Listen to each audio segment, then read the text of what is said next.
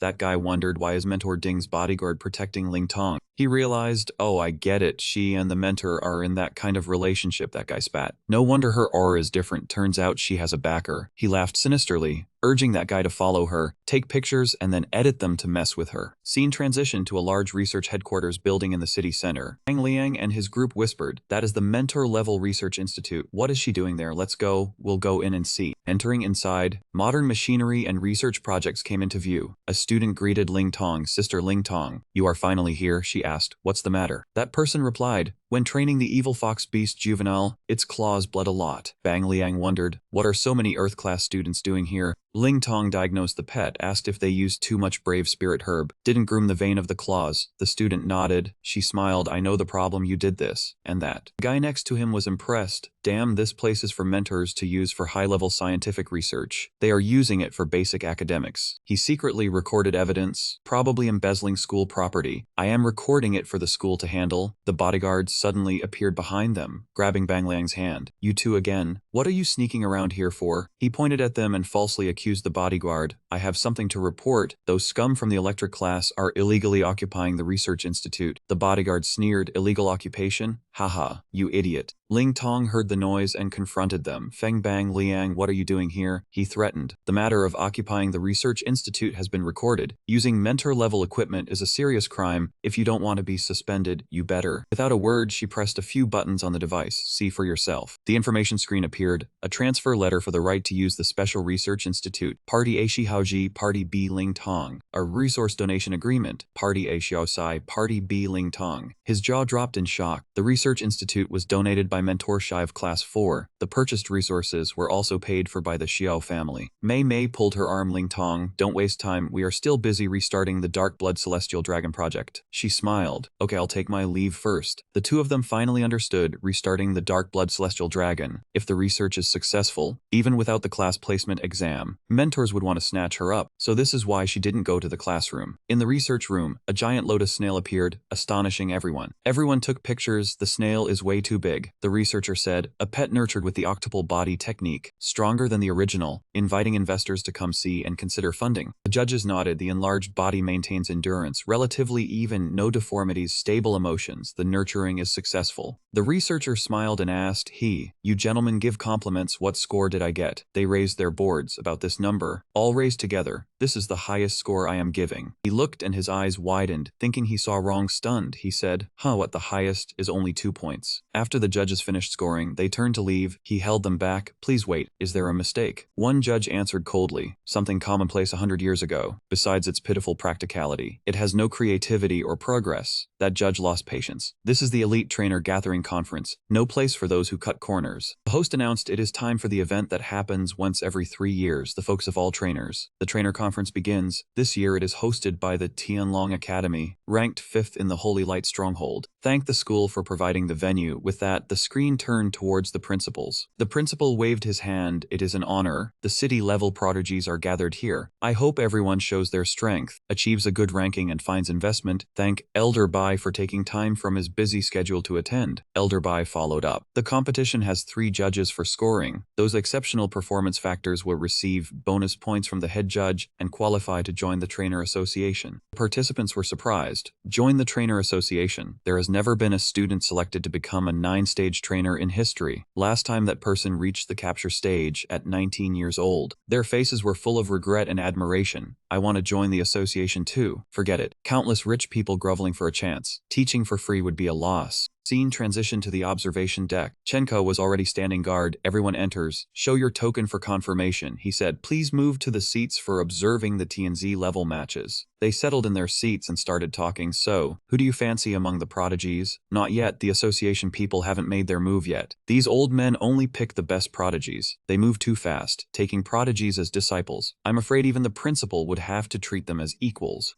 Don't forget old Ding isn't here this time. One less rival, the chance of success is higher. I must seize this opportunity. Su Ping clearly heard their conversation. He walked over to the seating area, silently sat down slowly. The crowd was curious about his identity. Who is that young man, daring to sit in a level 9 mentor's seat, probably a new association member, so young and already has level 9 training ability? Bao Zhai swept his gaze over, silently smiling. Hey, you all continue being in the dark, less competition for resources for me. Over here, a desperate trainer asked, stunned. Camouflage cloak with optical sight. How is the highest score only 3 points? The judge pointed out the flaws. Painting a camouflage cloak on a pet counts as what kind of pet technique? Moreover, the camouflage is exposed by spiritual detection, but it has scouting use in the wilderness. Some progress is made, so I can give 3 points. I suggest you redo it. The investor shook his head and withdrew. The trainer panicked. Wait, investor. The audience murmured, Tskia-esque. The conference scoring is strict. No one has exceeded 6 points yet. This time Elder Bai is personally supervising. No one dares to use the tricks from last time. The judge heard them out, glanced at them. Do you want me to give you scores when the conference ends? Those who haven't received a score will be considered as failing the exam. The few people waved their hands in embarrassment. Judge, please look at other places first. I am not ready yet. The judge taunted him. Fig. How disappointing. Isn't there anyone useful? Ling Tong, who had been watching from afar, suddenly spoke up. Me. Everyone's eyes followed her. She maintained a determined and confident gaze. Please come this way. The crowd murmured, who is that? A girl daring to stand out. How reckless. The stern judge exclaimed, praiseworthy courage, lead the way. The 3 judges followed her to the research exhibition area. The crowd behind curiously followed, some disdainfully remarking that this exhibition area was too poor, lacking any sense of technology. Compared to their section, it was like a slum, laughable that there was no noteworthy achievement here. The judge's face quickly darkened, coldly warning that if anyone wanted to curry favor for a higher score, they should give up now. Ling Tong remained confident, denying his words, and said to please rest assured, she had no such intention. She reached toward her pet beast and took out a purple test tube from America. Everyone watched her actions, unclear what that thing was. What was she using that for? Purple blood. Ling Tong's eyes turned sharp. She opened the test tube cap and held it before her eyes, inviting everyone to look closely. She poured the blood onto her pet beast and introduced it as an untrained juvenile of the 4 great dragon beasts. Both wore gloves, looking at each other with confidence. The 2 girls simultaneously reached toward the pet beast, shouting the dragon blood vessel method. Instantly, the demon beast's entire body emitted a strange purple light. Her pupils dilated, staring in shock, wondering what would happen after absorbing that purple tube. Behind the pet beast appeared a giant purple dragon, radiating a powerful pressure. A purple pillar of light shot straight into the sky, quickly darkening the heavens. The onlookers held their heads in discomfort, the oppressive feeling too strong, heads aching as if about to split. It seemed something terrifying was about to awaken. Elder Bai looked at the purple dragon in the sky, exclaiming in shock that it was the violet blood celestial dragon, extinct for 9,000 years. After a moment of appearance, the dragon dissolved and disappeared. The judges still could not believe their eyes, stunned and uncomprehending. The host was also surprised, excitedly asking what he had seen in that instant, or if his eyes were just playing tricks. Ling Tong picked up a pen to record, urging Mei Mei to write down the data quickly. Mei Mei scratched her head in disappointment, regretting that the data was more than expected, wishing they had tested it earlier. Feng Hu and Yi Liang frowned, not understanding what had just happened. They believed the dragon blood vessel training method was an illusion, that Ling Tong had no results. They sneered, waiting for her to humiliate herself. The instructors scrambled to suggest the director rewind that segment to see who was being trained. They jostled to watch first, leaving Feng Hu and Ye Liang bewildered. The screen then switched the shot to Ling Tong. The host announced that the instructors of the Tianlong Academy were very interested in this contestant. They curiously asked who she was, how she was a girl and studied at Tianlong. They were surprised to see she was an 8th grade student, having not noticed her talent before. Old Ding hit it well. It seemed his name was something like Zhang. They quickly searched Ling Tong's information, demanding news about the 8th grade student immediately. Ling Tong, 17 years old, a 6th level breeder. Hobbies included reading ancient books and researching breeding. Many people extended tempting invitations, telling her to join their sect. They promised to gift her an entire collection of ancient books, teach exclusive breeding methods, or provide free afternoon tea every day.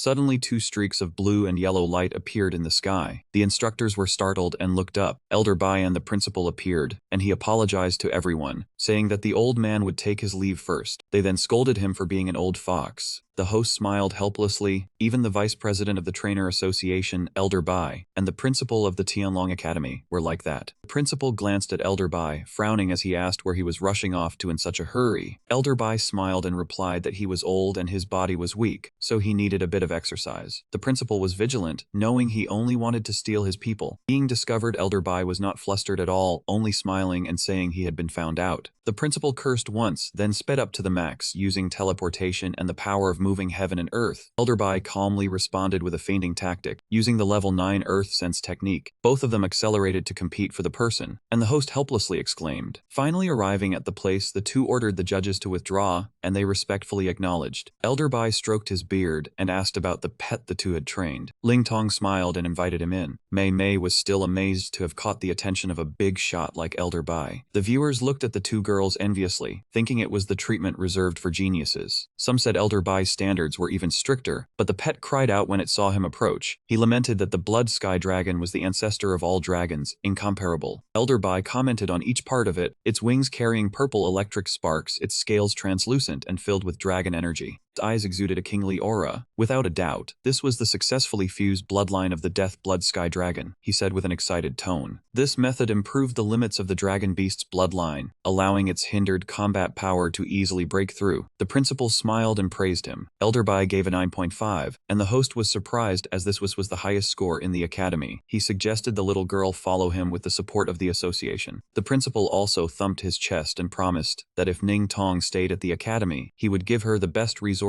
and freedom to research. The viewers gaped in shock at the principal's highest offer. They thought that receiving Elder Bai's inheritance was also extremely appealing. Feng Su and Ji Liang couldn't accept the truth, thinking he had transformed from a sparrow into a phoenix. They regretted not building a good relationship with him. Ling Tong clenched her fists and called out, and Elder Bai and the principal asked in unison if she had made her decision. She looked at them with a firm gaze and answered that she had made her choice. The host excitingly asked who would become the new star in the training world. The instructors guessed the principal had a higher chance of winning due to his authority, but some thought that siding with Elder Bai would give a higher status later on. Su Ping, who had been observing for a while, smiled with satisfaction. He pushed himself up with his hands, muttering that it was time to go back to the store and prepare the goods. Ling Tong made her decision, thanking Elder Bai and the principal for their kindness, but she had decided to pledge herself to Boss Xu Kuang. Su Ping froze upon hearing this, momentarily unable to react. He remembered introducing the alias Xu Kuang to Xuan Feng. Everyone was confused. Who was Xu Kuang to dare steal disciples from Elder Bai and the principal? They demanded an immediate investigation. The host said that after contestant Ling Tong chose a stranger, the scene fell into chaos. Su Ping coughed twice, then raised his hand, saying the person she mentioned was probably him. The screen switched to him, and everyone was endlessly curious. Elder Bai calmly said they had been beaten to the punch. The principal irritably asked her if she was mistaken. Why would she choose him? Ling Tong explained that every time she faced a difficulty, Boss Chu had helped with materials or funded her expenses. Without him, she wouldn't be where she was today. Feng Su and Ji Liang were shocked, so it was him. The viewers realized that the Death Blood Sky Dragon materials everyone thought were extinct were all restored by this man. Su Ping asked her again if she still wanted to follow him, even though she was about to leave. Ling Tong remained resolute, saying she was willing to go anywhere as long as she could work for Boss Chu. The principal immediately objected, arguing that Saint Light was a global training holy land and a class a relief city. No place was more suitable. Him taking her away would be a devastating blow to a budding talent. Ling Tong spoke up, saying her teacher often taught that reading 10,000 books is not as good as traveling 10,000 miles. Although Saint Light was a holy land, there were still many strange training methods not recorded, like the death training method that Boss Xu mastered. Everyone buzzed with discussion about the unheard of death training method, worrying it might be a fraud causing great losses. The principal challenged him, saying he must be a top-level trainer to be worthy of being Ling Tong's teacher. He proposed a match, and only if he won could he take her away. Su Ping turned to ask Elder Bai and the Dao instructor if they could put in a good word. They smiled and said they also wanted to see him reveal his skills. He sighed and agreed, but not without a condition. Su Ping demanded that this match be live-streamed throughout the entire city, and as he finished speaking, his body emitted a faint golden light. The viewers were surprised to see him step down from midair. That was air walking, a skill only available at the Grandmaster level. They were amazed that someone so young had reached that level. The principal cheerfully agreed, hoping the whole city would come to see the genius of his academy. He led him to the specialized live stream equipment. The screen connected to the entire city, and everyone murmured in discussion. They were surprised by the young man challenging the principal. Some recognized him from having seen him online before. The old man suggested using a beast battle to decide the winner. Su Ping calmly agreed. Iron cages containing fierce magical beasts were brought out. The audience was terrified by the grating sounds and the danger. The principal smilingly reminded him that the Academy's 9-ring pets were very vicious. He suggested switching to lower-level pets if he wasn't confident. Su Ping glanced over them once and then refused the old man, thanking him for his kindness. He said this was good as it was, and as he finished speaking, his entire body exuded a pressure that suppressed their sharp gazes. The image of a golden book appeared behind him, radiating a solemn, divine golden light. The pets that were glaring at him earlier immediately retracted their ferocity. They knelt down one by one before his aura, afraid of offending this exalted being. He walked up to a cage and said, "You stand up, iron armor." The beast heard the command and immediately stood up, letting out a loud roar. The audience stared blankly at the scene. He didn't need to lift a hand to subdue all the wild 9-ring pets. They wondered how he'd do such a thing. Elder Bai calmly explained that it was not just taming. Even if the pets had equivalent combat power, their talents still varied. He had chosen the one with the highest potential. The host agreed the confrontation between masters had already begun from the smallest details. The principal smiled sinisterly, saying iron armor had high potential, but his blazing flame fire spirit pet was not lacking either. He extended his hand to channel his energy into it. The host commented on the confrontation between the blazing flame fire dragon pet and iron armor, the ice lotus beast. This was a confrontation of water versus fire, but choosing an ice-type pet against a fire-type seemed a bit disadvantageous. Elder Bai denied this, saying dragon-type skills were not afraid of elemental counters. A strong bloodline could make up for natural deficiencies. If nurtured well, it could even suppress that iron armor. He emphasized that the Tianlong Academy's fort was dragon-type pets. The principal smiled in confirmation, saying nothing escaped the vice president's eyes. He had originally intended to teach the dragon sleep spirit technique to Ling Tong. Suddenly he took out a bagua-shaped sachet, saying with deep meaning that he was about to broaden his horizons. He raised his hand to the sky and shouted, "100 flames dragon core," and a long bone appeared. He quickly carved a refining seal, and the bones were burned in a blue flame. As the skeleton dissolved, the dragon gradually took shape. The host exclaimed in shock. The vague dragon bones revealed a dragon soul, truly unimaginable. The teachers smirked, saying 100-year dragon bone was a rare, genuine treasure. They thought the principal had made a real move. It seemed Ling Tong would definitely follow him. The blue dragon phantom immediately merged into his pet. The viewers were startled by its terrifying aura. They dared not imagine how horrific the upcoming battle would be. Meanwhile, the other side was completely still. Su Ping was slowly feeding medicinal herbs to his pet, telling it to eat slowly so it wouldn't choke. The host curiously wondered why contestant Su was feeding it such a large amount of Buddha heart grass. Heart of Buddha herb is a medicinal plant that helps pets increase their enlightenment ability. Feeding that much, he intends for iron armor to randomly comprehend a pet's skill in the next match. Su Ping looked at the pet's attribute panel and smiled with satisfaction. Alright, it's almost enough. He suddenly raised his hand forward, and a layer of blue magic surged over his entire body. Then he shouted loudly, "Lightning Dao, imprint carving." Right after his words, a massive black vortex appeared in the sky. The host was bewildered. What is happening outside? The weather was fine. Why are there suddenly thunder and lightning? Elder Bai, who had been calm until now, opened his eyes wide in shock as he looked at the sky. Could it be? This is the Holy Spirit nurturing rite. Su Ping shouted loudly, "Imprint carving." Instantly, streaks of blue lightning descended from the sky. Each bolt of lightning struck directly at the pet's location. He continued to cast the Lightning Dao skill, Flying Shadow Flash 7666 times. His pet emerged from the faint mist. Its eyes exuded a sense of majesty and powerful aura. Su Ping looked at the finished product with satisfaction and announced, "I am also done." The audience did not understand what was happening. What's going on? So fast? The host immediately asked, "Has contestant Su's nurturing method finished so quickly?" She then announced, "The blazing flame fire spirit dragon and iron armor. The pet nurturing of both sides is complete. The speed is evenly matched." Everyone felt it was strange. Sure, it was fast, but that iron armor didn't change at all. I think the skill of that young nurturing master is just so-so. His experience and technique still can't compare to the principal of Tianlong Academy. That's right, if he could make iron armor stronger, he might even have a chance chance to win. Elder Bai thought to himself, what he just used is definitely not lightning communication. Thinking this, he cast a glance at him. Only nurturing masters with Holy Spirit aptitude can touch the origin. Su Ping, I initially thought you were still an immense distance away from the Holy Spirit. Unexpectedly, that distance is this close. The female host immediately announced loudly. Next is the most exciting pet battle round. Round 1, begin. As soon as the words fell, the principal's pet launched the first attack. Blazing Flames Sea of Fire. Su Ping's pet nimbly dodged that lava-like attack. Flames from the old man's pet quickly spread across the entire arena, surrounding it in a circle. The host continued, the Blazing Flame Fire Spirit Dragon has seized the initiative. He was the first to use the level 8 pet skill Blazing Flame Sea of Fire to gain an advantage. The temperature on the arena has already reached 600 degrees. If iron armor doesn't act, the rolling heat will likely injure its lungs. As she spoke, she looked at the battle situation. The principal's dragon pet launched its next attack, Dragon Breath Absolute Flame Slash. Strikes like scythe blades continuously attacked Su Ping's pet. The host grew anxious. The offensive is too fierce. The next level 9 pet skill, Dragon Breath Absolute Flame Slash, leaves iron armor no room to dodge. Is it over? The audience was extremely excited. The battle desire was so brutal, absolutely critical. As expected of a pet nurtured by the principal, truly the older the ginger, the spicier it gets. Principal, do you accept disciples? The principal said proudly.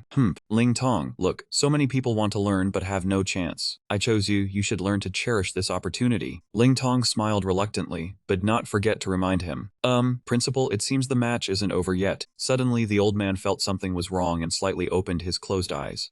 Su Ping's pet, seemingly injured, instead vanished into the dragon's attack. It was an afterimage. The principal's dragon pet momentarily did not know where the enemy was, turning around to search. The entire audience could no longer see Su Ping's pet anywhere. Bang exclaimed in surprise. Iron armor is gone. Su Ping smiled confidently, reminding them with a sentence, over here. Suddenly, a strong wind blew from somewhere, extinguishing the flames surrounding the arena. The host said in confusion, what's happening? A strong wind suddenly rose on the arena, immediately blowing out the blazing flame sea of fire. Principal activated his eyesight skill, Ghostly Illusion Vision. Iron Armor's breath is clearly still on the arena. Level 9 Vision Enhancement. You cannot escape my 2 eyes. He was suddenly full of shock, unable to believe himself. What? The Hulso wondered, has the principal seen something? Elder Bai laughed and continued, haha, seeing is indeed believing. Switch to the high-speed camera and you will know immediately. The host replied, yes. I will ask the director to switch to these segments. The cameras were immediately adjusted. The viewers through the screen rubbed their eyes, unable to believe what was happening, utterly surprised. The camera immediately slowed down to the moment before, when the wind had not yet occurred. Suddenly, traces of blue light flashed, rotating in circles on the arena at an extremely fast speed. Only by zooming in did they realize what it was. Iron armor was flying along that path. Even though the high-speed camera captured it, its shape was still unclear. The audience then realized, this wind is caused by high-speed movement. What kind of heaven-defying extreme speed is this? Terrifying! Is this the strength of that young nurturing master? The principal's dragon pet suddenly cried out. Instantly, one of its horns was broken off and fell. The old man turned around in shock. His blazing flame fire spirit dragon could not even strike. Su Ping snapped his fingers to command his pet and asked him, stop, need to continue. Upon hearing his command, it immediately stopped its speed. Its sharp claw was already at the dragon's neck. It trembled in fear. Vroom. The principal sat down on the ground in a daze. Is the gap this big? No need to continue, I concede. The host announced, a crushing victory. Iron armor wins with an overwhelming advantage. The winner of this pet battle is contestant Su Kuang. Wrong. Elder Bai suddenly spoke up to interrupt, announcing loudly for everyone to hear. His name is not Su Kuang. He comes from the base city Longjiang. His name is Su Ping. He heard this and smiled. Seeing Su Ping's image on the big screen, everyone murmured among themselves. Is Su Ping of Longjiang the one resisting the star void that is spreading online? At least legendary rank, right? So young. His talent is too monstrous, and his training technique is also exquisite. His shop is said to provide good and fast training. It seems this is real. There was a stir among the people in the stands. Although the old principal was also very strong, he could not compare to Su Ping. Neither combat power nor training strength was a match. Exactly the best candidate for Ling Tong's master position is him. Mei Mei exclaimed, so amazing. He turned out to be this incredible. The senior grinned proudly.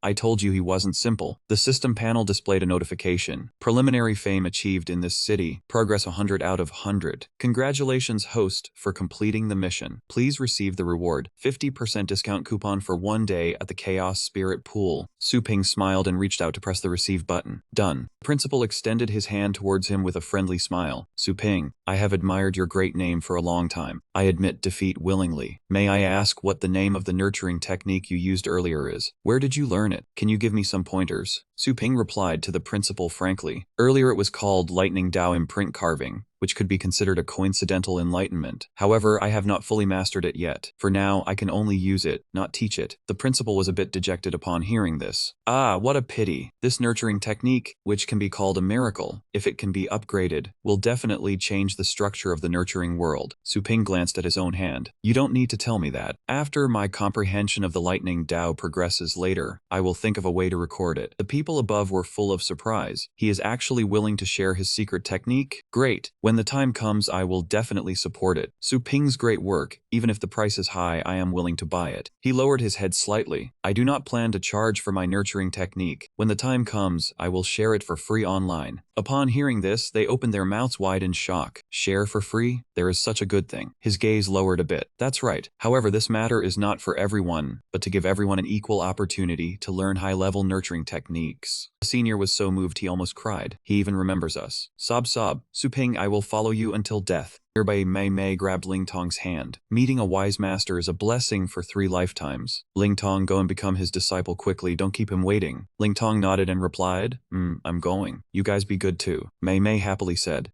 don't worry. Quite a few masters have already contacted me through your page. Elder Bai walked over carrying a teacup. Zhang Ling Tong, kneel down, offer tea, and perform the disciple ceremony. He reminded her carefully, from now on, you must serve your master like your own father. In meals and daily life, you must serve with all your heart. Ling Tong took the teacup in her hand, kneeling on one knee. Yes, I will follow Elder Bai's instructions. Su Ping gently took the teacup from her hand. There is no need for a grand ceremony. The two looked at him in confusion. In terms of age, I am not much older than Ling Tong. When she rejected the others, she already showed her own determination clearly. Su Ping unhurriedly opened the lid, lifting the teapot. I have my own hands and feet. Why would I need someone to serve me? Elder Bai said sternly, hey, a teacher for a day is a father for life. This is tradition. You cannot break the rules. He bit the teacup on his lips and reached out his hand towards Ling Tong. Coincidentally, my rule is to not follow the old ways. Today, Ling Tong does not need to kneel to me, and in the future, she does not need to kneel to anyone else either. Elder Bai looked at Su Ping, being with me. The things you need to do are just like this. He frankly interrupted the old man and then said to Ling Tong, that is to do what you are best at, until you become a unique existence in that field. So do you dare? Ling Tong was silent for a moment. He slowly stepped forward. She reached out and grasped his hand with a determined expression. Yes. Elder Bai shook his head in dismay. As you too wish. Suddenly Su Ping shouted towards him, Elder Bai, there is one more thing. He closed his mouth and then pointed at Ling Tong. With Ling Tong's help, my lightning Dao heart can be broken through very quickly. Plus the ancient system nurturing technique I am developing. The thesis I want will definitely be solid, so... He asked in a deep voice if he wanted to learn the spirit awakening profession. He happily replied, of course. Elder Bai understands me. He glared and said to finish the thesis first before considering it. Su Ping was feeling bored when a person suddenly came in, knelt and reported, Vice President, the expedition team has returned to the city. Elder Bai turned around and asked how many people returned. The other replied that the whole team was back safely, with no losses. Su Ping, standing behind, was puzzled. Elder Bai explained that this team had once lost contact, thought to have met with disaster, but fortunately returned safely. Tonight there will be a meeting to report on the anomalies in the wilderness. Experts from all the cities have arrived, and you have a seat too. He nodded, yeah, at the headquarters of the Breeders' Association. The space was noisy. Someone asked if they had encountered any anomalies. He replied that many pets appeared in places where they shouldn't, as if they were avoiding something.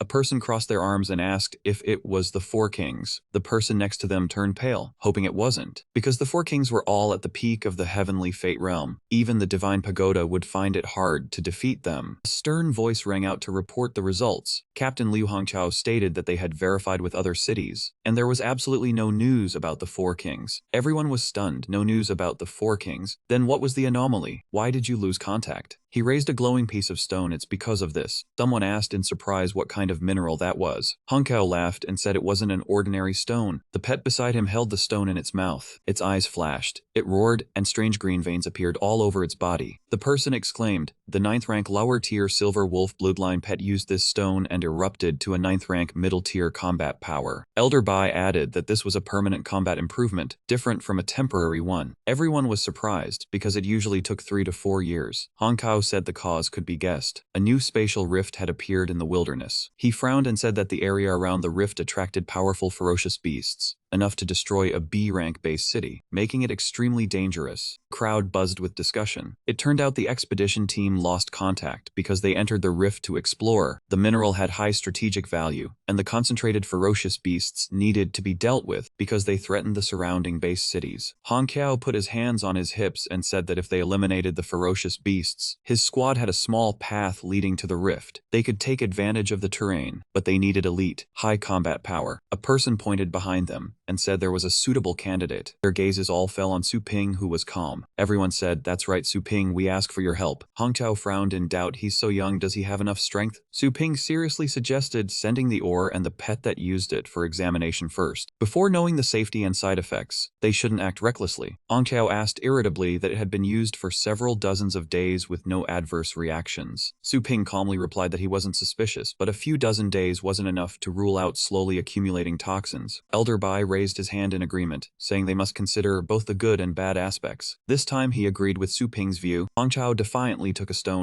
Take it. Elder Bai, since when does the association let youngsters command? Elder Bai chuckled. The waves of the Yangtze River push forward the waves behind. We must give the younger generation a chance. 5 hours later, a subordinate held a stack of papers and reported, "Vice President, the results are out. They call this ore energy crystal. After inspection, no harmful substances were found and side effects are nearly zero." Hong Kiao crossed his arms and raised his eyebrows. See, giving a chance was useless. We've been pioneers for decades. Can our judgment be wrong? Everyone turned to persuade Su Ping. An amateur commanding a professional is a great taboo. Captain Liu is a professional. You should listen to him. Hong Kiao smiled and asked if there were any other questions. Su Ping's face remained expressionless and asked, "What is the world beyond the rift like? Are there natives? What is the combat power like?" He checked the device on his wrist and replied, "The world over there has a strong death field, causing interference, making recording impossible. No natives have been encountered yet, so it is also unclear." He scanned the room and said there was absolutely no help, knowing nothing for certain. Su Ping thought to himself that he needed to know the appearance of that world to safely search within his training grounds. Because the origin crystal was so effective, he had to be safe. The whole room watched him stand up and say, "I can go with you and deal with those ferocious beasts." Hong Kiao laughed out loud. "Elder Bai, this warrior is too green. I can't even sense any energy from him. Please dispatch at least 15 peak 9th rank intermediate beastmasters." Elder Bai smiled lightly. "Captain Liu, you may not understand the recent situation while in the wilderness. This young man is a newly advanced legendary beastmaster. Su Ping, a powerhouse who can take on 10 alone." Hong Kiao was stunned. "What? A legendary beastmaster?" He quickly clasped his hands and laughed apologetically. My apologies,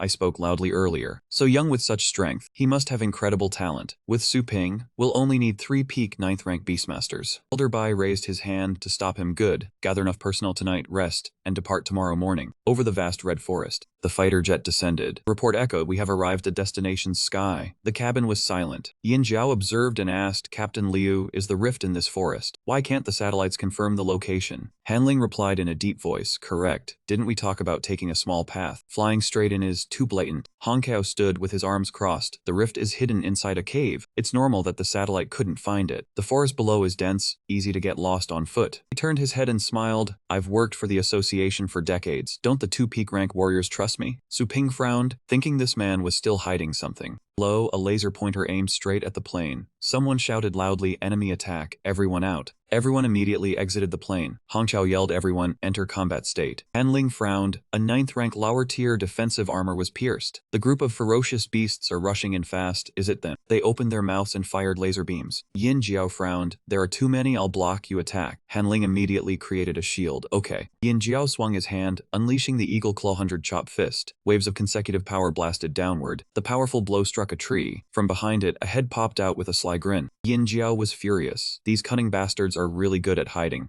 Han Ling realized the problem. The Eagle Claw 100 Chop Fist, which can cut through iron like mud, only left a scratch. That tree is not normal. The ferocious beasts leaped up from behind Yin Jiao, freezing her in place. Su Ping shouted loudly, "Watch your back." Crash! But another group quickly grabbed hold of him. Yin Jiao held a tail that was wrapping around his neck. "Su Ping, don't worry about me and Han Ling. These guys are hard to deal with, but can't threaten a 9th rank upper tier bassmaster yet. Take care of yourself." Han Ling sighed. "Fighting in the air is a disadvantage. They hide, and we are sitting ducks." Aniclimax. Honkyo spoke up, I have a suggestion. The ferocious beasts aren't that strong. Let's split up to deal with them, then regroup. And Jiao sneered, agreed, I've had enough. And Ling said excitedly, watch me use my battle pets to subdue you all. Su Ping quickly stopped them. Wait, we don't have all the details yet. Splitting up is too dangerous. A firm voice said, Su Ping, don't worry, we've scouted enough. We can handle it. He frowned, I hope so. Su Ping's eyes turned cold as he summoned his skeleton. Come out, we'll fight fast and win quickly. The skull opened its mouth wide, emitting a wave of killing intent. Skeleton held its sword and charged straight ahead, swinging a powerful crimson slash. The sword slash cleaved into the group of ferocious beasts, making them screech. Their heads were severed from their necks, leaving only the pathetic cries behind. Their heads quickly grew back, surrounded by golden light, howling in astonishment. Su Ping wiped the corner of his mouth, clapped his hands contemptuously, and said, take another one of my moves. A huge golden scripture appeared behind Su Ping, mimicking all of his movements. A few fierce beasts fell freely to the ground. He clasped his hands and raised them high, laughing loudly, haha. At the same time, the golden bird dove down hard, while the twin dragons and the grass demon attacked simultaneously. A wave of terrifying power descended, blasting the ground into a crater. The mangled, fierce beast still roared. Su Ping clenched his fists. He frowned. What kind of thing could withstand that blow? Su Ping looked at the sharp object falling on the ground, its shape resembling a horn. He wondered, was this a horn or a spine from an unseer's beast? A panicked scream made him raise his head with a start. Su Ping lowered his body, recognizing the voices of the Han Lang and Skellen group. Let us go. After saying this, two shadows quickly darted away. In the center was a fierce beast of enormous size. Su Ping was slightly surprised. They held the group of people in their hands and brought them to their mouths, laughing victoriously. He gritted his teeth, clenching his fists. Damn it. He created a surge of immense power, striking directly at them. Get lost. 5 golden bird punches slammed in, sending the fierce beast flying away. Only the leader remained. It bared its teeth and used its hands to block the force of the strike. It opened wide the mouth on its abdomen, as if gathering power. Su Ping was stunned. A beam of red light shot out powerfully. He immediately summoned his pets to form a shield layer. Su Ping frowned in thought. The second move of the demon suppressing fist could kill a strong practitioner who had just entered the vast sea realm, yet that beast easily blocked it. He looked at the leader that was fighting back. It seemed to be making a sound like a human laugh. Was it an illusion? Dragon King roared, gathering power, dragon-shaped technique. That fierce beast also growled, annoyed, and forcefully knocked aside the surrounding pets. A sharp glint flashed in its eyes. Its voice rumbled, scared, are you? Su Ping was stunned, not believing his eyes. The fierce beast swung its arm and struck the Dragon King hard. Su Ping watched from below. This guy was indeed not simple. He curled his lips with great interest. I must capture you and find out the truth. The system panel appeared. Intermediate beast catching ring. Su Ping summoned a pile of items, fortunate to have swept a few earlier. He glanced at the fierce beast. Once you are caught by me, even if you have divine powers, you can only admit defeat. Suddenly, Su Ping saw 2 other fierce beasts leap out and run towards him. Su Ping stood surrounded. He stepped back and shouted, get out of my way. Su Ping swung his hand and the golden bird figure behind him did the same. The leader was held tightly by the pets, struggling to break free. Su Ping quickly rotated his hand and shouted, go. It stared blankly at the rings flying towards it. It extended its tail and lashed out fiercely. The rings that were hit shattered immediately. It bared its teeth in a sinister grin. Su Ping seriously pressed a button on his hand. The coordinates have been sent. From some device, a blazing red laser beam was calibrating the target. From above, a beam of light shot straight down, illuminating the entire sky. The fierce beast looked up as its arm was loosened. The light had already struck its body like a raging red flame burning intensely. Its entire body was scorched, its mouth screaming ceaselessly. In the sea of fire, it saw a faint silhouette. It was stunned to see Skeleton appear, wielding a sword and charging forward. The sword came down, and it tried to block with its hand. Dragon King and Black Torrent also appeared, gathering power in their hands. They all struck at the same time, shattering the teeth on the beast's abdomen. The fierce beast gritted its teeth and flung its arm to throw the sword away, clenching its hand into a fist in anger. A beam of light descended again, and the pets nimbly dodged. The fierce beast clenched its fist angrily, seeing the black shadow again. It quickly raised its hand to shield itself. It roared, I will not fall for the trap again. It punched hard, blasting the fire into a ring, and immediately the rings flew in. The fierce beast opened its mouth in shock, staring at the rings right before its eyes. It quickly closed its eyes, raising its hands to shield itself by reflex. It frowned as it watched the falling rings dissipate on their own. Skeleton jumped up and fired off a new volley of rings. The rings hitting it in front did nothing, and it laughed arrogantly. Suddenly another ring struck it, making it frown. Skeleton grinned sinisterly, laugh while you still can. From the ring emerged countless iron chains. It was quickly entangled by the chains, falling to its knees and screaming. The fierce beast roared in unwillingness and then disappeared, leaving only the extending chains. Seeing the horrifying scene, the remaining fierce beasts hurriedly fled. Su Ping slowly descended to the ground. He bowed his head and knelt on one knee, with Skeleton behind him, looking at the torn, blood-stained armor lying on the ground. Su Ping remembered Yin Rock and Han Lang, filled with rage at still being one step too late. Suddenly, a voice calling his name came from behind. He looked with teary eyes at the person who had just called him. Hong Chao, the injured Yin Rock, curiously asked if the group of fierce beasts from earlier had been driven back by him. Su Ping glanced at the armor on Yin Rock's body. Then he turned his eyes to look at the two cloaks lying on the ground, put his hands in his pockets, stood up, and gave a soft grunt of acknowledgement. He walked toward the cloak, saying these fierce beasts were abnormally strong, that even the usually invincible Zhu Long beast could not stop them. Su Ping added that even he had to go all out to hold them back. Hong Chao blamed himself for misjudging the beast's strength. Yin Rock struggled to speak, apologizing to Su Ping for causing trouble and reducing the team to just 3 people. He glanced at the piece of armor underfoot, then turned to Yin Rock and asked if he remembered what he had said to Han Lang before the plane crashed. Yin Rock was surprised and recounted that he said the satellite saw no traces of star water, and Han Lang asked why use a plane for such a wasteful trip. Hong Chao was surprised that Su Ping noticed this detail. Hong Chao smiled awkwardly, admitted fault, and said that both he and Yin Rock were very seriously injured. Su Ping interrupted, suggesting they return to the base to explain in detail. Hong Chao was startled but agreed, then turned to support Yin Rock as they walked, saying he would come back to find reinforcements. Suddenly, the two were grabbed tightly by a huge hand. Black streak flew away, holding the 2 people in its hand. Hong Chao was panicked. Su Ping, standing on Dragon King's back, explained that the monsters were full of tricks, and for a safe return to base, the 2 would have to endure a little hardship. Hong Chao could not move, forcing a smile and saying that was fair enough. Su Ping thought to himself that although he very much wanted to enter the Star Water Rift to see the truth, the forest held many unpredictable dangers, and with too many suspicious points, he could not be reckless. The 2 pet beasts quickly flew and returned to the square. Elder Bai and his subordinates on the ground sensed only the aura of 3 people, their hearts filled with worry.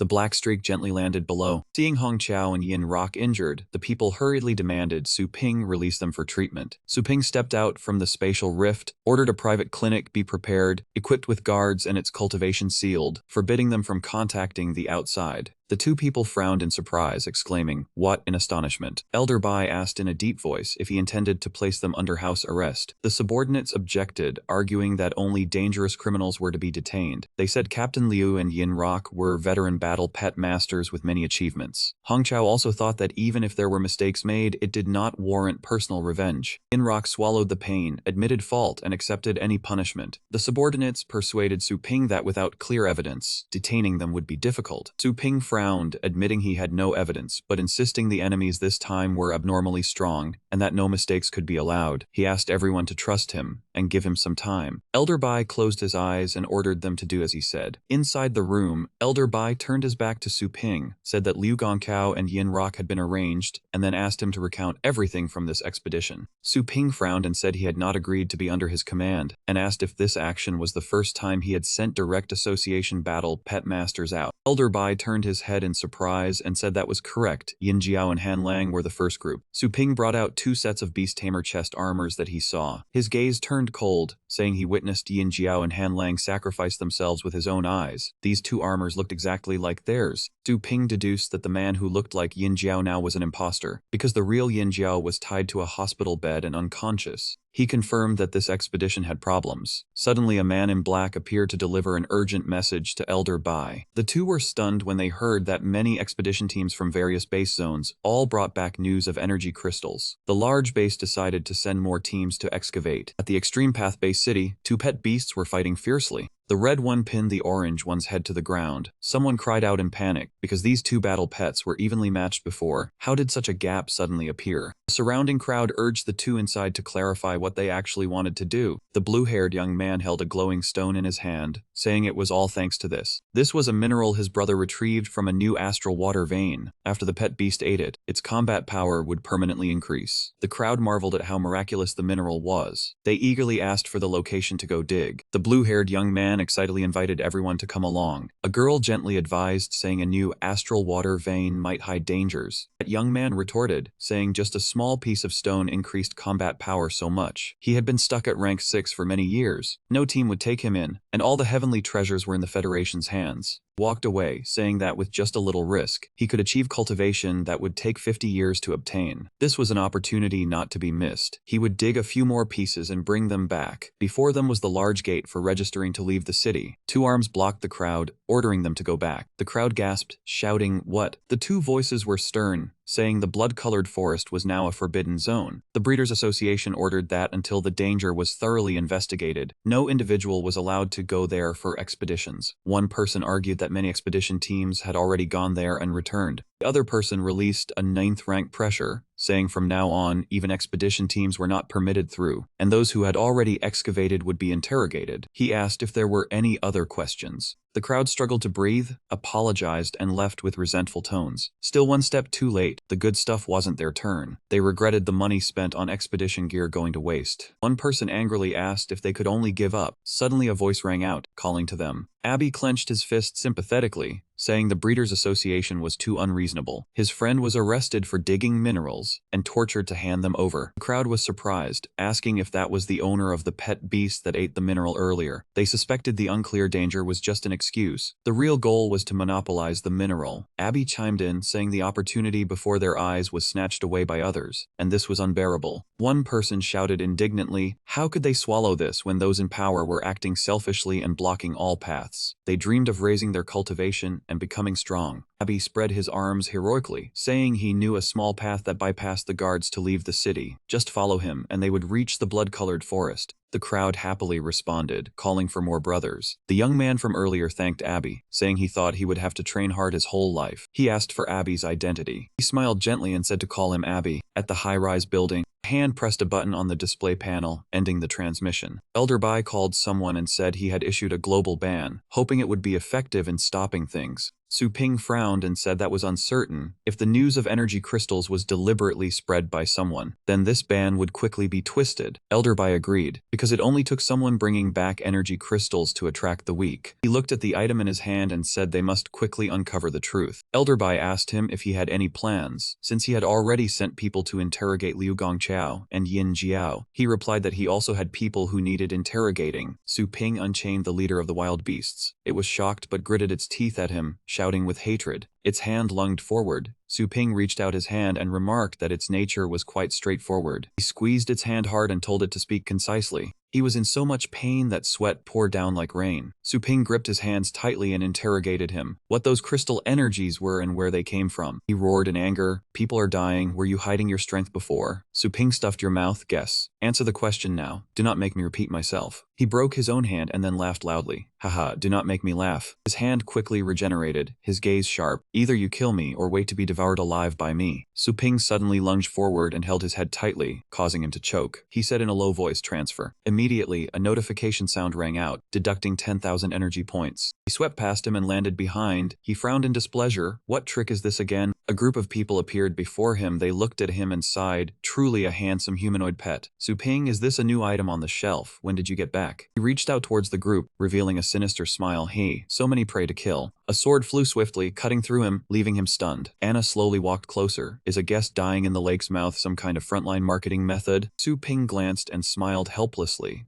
Anyway, be careful, do not kill this guy. We still need your super soul to extract the memories. Su Ping looked at the trembling red ghost. Same rules as before. He glanced at Anna. 2 employee points. Use super soul to extract its memories. Be quick, I need them urgently. She calmly refused. Sorry, this time it is hard to follow orders. Su Ping frowned in confusion. What do you mean, Anna? This monster should not be difficult for you. Anna smiled. Not difficult for me, but very difficult for you. You came to me only when you were out of options, right? She continued. Now the right to set the price is no longer in your hands. For this transaction I need 20 points. Anna raised 2 fingers. From now on, whenever there is something I cannot solve, the price will be double the previous one each time. Su Ping smiled faintly. Too naive, Anna. I am the shop manager. The employee regulations clearly state that you must obey the shop manager's orders. You set a price like that. Are you not afraid of having points deducted? Anna chuckled. Obeying the shop manager's orders only applies within the scope of the pet shop's business, right? The supreme almighty compassionate wisdom power system manifested and confirmed. Of course, Su Ping was choked. She explained in a playful tone. While you were away, I saw through the rules set by the wisdom power. I am only an employee of the shop, not your personal slave, miscellaneous shop manager. Su Ping was astonished, and even flirting. System look at her face quickly. The system instead said, host must grow up quickly. Do not rely too much on others. What she said is not wrong. From now on, please call me the supreme almighty compassionate wisdom system. He thought with a headache, cut the crap. Fine, Anna, if one day you really become my slave, do not complain.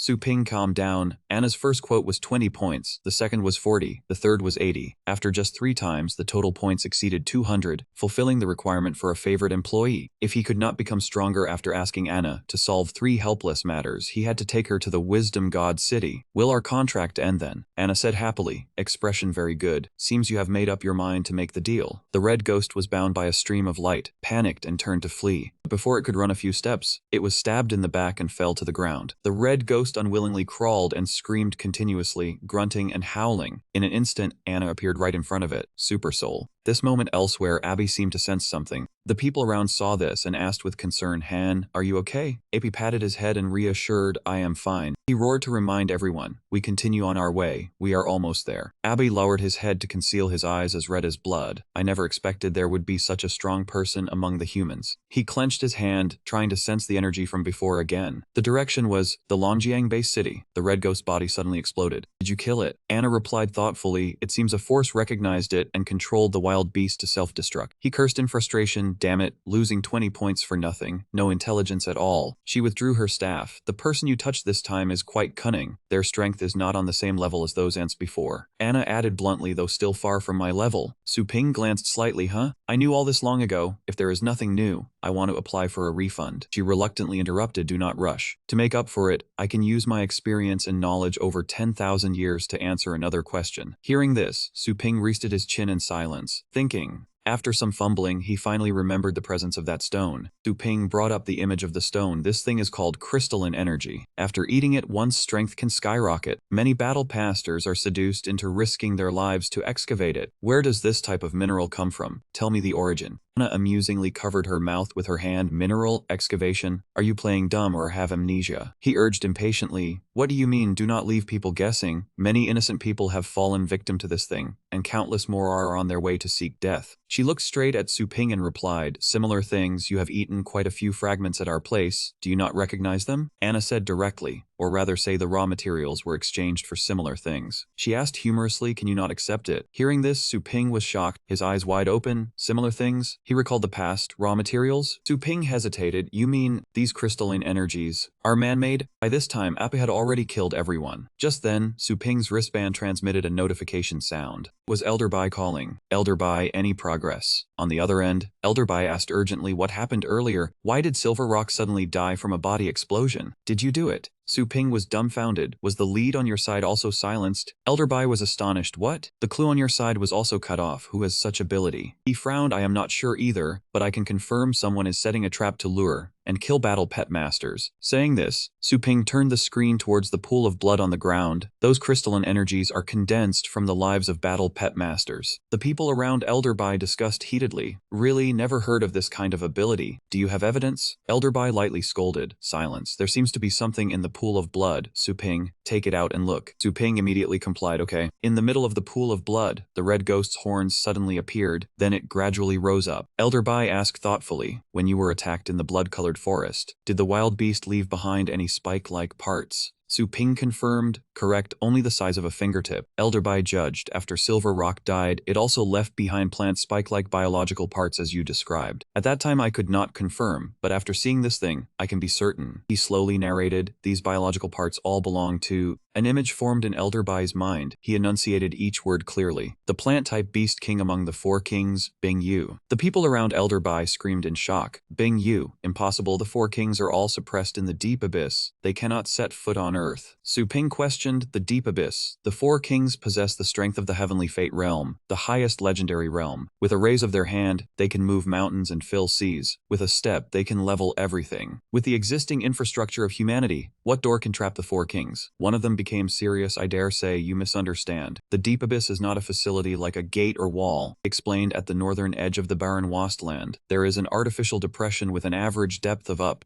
to 8,000 meters. That person continued, its bottom part is hidden within a rift of the starry sky. The image of Lin Abyss appeared in his mind. The planet the rift leads to is named Deep Abyss, which is the prison holding the 4 kings. After listening, Su Ping suddenly understood, right? Why did I not think of that? The world the starry sky rift leads to can be used as space. He rubbed his chin, but the gate problem is still not solved. Wait, you just said it was man-made. The other person continued to explain, that is correct, a depression several thousand meters deep cannot form naturally. This is also the reason the four kings cannot cross the spatial rift. He narrated, covering the rift is a star ocean made from countless star forces, sacrificed by a human emperor who poured all his power to suppress it. The terrain was formed when the ground was violently pressed inward. Su Ping was extremely astonished. This is too terrifying. Just thinking about it is suffocating. The pressure created by star forces of this scale, anything coming out of the rift would turn to dust in an instant. Elder Bai's expression was somewhat worried. Even so, the star forces will eventually dissipate one day. As that person said, the other side has the ability to evolve star force refining powers. If only the other side comes out, it would still be okay. His voice dropped. What he feared most was that the remaining four kings had also broken the seal and descended upon the earth. Everyone shouted in disbelief. What? One person spoke up. But Elder Bai, the entrance to the abyss is guarded by four legendary ranked battle pet masters. He spoke with great certainty. If the four kings made a move, they absolutely would not remain silent. Su Ping's expression turned worried. He asked again, Elder Bai, what do you mean? Su Ping put forward his speculation. Those battle pet masters had already died, and now the monitor screens were all showing fake creatures from the other side. At the same time, a hand was pulling out spikes similar to what Su Ping found. Hippie carefully pieced the fragments of the other shore together. The spikes were pulled out one by one, falling to the ground. A grotesque head was formed. Appy said to the kneeling fake creatures, a powerful existence wants to probe the main body. A tentacle produced the crystal along with Appy's order, which had attracted the interest of the main body, the location being Longjiang Base City. Those below all accepted the stones, bowing their heads reverently. Appy caressed the tentacle, smiling lightly. Go, my children. On this side, everyone was bewildered. Elder Bai, if this hypothesis is correct, how should we deal with it? Elder Bai turned to look at them. First, urgently recall all battle pet masters who have left the wilderness since the crystal appeared. Detain them and check their identities. Try to weed out the imposters hiding among humans, including those guarding the abyss. He reminded, we must also strengthen propaganda against energy crystal scams. We cannot afford to lose any more combat power. Finally, we need to request aid from the Wind Tower organization. We need a strong expert to confirm the abyss situation. Everyone received the order. Yes. Su Ping spoke up. Is there anything I need to do? Elder Bai looked at him through the screen. The other side has the strength of the destined fate realm. To put it bluntly, before it we are no different from ants. But it is playing dirty tricks with us. You are in charge of investigating this matter. The reason behind it could become a turning point. Su Ping followed the instruction, yes. Elder Bai sighed and then hung up. Meeting adjourned. The call ended. Anna walked over to him. Looks like your kind is about to be wiped out. Let me help, just 40 minutes. No matter if it's the 4 kings or 8 kings, I guarantee to clean them up for you. Su Ping glanced at her. Dream on. This matter isn't to the point where we can't do it without you. Just bring me along for the heavenly tribulation and the divine spring bath. Anna gave in, so cold. Fine, you are the boss. Su Ping pressed the dial while thinking about going to Yi Chenshan City. I wonder how they are doing now? The next second, the two appeared before him. Su Kuang waved. Master, you looking for us? Ling Yu was curious. When did you come back? He looked at them blankly. So fast, weren't you two in the wilderness? Ling Yu replied. That's right. Lately something strange has happened. Captain, you told us to stay inside the city and not go out. Both sides exchanged information. Su Ping rested his chin and thought, I see Yi Chenshan's caution is useful. Su Kuang was enthusiastic. Master's pet store is also very effective. Training at the shop every day brings progress. Ling Yu was excited. Should we open a store in another city? I've scouted it out. There are many places with low prices, and there's a market that wants to recruit us. Su Ping crossed his arms and smiled lightly. Oh, a good chance to take the store global. But since when'd you get a business mind? Ling Yu blushed. Humph, when you're away, I haven't been idle at all. Su Ping ruffled her hair, his eyes full of affection. I'm very relieved to leave the expansion of power to you. Call me when it's built, little boss lady. Ling Yu's eyes narrowed, her voice gentle. I know, you jerk, you messed up my hair. Suddenly Su Ping received a call notification from Ling Tong. He answered the phone. A concerned voice came through the device. Teacher, are the missions you go on dangerous? I searched for a long time and couldn't find you. Su Ping replied,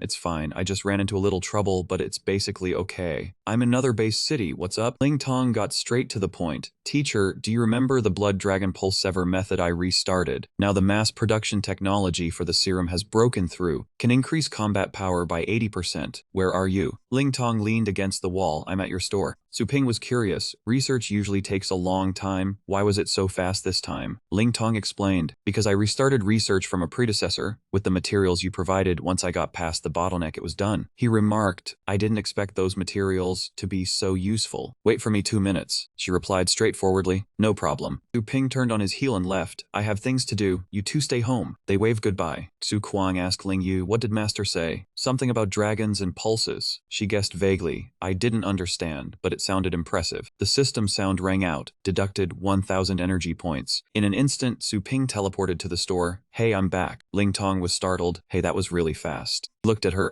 What's the next project you plan to restart? I'll help you collect the materials. Ling Tong raised her hand, hesitating. I haven't decided yet. One direction is researching the bloodline of the violet blood celestial dragon, which can eventually resurrect extinct ancient dragons. The other direction is researching a contract, where when the pet levels up, it gives back power to the signer and vice versa. Su Ping's eyes lit up. Gain feedback from leveling up. My Great Earth Heavenly Dragon Hound received a 3-seal Dragon King inheritance. Each time a seal unlocks, combat power skyrockets. If this contract effect existed, it would take off straight away. Su Ping pointed decisively. No need to hesitate. Your next technology should focus on researching the contract. Facing a tall building, a voice rang out. We deeply apologize. A police officer stood at attention and reported. The 4 legendary rank seniors guarding the abyss. He took out 4 strange handcuffs. These cuffs only temporarily lock spirit power. They cause no harm and will be removed immediately after confirmation. The others quickly put the handcuffs on each person. Our apologies, seniors. One person replied heartily, it's nothing. No need to be tense. The other person spoke politely. Thank you for your cooperation. Suddenly a ferocious beast lunged at the officer, startling him. The beast's shadow reflected on the wall. The floor was already covered with blood stains. A panicked scream. The beast's tentacle wrapped around his neck. He tried to reach out for help. Help! Quickly report to headquarters. Before he could finish, the tentacle penetrated his body, forming a glowing orb before disappearing. The detained people were stunned. This is the thing the Breeders' Association warned us about. A monster. The young man from earlier disguised himself as a weakling, frantically pressing a button on his device. Run! Instantly the man was reduced to a dried corpse, a stone falling out. The group stared at the stone on the ground. Lin was overjoyed. Great, I knew staying here wouldn't mean waiting to die. Feng stared blankly at the stone. This is the energy crystal the association spoke of. Lin urged urgently, stop daydreaming, run. Feng quickly replied, yes. He reached out to grab the stone. Lin turned his head anxiously. How? Let's go, the monsters are coming. He was horrified to see Feng trying to stuff the stone into his mouth. Lin grabbed Feng's arm and shouted, that thing is made from human lives. Feng's eyes reddened as he yanked his hand back. What the hell are you doing? This isn't your first day as a wasteland explorer. So what if it's made from human lives? Veins bulged all over his body. Power several times stronger than me is flowing through my body. Is there any more effective method than this in the world? Feng turned to look at Lin, who had slammed hard into the wall. Don't you think so? Reply was a low voice, that's right. It calmly took the stone from Lin's body and explained, legend says the Buddha once sacrificed his body to feed an eagle. Isn't that seeking benevolence and attaining benevolence? Feng was wary. What do you want? Want to eat me too? It laughed, handing over the stone. Eat you. Haha, you fool. If you behave well, maybe I'll reward you. The helicopter flew amidst the white snow surrounding the mountain. A voice said, stopping at the foot of the mountain is fine. Helicopter landed. 2 people got off. The one behind questioned, the foot of the mountain. But the wind tower is at the peak. The one ahead said calmly, we walk up. The other was stunned. What? There's a snowstorm right now? The one ahead said slowly, this is the wind tower's requirement. Petitioners must walk. The young man was annoyed. Don't they know we are association members? The other was helpless. It's the same for everyone. All wind tower members are legendary rank. No one can defy them. The 2 stopped before a barrier. The young man touched what was in front of him. It feels like something is blocking us. The person beside him recognized it. It's a mountain ceiling barrier. He knelt and shouted loudly, Senior Legendary Sui Xian, we were ordered by Elder Bai to come for aid. Please let us meet the Wind Tower's master. Bing Yu may have broken the abyss's bindings and arrived on Blue Star. He bowed his head in plea. Senior Legendary, please save us. The old man still lay carefree on his gourd bottle, observing. He remained at ease as if nothing was happening. A fist slammed furiously onto the table. Damn it. The group of people sitting before the table observed. One person reported, Elder Bai, the 3 orders you issued cannot be carried out. An evil organization hunting people to gain power has also appeared among the common folk. The conclusion is that Bing Yu has developed its forces, shifting from deceiving in the shadows to openly looting. Many base cities have fallen into chaos. The great families have been divided, losing their influence. He furrowed his brow and asked, is there any result from sending Su Ping's father? I haven't heard a report for days. What is my father doing recently? That person quickly tapped the keyboard. Yes. He turned his head and replied, reporting to Elder Bai, Su Ping has been frequently moving between base cities recently. Elder Bai stroked his beard, traveling around for the investigation. That is understandable. His voice deepened. After all, Bing Yu is notoriously cunning. We still don't know where its true form is after all these years. Its appearance has definitely changed a lot. Investigating it is harder than reaching the sky. Perhaps I shouldn't rush him. I should give him more time. That person forced a smile. Well, Elder Bai, his traveling around seems not to be for investigation, but to restock his store. Elder Bai was stunned. Huh? The man quickly explained. Recently, Su Ping has opened many branch stores in a base city. He was astonished, opening branch stores at such a critical moment. At the same time, Su Ping was leisurely picking flowers and herbs. At the Ruhai base city, the pet worship store, his hand grabbed something glowing. A person held it up and shouted, "Haha, I got it." A few people behind were annoyed. Damn it, the Mingwangul Lian flower is the last pet food. Came one step too late again. The crowd in front of the store buzzed. I'll pay triple, let me have it. No way, this is a rare item. I queued all day to get it. I'll pay 5 times, 10 times. Su Ping squeezed through the crowd. Excuse me, please step back from the goods completely. The young man beside him was startled. Huh, you are? Su Ping curled the corner of his mouth, waved his hand and summoned a cluster of flowers and herbs. It's time for the owner to restock. The cluster of flowers flew into empty spots. Seeing the items neatly arranged on the shelf, the young man opened his mouth in admiration. Wow, awesome. Glanced to the side, the goods are restocked here. Hey, where did the person go? In an instant, Su Ping had moved to the Shihu base city. He commanded, deliver. Su Ping continued restocking the goods, saying to the crowd, excuse me, owner is restocking. Another familiar face turned back. Su Ping, you're here again. I've seen you 3 times today. Su Ping smirked. 3 times is few. The nearby Ma Chuan base city has been restocked 7 times today. The device in his hand rang with a notification. Ling Yu is calling. He answered the call. What's up? I'm busy restocking the store. Ling Yu asked urgently, what about you? The cities of Guxi, Yangqi, and Hoquan, those big cities are short-staffed. Should we hire people locally? Su Ping slightly frowned. No, all staff must be our own people. Ling Yu questioned. Our own people? He replied immediately. That's right. Now in the Longjiang base city, apart from the main branch, all are run by people from the 6 families. Thinking of that, Su Ping curled his lips. We've accumulated quite a few experienced people over time. I leave the store management rights to you. You can deploy experienced people to other cities. Later, the family will send new people to fill in. Longjiang is the training ground. Ling Yu immediately replied, yes.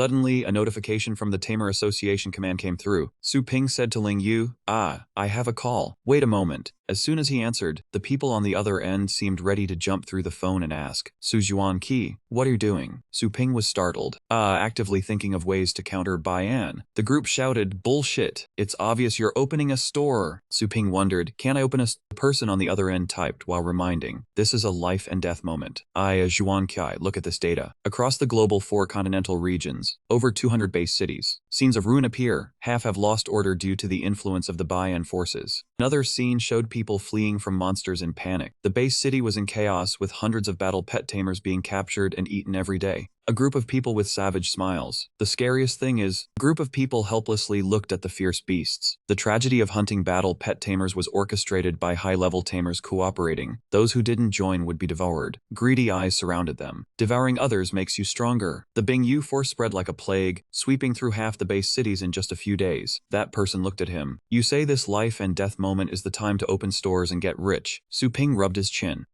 Go investigate the departure rate. The man was startled. Departure rate. Elder Bai, standing behind, realized something and ordered, go make a comparison between the number of pioneers and missing deaths. Yes. He looked at the reported data table. Reporting to Elder Bai, there are 13 base cities with an especially low departure rate. 12 of them are in the Ailu region. Elder Bai narrowed his eyes. The remaining one is our place, right? I guessed correctly. The common point is that these are places with Su Ping's pet stores. He let out a breath. What you said is completely correct. It's unbelievable. These pet stores are like sanctuaries. But Su Ping, with nearly 100 large and small stores, how do you manage them so neatly and orderly? At this moment, Ling Yu's voice sounded. What's going on? It seems I heard someone mentioning me. The store manager is here. He stared blankly at Ling Yu, who was waving. Store manager? No, how are you in our video call? Su Ping explained. We were just talking about her, so I pulled her in to introduce. She introduced herself. My name is Ling Yu. Nice to meet you. Su Ping continued. The sanctuary you mentioned was her idea. The man was astonished. All those stores are run by a young woman. Another person recognized. Ling Yu, I heard she's Su Ping's sister. The man marveled. No wonder he's a young genius. His sister is also amazing. Su Ping brought up the main topic again. Earlier you said half the the base cities globally are in chaos. Since they're in chaos, it proves not everyone leans toward Bayan. We can save those who oppose Bayan and arrange for them to stay in sanctuaries within the range of my stores. He held up 2 fingers. Then those leaning toward Bayan, lacking food, will only have 2 choices. Either turn around and eat their weaker teammates, or surrender before being eaten by their teammates. Either way, the Bayan numbers will decrease. At that point, we slowly retake the base cities. Elder Bai raised an eyebrow at him. This method is good, but expansion at this stage is unrealistic. We have lost many strong warriors. The enemy has support from Bayan. Our side has no support from the Ting Tower. If the Bai and forces attack these 13 sanctuaries, it will be very hard to keep them safe. Su Ping wondered, Ting Tower? I think you mentioned it last time. What is it? Can it counter Bayan? Elder Bai explained. The Ting Tower is made up of over a dozen Juan Qi level battle pet tamers. It's the strongest organization on Lanxing, the major force to defeat Bing Yu. Su Ping was slightly surprised. There are over a dozen Juan Qi levels. Lanxing has 4 continental regions in total. Each only has 2 or 3 Juan Qi levels. Where did so many suddenly come from? Ling Yu also agreed. That's right, I've heard of it for the first time too. And Elder Bai, why did you say they won't come to support? Elder Bai stroked his beard. The claim that each continent has only 2 or 3 Juan Qi levels is not accurate. Actually, each continent only has 2 or 3 Juan Qi levels willing to work for human organizations. They receive top resources and supreme glory.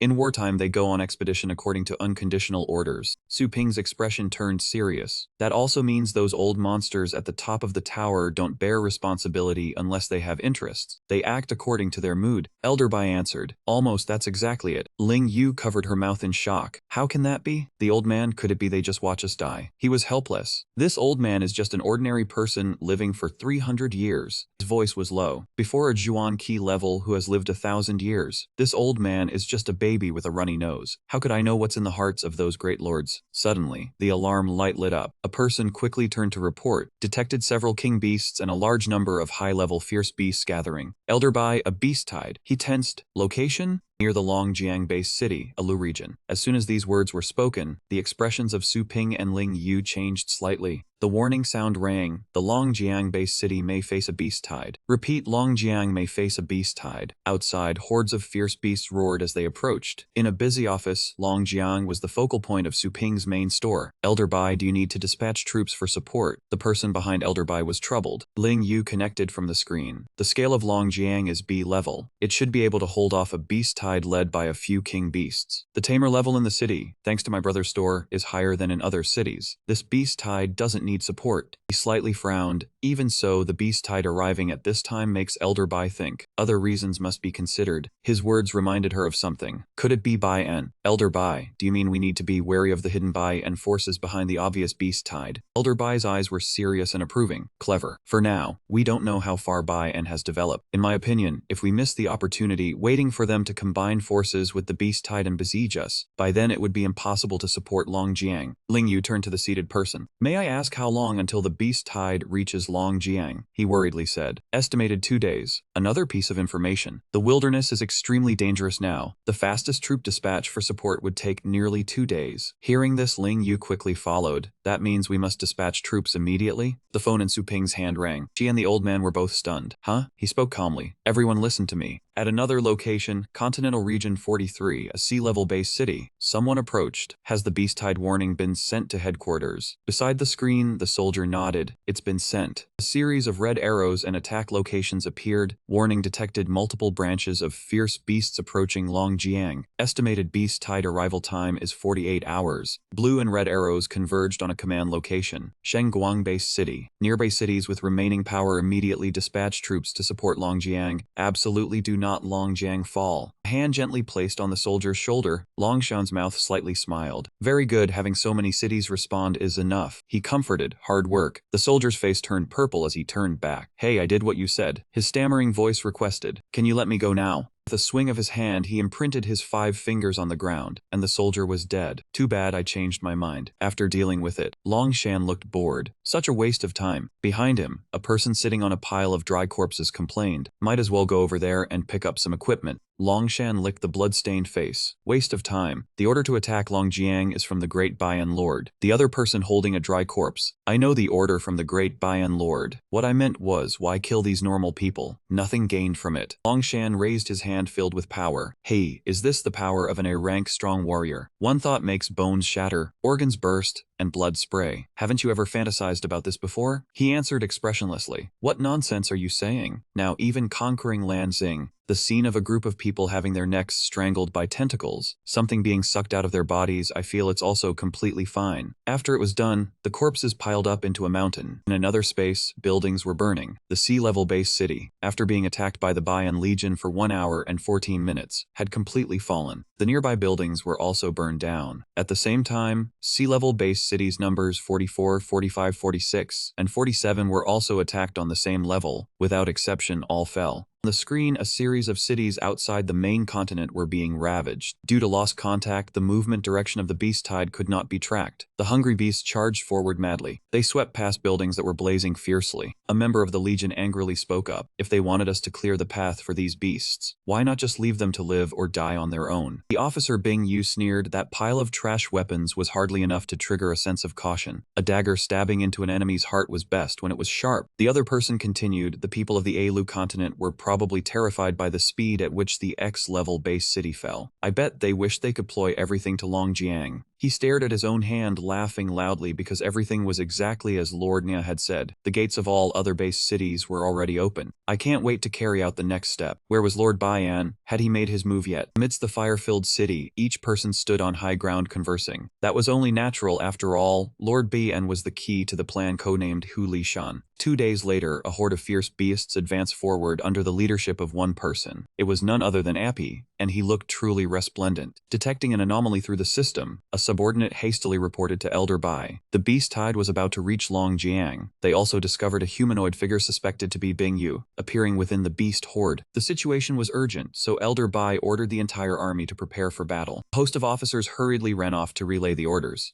A person stood before Su Ping with a grave expression, reporting that the Longjiang Imperial Guard had taken their positions. The officer looked at him and requested permission, hoping he would issue the order to engage. A group of people stood there. They were the Longjiang Imperial Guard, an elite force selected by Su Ping from the Qin, Zhu, Tang, Mu, Liu, and Yi families, and given focused training. Standing by the observation tower, Su Ping decided to act according to the original plan. The order had been received. His eyes glared at him. Humph, a human. It seems you have even specially prepared a welcome ceremony for this venerable one. He also looked directly at AP in confrontation. Don't talk about a welcome. I have even prepared the funeral ceremony for you. The starved beasts kept growling incessantly. A massive paw suddenly appeared, causing the smaller beasts to flee in panic. It turned out to be a giant elephant charging over from afar. It rushed straight towards Su Ping's headquarters. Jin Shu calmly remarked that it truly was a brute. Su Kuang angrily asked if that was a king beast. That was right, it was a giant elephant carrying the bloodline of the Hanhai realm, with the strength to level an entire mountain. Giant elephant's paw drew closer and closer. In the distance, the fortress artillery was already aimed at the target. It locked onto the elephant and then fired, creating an earth-shattering explosion. He raised a wind barrier while praising it. Su Kuang turned to look and said it was charging straight into the minefield with 3 layers of anti-beast mines strung together. Even a king beast would be cooked through 3 parts. But contrary to everyone's expectations, it was not injured at all. Not only that, its entire body was protected by a transparent shield. Jinshu grew worried because it remained completely unharmed. He stood nearby, gnashing his teeth in frustration. That was an A-rank Earth-type defensive skill. Yes, you do. Ordinary methods were not enough to stop a king beast. Watching the giant elephant still charging like the wind, no wonder Bai and had sent a king beast as the vanguard, because he had seen through the giant elephant's ultra-high defensive power, an enormous physique to clear a path through the minefield. His gaze was fixed on it. Suddenly, its forward speed increased even more. Su Kuang noticed the oddity. It seemed the giant elephant was still accelerating. Jin Shui was bewildered. Could it be planning to ram straight into the city wall? Unable to stand it any longer, Su Ping began to circulate his internal energy, rise, and teach it a lesson. His hand raised as if about to do something. From the fortress, a dragon spirit beast spread its wings and flew high. Its paws touching the ground shattered everything around. The dragon faced its opponent and roared wildly. The two of them clashed, neither willing to yield. The elephant's eyes suddenly flashed with an eerie light, forcing Su Ping's spirit beast to use all its strength to hold on. Protective barrier was completely shattered by it. Seizing that opportunity, the dragon immediately grabbed hold of its tusk. Opening its mouth wide, it gathered energy and released a powerful beam of light far into the distance. The elephant's head was pierced through by the beam of light. Now only half a skull remained. Seeing this, Appy was somewhat surprised, not bad. It savored the moment and then tore the dead enemy's corpse into 2 pieces. The sight thrilled Su Kuang to the extreme. Jin Shui, standing nearby, also marveled at the ferocious power. The giant elephant was no match at all. Had Su Ping's Zhu Long already entered the legendary realm? He smugly glanced at him. It seems my master's purple flame has successfully evolved. Jin Shui was astonished, having never heard of this evolutionary branch. Su Kuang recounted that his master said this was a rare evolutionary path by fusing the bloodline of the Zhu Tianlong. Hearing this, he understood that was a super powerful ancient dragon beast that had gone extinct over 1,000 years ago. No wonder the flame that just blasted the giant elephant was no ordinary power. His spirit beast's mouth continued to gather energy for its next attack. A beam of light aimed straight at Uppy. Immediately, 2 monsters appeared to block him. Both of them released energy to counterattack. Jin Shui was slightly surprised that the purple flame was facing 2 king beasts simultaneously without losing ground. Su Kuang felt something was off. No, Commander, look at the beasts advancing over there. In the distance was an entire legion of monster beasts approaching. He was stunned to see as many as 10 king beasts, twice the number in the initial report. Appy's face was full of arrogance as he sneered. He had come out of curiosity, wanting to see how much a dragon beast raised by humans surpassed an ordinary king beast. Giant paw stomped down, shattering the ground. A large flaming ape growled. It was a Qihun Yenmo Yuan, ranked 4th on the fire element pet beast ranking list. With each step it took, the flames spread wider and more fiercely, but the dragon did not retreat. Jin Shui hurriedly shielded his face. This was a king beast's bloodline inheritance pet skill, Mei Shi Zhenhuo. Su Kuang was astonished. Its damage range should have been at the 100-mile level, but now it was at the 1,000-mile level. He quickly pointed out the reason that Qihun Yenmo Yuan had likely received a power boost from Baian. What ordinary king beast was that anymore? The protective barrier created by the spirit beast was enveloping the fortress. Seeing the flames were too intense, Jin Shui worried whether the purple flame could hold out. Su Kuang laughed reassuringly. Don't be fooled by its fierce look earlier. Its best field is actually... Zhu Long immediately received Su Ping's order, activating Feng Yu, Shenhua skill. Suddenly, a pair of invisible feet were moving through the air. A giant figure stepped out from within the fortress. Thanks to the protective barrier, the city inside was unharmed by the divine iron wall flames. AP above squinted as he watched. This defensive skill did not belong to any known race and far surpassed King Beast bloodline inheritance skills. Jin Shui looked up and was immediately surprised. A Shenhua skill. This was Su Ping's unique secret technique. Su Kuang chuckled gleefully. That side has been trapped in the abyss for so long. Do they feel out of touch with the times? Su Ping looked at them coldly. Do you find it strange? This left both of them baffled. Su Ping recalled the giant elephant had opened a safe path through the minefield, clearly a perfect battle opportunity, until a group of monster beasts entered in a herd, but the other side had not commanded the beasts in formation or surrounded the base. While observing the battle, Su Ping realized they were repeatedly provoking his defensive line in single units. Jin Shui stood outside looking at him. Was the other side probing? Su Kuang suddenly understood. No, the people from the other side's force did not seem to be here. Below the city, it was nothing but rampaging monster beasts, so where had the people sheltering with the other side gone? Neither of them understood. Jin Shui turned pale after that statement. The other side had not committed their full strength to attack Longjiang. While we have gathered all the elites of 11 base cities here, if they attack the other base cities now, nearby on a high ground they began to reveal themselves. Group of men from the Bingyu Legion appeared through the Rift of Light. Attack the entire city for me. Spare no one regardless of their cultivation or gender or age. Kill those with fierce expressions riding spirit beasts. The system screen flashed a warning, reporting on the market. There were 11 base cities including Ruhai, Shumachuan, Shigo, Zhuxia, Quanxi, Yangshi, Haoquan, K3, Hulan, and Shudan. Jin Shui was panic-stricken upon hearing that report. It was the rebel army of the Bingyu faction. He realized Bingyu had been targeting the base cities where my legendary guild had branches from the start, and the beast tide heading to Longjiang was merely to buy time. Abby smiled, only realizing now too late, oh humans. From above he looked down at the chaos below. You can only be trapped within this body, watching others turn into food, unable to leave a single step. Jin Shui knelt down. Damn it, so cunning. He held his head in his hands. There was no way out. From afar, 2 men walked over and reported, Su Ping, the items you requested have been arranged. Su Ping smiled. Very good, it seems it is not too late. Abby, as if seeing something, had a slightly strange expression on his face. At the second battlefield, countless cannons from the base city rained down upon the enemy beasts. A man who saw everything exclaimed, "Hey, look at the sky quickly. That is the 10th air raid." A massive explosion as if using the cannons of the Ice Legion. Those men survived thanks to their protective barrier. Damn it, it was a fake guardian formed by the unstable core of a peak rank 9 ferocious beast. The rules were massive, but the quantity was very small. It was the trump card of an A-rank base city. Alex found it hard to understand why a B-rank base city possessed such powerful weapons.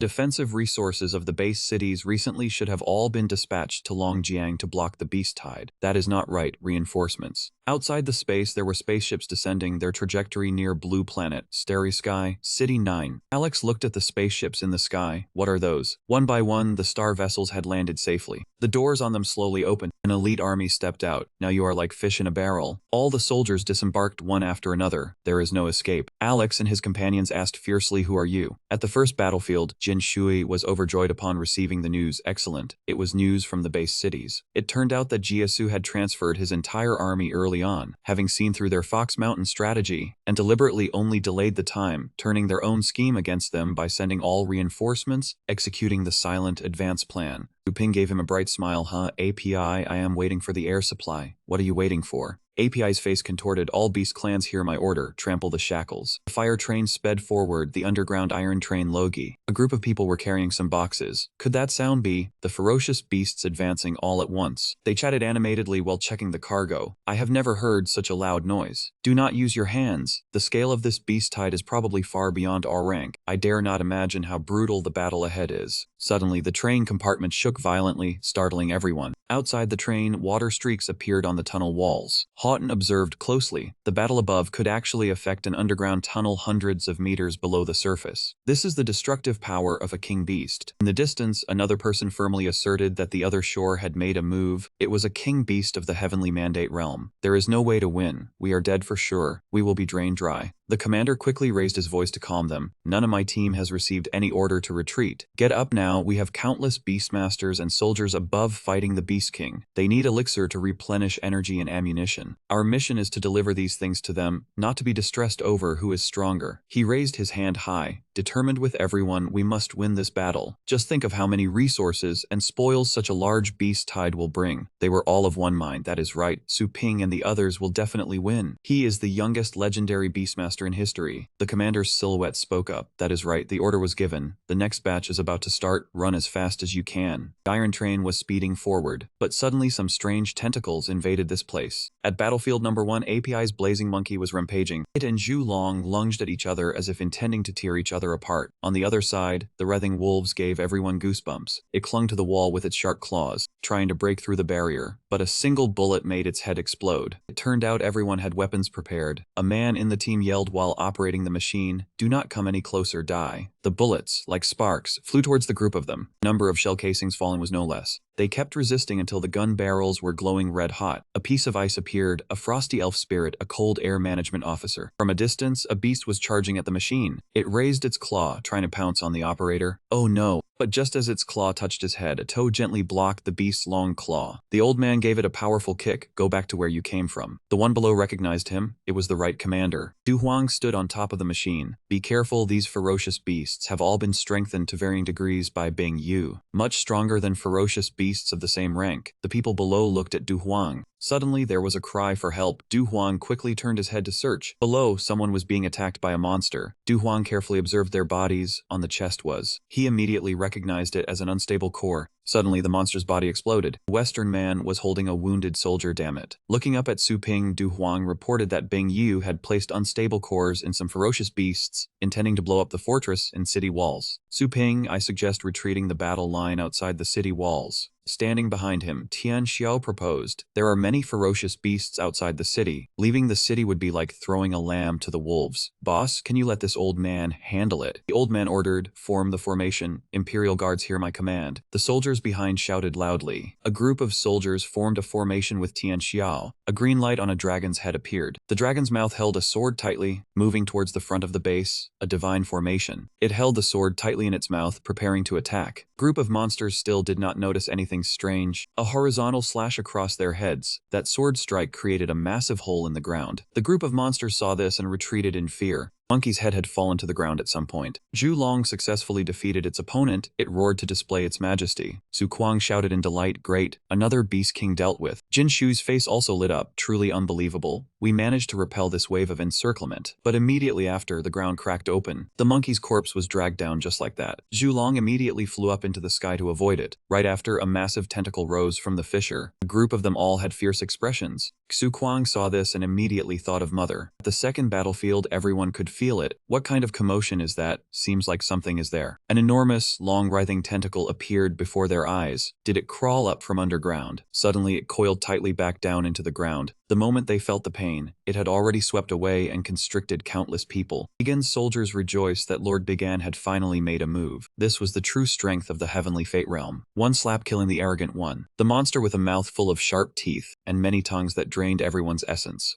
lifted everyone and took away that blue substance. The handcuffed men shouted, "Lord Bing Yu, can you hear? These people have sealed our essence. Please release it." Its head twisted back. "If possible, please grant a little more strength." The monster's mouth gaped open, dripping with saliva. "We can still fight." Only then did they realize the problem. Several tongues were heading towards Bing Yu's soldiers. "No." Man bound by the tongue screamed, "Don't." He begged the heavens, not wanting to become the one abandoned. The power was so hard to obtain. His life was over. "Bing Yu, you will not die peacefully." Back on battlefield number 1, API was enjoying himself, because he was the master of those tentacles. Su Ping was worried. Purple flame return immediately. In the air, his Zhu Long hurriedly flew back. It hadn't gone far when tentacles entangled its leg. He wrapped his tendrils around Zhu Long's neck as if to finish it. Du Huang was worried. This is bad. Su Ping, Tian Xiao hurriedly summoned the Azure Dragon. "Go!" The blue streak holding a sword appeared before the spirit beast. The sword slash only barely cut the tentacle. Du Huang observed and shouted, "The cut is too shallow." Old Zhu, suddenly a black shadow flew past. Su Ping transformed. He wielded his sword and swung it. Su Kuang and Jin Shui was stunned. Su Ping. Sword blade he swung was aimed at Appy's tentacle. Su Ping's slash was truly unexpected, even more than the dragon's just now. API felt something was wrong. He opened his eyes immediately. Su Ping's slash enraged him. API controlled many tendrils to attack him. Su Ping was undaunted, swinging his weapon continuously. Jin Shu watched. Su Ping worriedly, "Dangerous. Su Chuanji, be careful." Su Ping grimaced. One final strike. He swung that final strike fiercely, as if tearing the sky itself. The blade cut the tentacle cleanly, clearing a path for the ship. Zhu Long immediately broke free from the restraint. Su Ping landed lightly on its head, commanding purple flame, "Go." But how could they let him and Zhu Long escape so easily? Tian Xiao appeared to respond, "My master has come to support you." But unexpectedly, that tentacle shattered the Azure Dragon. Tian Xiao clutched a blood-filled mouth. Du Huang was panicked. The proud defense line has collapsed. He looked at the corpses everywhere. The destructive power was too terrifying. The gap was too great. Looking up at API, he trembled in fear. This was the heavenly fate realm. The tentacles clinging to him and the spirit beast drew closer. It seemed to have already touched Su Ping. The system appeared. "You have entered the store's protection range." Su Ping turned his head joyfully, finally here. Seeing this, API looked confused. What is here? He used demonic power to block the tendrils. The system appeared within the store's range. The host receives the invincibility effect. Su Ping reminded him, "Your day of death has come." API looked at Su Ping in utter confusion. "My day of death?" He was intertwining the tentacles together. Slowly, the tentacles had woven themselves into a monster. The monster looked truly horrifying. Jin Shui panicked. "How can we defeat it?" API declared clearly, "Do you still dare to say my day of death has come, humans?" Su Ping returned to his normal state, standing beside the skeleton. As he waved his hand to recall it, he taunted, "If you don't believe me, come and try." Jin Shui was stunned. The master actively cancelled the fusion state before the heavenly fate realm and recalled his battle pet. What was Su Ping thinking? The monster's legs began to move. A step full of fire was landing on the base. Su Kuang quickly pulled Jin Shui up. "This place is too dangerous." That man laughed foolishly. "Where else can you hide now? Longjiang base has just been breached. No one escapes the fate of being drained." The monster's foot stomped down hard. "Looks impressive, but it's nothing." The two were stunned. Su Kuang panicked. "I'm not dead yet. What happened?" They looked up at the dark sky doubtfully. His hand used its power to block the stomping foot. Su Kuang was astonished. "Its master." Su Ping smiled. "Isn't it just some vines? Watch me return it to its original state." API had not expected this scene, just a mere human. He commanded the monster, a mantis trying to stop a chariot. The monster applied more force with its arm. Su Ping calmly caught it without using any strength. He chuckled softly, useless. Within the protection circle, a golden light appeared, the demon-suppressing divine fist. The monster's foot suddenly exploded. API was dumbfounded in disbelief. The tentacle monster had fallen. From afar, Su Ping charged over Bing Yu. "Take this punch." His punch sent the tentacle flying. The monster's limbs were severed, and it collapsed. The screen displayed the monster. Its life signal quickly vanished. The subordinates looked at Elder Bai, and the vice president announcing Bing Yu was dead. Su Ping had succeeded. He pressed for confirmation, and the other assured him, "Truly, we won." Su Kuang rejoiced, praising it was awesome, knowing his master would do it. Jin Shui held his face sobbing it was so good, Longjiang City was protected. He even thought if he were a woman, he would fly up and kiss his master. Looking at Su Kuang, Su Ping sighed, lucky you don't know how to fly or I'd be in trouble. He tearfully accused his master of being heartless. Here he was about to cry. Suddenly a voice spoke up exclusively to Su Ping, asking what exactly he had done. Just a mere human pretending to be the legendary realm. What trick had he used? Su Ping turned his head to search, calling for Bing Yu to come out. His action confused Su Kuang, asking what master was talking about. Wasn't Bing Yu just killed? Su Ping believed Bing Yu was not dead, it was still talking. Su Kuang saw its corpse lying there. Su Ping kept shouting for Bing Yu to show itself. A pair of footsteps approached to advise, don't waste your energy. Anna looked at Su Ping, saying he would not find it. He turned his head to look at her and asked what she meant. Anna calmly explained literally, her face full of seriousness, the thing you call Bing Yu is not here. Su Ping was stunned, impossible, Bing Yu was not here. Earlier I clearly heard its voice. Su Ping assured, my feelings absolutely do not deceive me. He described a pair of blazing red eyes in the dark sky. Someone was staring fixedly like a tiger watching its prey. Su Ping hurriedly flew to the spot where she stood and called Anna. His feet lightly touched the ground, demanding she explain why Bing Yu was not here. She lowered her head and asked softly what difference did Su Ping see between Bing Yu and himself. He was dazed, it is a ferocious beast. I am a person. What other difference is there? Anna's eyes widened, changing her wording to ask what the gap was between a cultivation base at the Heavenly Fate Realm and one at the 8th rank. Caught off guard by the question, he wondered about the Heavenly Fate Realm. An image of a monster appeared in his mind, its strength greater, its speed faster. Its age older, more tentacles. Hearing him, Anna covered her mouth and laughed. The ant's thoughts were truly interesting. In his eyes, a monkey at the Heavenly Fate Realm only had more strength than a monkey at the 8th rank. Su Ping looked at Anna with a straight face, telling her to stop the riddles and clearly state what she meant. Her face gradually turned serious, telling him to listen. Those at the Heavenly Fate Realm all grasped some kind of law. His eyes glanced down, asking if it was like the law of lightning he had grasped. Anna explained his level of the lightning law was far from being grasped. At most it was at the threshold. She looked up at the building opposite. The thing you call Bing Yu is the one who truly grasps the law of space. Anna smiled. Just by folding itself into a dimension of space, no one would ever find it. A stranger in the distance eavesdropped secretly. Looking at Lan Xiang, who was reading Conan, wasn't any better. A black aura enveloped the surroundings of both. As if having a third eye, Su Ping turned his head. The feeling of being stared at vanished. Bing Yu's law of space was seen through by Anna, so it panicked and fled. His eyes widened. Wait, Bing Yu had escaped. That corpse that was killed was just its old body. The original body had been hiding in the law of space from the very beginning. Anna turned around and replied, that's right. Without the power of law, no matter how clever you are, you cannot touch the main body. Su Ping was frustrated. Anna behind him reassured. Although it was just a fake body, the power it absorbed was all retained within it. Her voice spoke slowly. The strength it absorbed could all be kept inside it. Two shark claws were digging something. A tunnel of tentacles opened. The system announced that the work of severing the giant worm's network was complete. Please line up to leave. No toxic gas. You may enter. Su Ping and the skeleton flew in to scout. Stopped at a green barrier. He reached out a hand to feel it, saying this was the place. Su Ping pushed his entire hand into the green wall. Suddenly it gently parted to reveal something. A pile of crystals gradually revealed behind the wall. The entire cave suddenly collapsed outwards. Su Ping turned on his flashlight and saw countless crystal energies. Unaware of how many people that man had absorbed, Kim Thai appeared, and besides the frontline soldiers, it also stole a subway car filled with energy potions, and even the transporters. He asked whether those crystal energies could turn back into people. On the screen, Su Ping asked Elder Bai about the possibility of reversing it using science and technology. The old man shook his head. The dead were dead, they could only remember them. Images of those who had sacrificed themselves appeared. Su Ping clenched his fist, powerless in the face of the silent sacrifices. A person by the keyboard covered their face and cried, turning away to suppress the pain. Du Huang requested orders, said the wilderness area was dangerous, and asked how to deal with the crystals. Tian Xiao comforted him, saying that the netherworld had been pushed back by him. No one would complain. He sat down and picked up a crystal of energy. Su Ping expressed his gratitude, promised the sacrifices would not be in vain, and asked them to become the strength to defeat Bing Yu.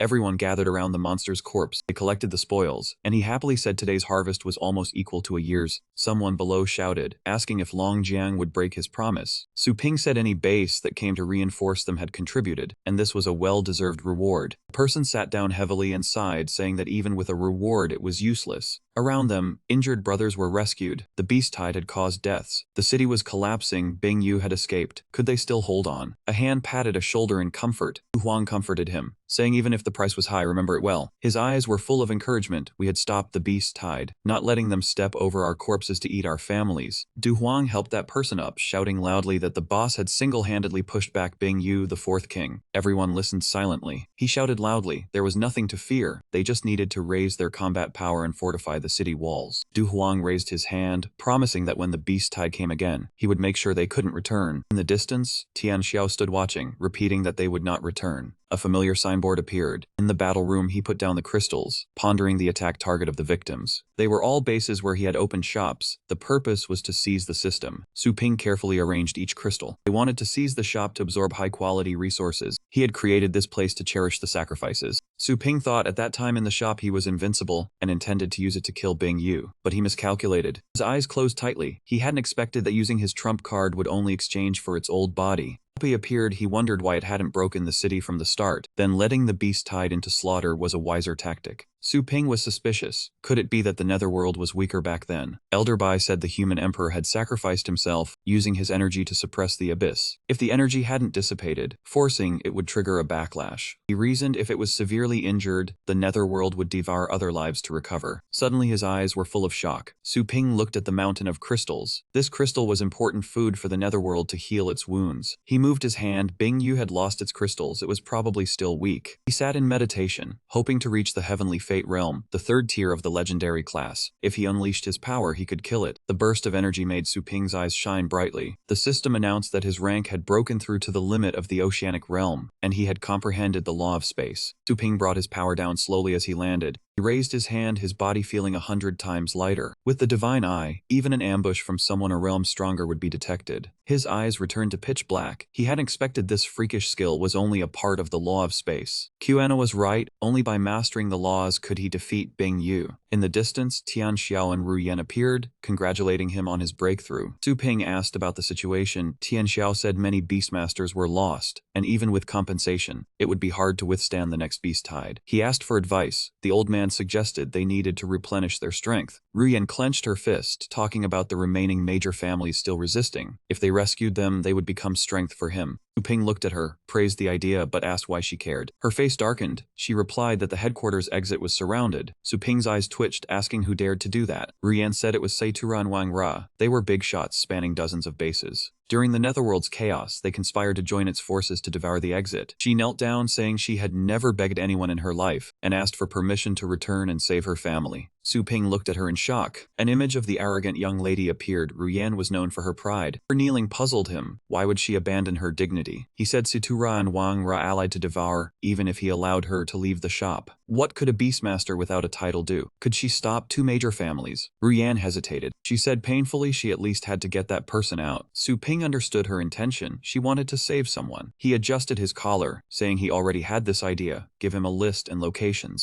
He asked why she had to risk herself. Her face was aggrieved. She was afraid that after leaving the wolf's den, she would fall into his hands. Su Ping burst out laughing. He said so it was about this, making it so mysterious. He scoffed and pressed the watch, telling her if she didn't want to talk, then leave. On the screen, Ling Tong appeared. Su Ping asked about the progress of the binding contract. She read the chart. Thanks to the materials provided by the teacher, the research was progressing smoothly. It could be tested in 5 months. He hesitated. Bing Yu wouldn't give them much time. Ling Tong said that was the fastest speed at Tianlong Academy. His eyes turned serious. He asked if with better equipment and more talents, could it be sped up? In the meeting at Holy Light City, a staff member reported to Elder Bai that Su Ping was calling. The old man nodded and answered. Everyone talked about Su Ping, the leader who drove Long Jiang to push back Bing Yu. They heard he wasn't even 20 years old. They laughed, saying someone so young could already oppose a heavenly fate realm cultivator. Truly fortunate. Elder Bai's face turned pale as he looked at Su Ping. Was he really going to use all the equipment and research staff? He waved his hand with a smile. There was no need to make such a big fuss. Just the top team would be enough. The weak team was useless. He needed them to complete a project in 1 month. Everyone in the meeting room was petrified. Everyone would cause chaos after a month. Did Su Ping know what it meant to halt the world's most advanced scientific research? Even if he was the great hero who repelled the disaster, he could not be so arrogant. Su Ping ended the call. Ling Tong chuckled. What was going on with your side? It seemed many people were cursing you. He raised his hand to wave goodbye. It was fine. He had found someone for her. Work hard. He would have them contact her later. Bye. Girl was stunned. The call ended like that. Ruyan was still sitting on the ground. Hey, about our matter, you still haven't agreed. Su Ping turned his head. With your skill level, don't even talk about saving people. It would be good if you didn't harm the netizens. Come here before I leave. I will take you to level up. Ruyan seemed touched. Su Ping cracked his knuckles. Our staff cannot lose face outside. At a sharp cliff, the exploration time was 8 days. 1 day in the cultivation space equaled 1 hour in the outside world. Good luck. Su Ping and Ruyan appeared. She looked around blankly. Where was this? It was an illusion created by my secret treasure. He reminded her to worry about her own safety first. Suddenly behind Ruyan, a monster appeared. Huff. It swung its sharp claws, knocking her over. With just one blow, Ruyan was immobilized. The system appeared. The host's temporary contract target. Ruyan has died. Would you like to revive? Su Ping sat on the cliff and pressed the screen. Revived. She opened her eyes and looked at her stomach in panic. What was that? Had she just died? Su Ping flicked her head, speaking seriously. He had told her it was an illusion. If she wanted to save people, she should not be distracted. Focus on the battle. The beast charged at Ruyan again. Seeing it, she jumped up to defend. Yeah, it's broken. Ruyan still didn't defend. Wasn't it just a 9th tier fierce beast? She would kill it for him to see. Past memories gradually became clear. Traveling the world, killing on every 10 steps. So it was Ruyan as a child, leaving no trace for 1,000 miles. Looking at this image, Ruyan looked so cute, but then she brushed off her clothes and left. Her feet staggered on the ground. Conceal, conceal. As expected, she fell flat on the ground. Ooch. Yuni saw her sister like that and quickly ran over. Her hand lifted Ruyan's injured knee and sprayed medicine. She quickly took out a first aid kit and a bandage. While sticking the bandage on the leg, she comforted her. The pain would fly away. Ruyan wiped her tears gratefully. Thank you. Yuni hugged her tightly and promised to take good care of everyone in our gang. The little girl emphasized, especially you, sister. Ruyan smiled softly. Yes, standing on the scarred ground. I will definitely protect you. Several beast monsters charged toward her in succession. She gripped a sharp ironwood staff and flew up to fight. Leaning back as she rose high, Ruyan observed, Seizing the moment they exposed a weakness, she quickly leaped onto one's back. It immediately thrashed about, trying to shake Ruyan off. Ruyan's eyes half closed. She raised the wooden staff. Honestly, just submit. She dealt it a fatal stab. From somewhere, several sharp stones shot over at a speed that could send one to the grave. Ruyan dodged just in time. So it was the remaining beast using telekinetic force. Its red eyes glared at Ruyan. The desire to save her family left her no longer afraid or frozen. A protective layer appeared, a crystal armor. Unexpectedly, those stones could pierce through it. Immediately after, the protective layer shattered and the stones wounded Ruyan. Her hand still gripped the wooden spear lodged in the beast's back. Despite the pain, her gaze showed no sign of giving up. Power within seemed to erupt. Ha ha ha. The wooden staff plunged straight into its back. The wolf beast screeched in agony. Ruyan successfully took down one monster. At this moment, she still could not collapse. Though the path was arduous, she did not give up, her gaze as unyielding as her resilient body. Ruyan's eyes hardened as she looked at the remaining beast. Sensing her brutality, it backed away. The once arrogant beast now tucked its tail and fled. Ruyan would not let it escape. Don't think of leaving here. The wooden staff flew through the beast's leg. The wound prevented it from running further. Ruyan seized the opportunity and lunged forward. Unwilling to die, it tried to defend itself. Small hand decisively pulled the weapon from the slain wolf's carcass. She resolutely gripped the wooden staff and charged ahead. Ruyan leaped from above and drove it straight into its throat. Even after delivering a lethal blow, she did not let down her guard. Her eyes widened as she looked at the beast that had departed beneath her hands. Only then did the young lady breathe a sigh of relief and sit down to rest. Su Ping quietly observed her achievement. He pondered for a long time, originally believing that Ruyan's skill had diminished due to constraints. He recalled the time Ruyan fought the beast monsters. Unexpectedly, she was even better by a few measures than when they first met. Under the divine eye, he saw no issues either. It seemed she never slackened, even in private. Ruyan was thoroughly exhausted, and coupled with the fake death unlocking her potential, her rank gently broke through to upper 8th grade, easily killing a 9th grade powerhouse across ranks. Seeming satisfied, he took out a treasure, but it was still missing a bit of fire. Su Ping gently clenched his hand. A stream of light flew out. It was the hidden spiritual fruit, something that could help an 8th rank warrior step into the 9th rank realm. Those things immediately flew over for Ruyan to absorb. In her dream, she remembered her little sister, Yura. Ruyan's body suddenly rose high, surrounded by a brilliant golden light. A system notification appeared. The exploration time had ended. The teleportation array was closing, and everyone was returning. Floating high in the air, Ruyan stammered, calling Yura's name,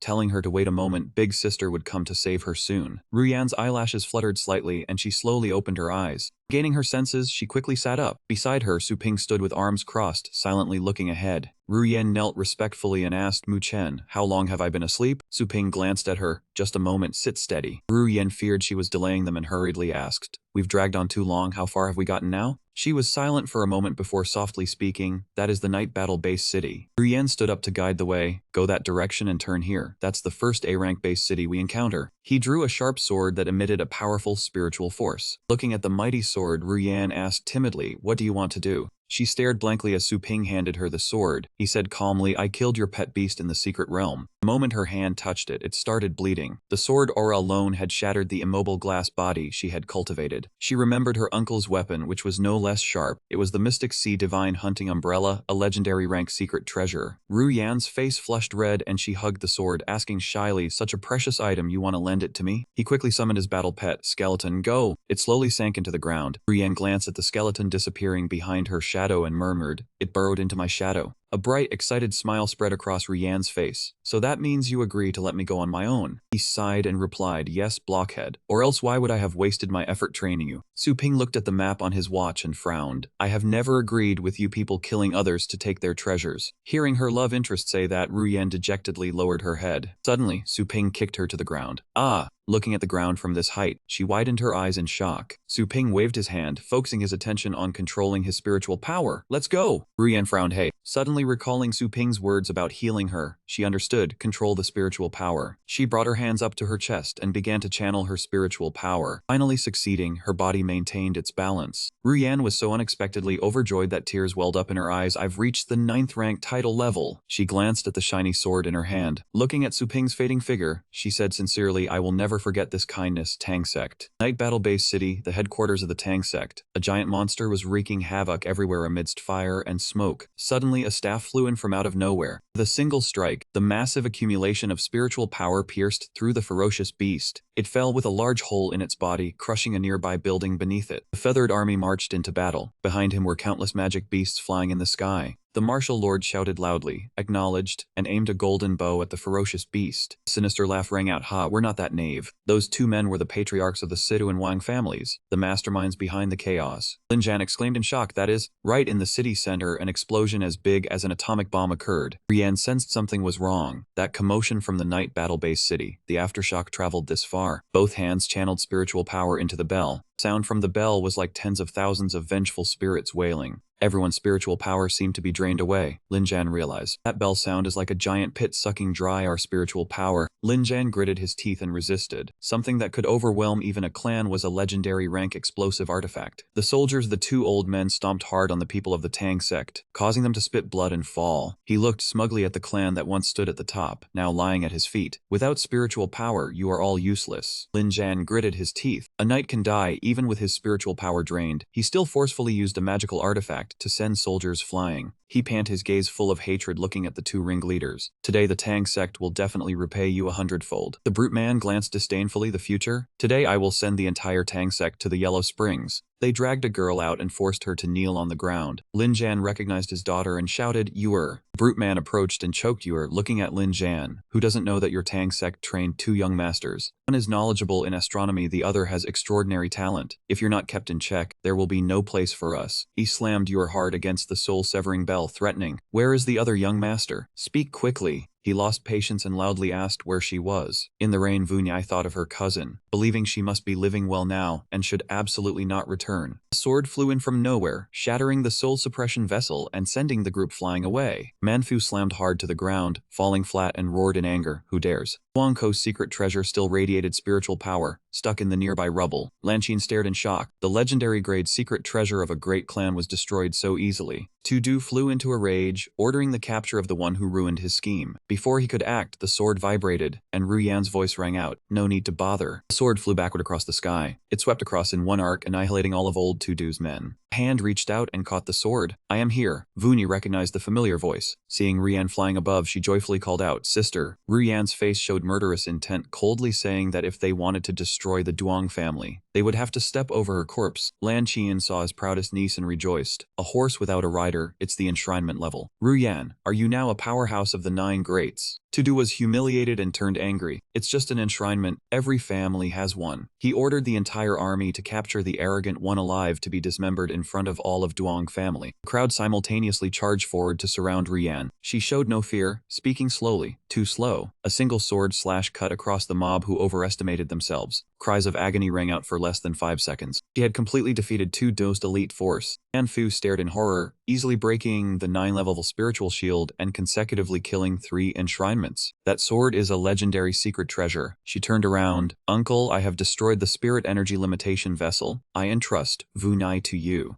Lan Qian, while slashing a soldier, replied, of course. His eyes were filled with flames of hatred. Ru Yan, let's kill these beasts together. Ru Yan coldly replied, yes. She raised her sword towards the approaching horde of evil beasts. One slash came down, following the sharp sword's path. Their body parts were severed. The man on the other side shouted loudly, it's not over yet. You rotten woman, I'll show you the power of the strongest battle pet. As soon as he finished speaking, Ru Yan approached, her sharp gaze gliding, lightly making a slash and passing through. They were killed before they could react. Under Ru Yan's sword, a large number of men fell. Dudu gritted his teeth in rage. Damn it, you've slashed so many of my enshrinements. Manfu glared at her angrily. Don't, Ru Yan, I will personally skin you. Saying this, he gave the order, and the evil beasts stepped forward one by one with ferocious expressions. Very quickly, Duong family's army advanced. Don't you dare touch our young master, Monster Beast roared, raising a handful of sharp claws. The leading man sensed the danger, raised his staff and used a technique, Frost Shatter Flash. The light from the technique shone directly at one evil beast's face. Seize the chance. All shouted in unison, kill. Manfu and Tu Du stood to the side unperturbed. The attacked evil beast kicked out, sending those nearby flying dozens of meters. The man who led earlier was terrified. Why is there no effect? Lan Qin assessed the situation, ordered them to ignore the evil beasts and kill the leader first so the Flying Feather Army could directly take down their clan leader. The Flying Feather Army drew their bows to attack. To-Do refused to lose, ordering the demon beasts, die now. Power from the evil beasts gradually radiated outward. The Flying Feather Army was enveloped by the light from that spiritual power. The evil beasts took the opportunity. When the spiritual power formed a thick fog, they leaped up. Vuni warily sensed the danger. On one side, Rian was fighting soldiers and didn't notice the two evil beasts approaching her. At this critical moment, Vuni shouted loudly, sister, watch out for the 6 o'clock and 8 o'clock directions. Rian's hand holding the sword moved slightly. She made several quick slashes, cutting them into pieces. Seeing this, Vuni smiled lightly. Ruyan also looked in that direction and smiled back in thanks. Suddenly, countless tentacles appeared behind Ruyan, trying to capture her. The tentacles coiled tightly around her. Still alive? Tu-Du saw this and laughed loudly with contempt. Haven't you seen a tamed beast reformed into a puppet? Even cut into 100 pieces, it won't escape. Ruyan was annoyed, caught in the trap. Damn it, I've been trapped. Anfu took the chance to swing his blade, glaring intently. Indeed, it is right to destroy you, Duong family, now. As he spoke, he slashed his blade full of smugness. Your meridian lock has been sealed. You can't move. Uni was terrified and screamed loudly, no. But Manfu did not stop. The blade was already extremely close to her. Die. Just as it was about to touch Ruyan, his blade suddenly shattered into pieces. The skeleton behind Ruyan was the culprit. Manfu was stunned. The skeleton slashed down again. Below was now a scene of utter devastation.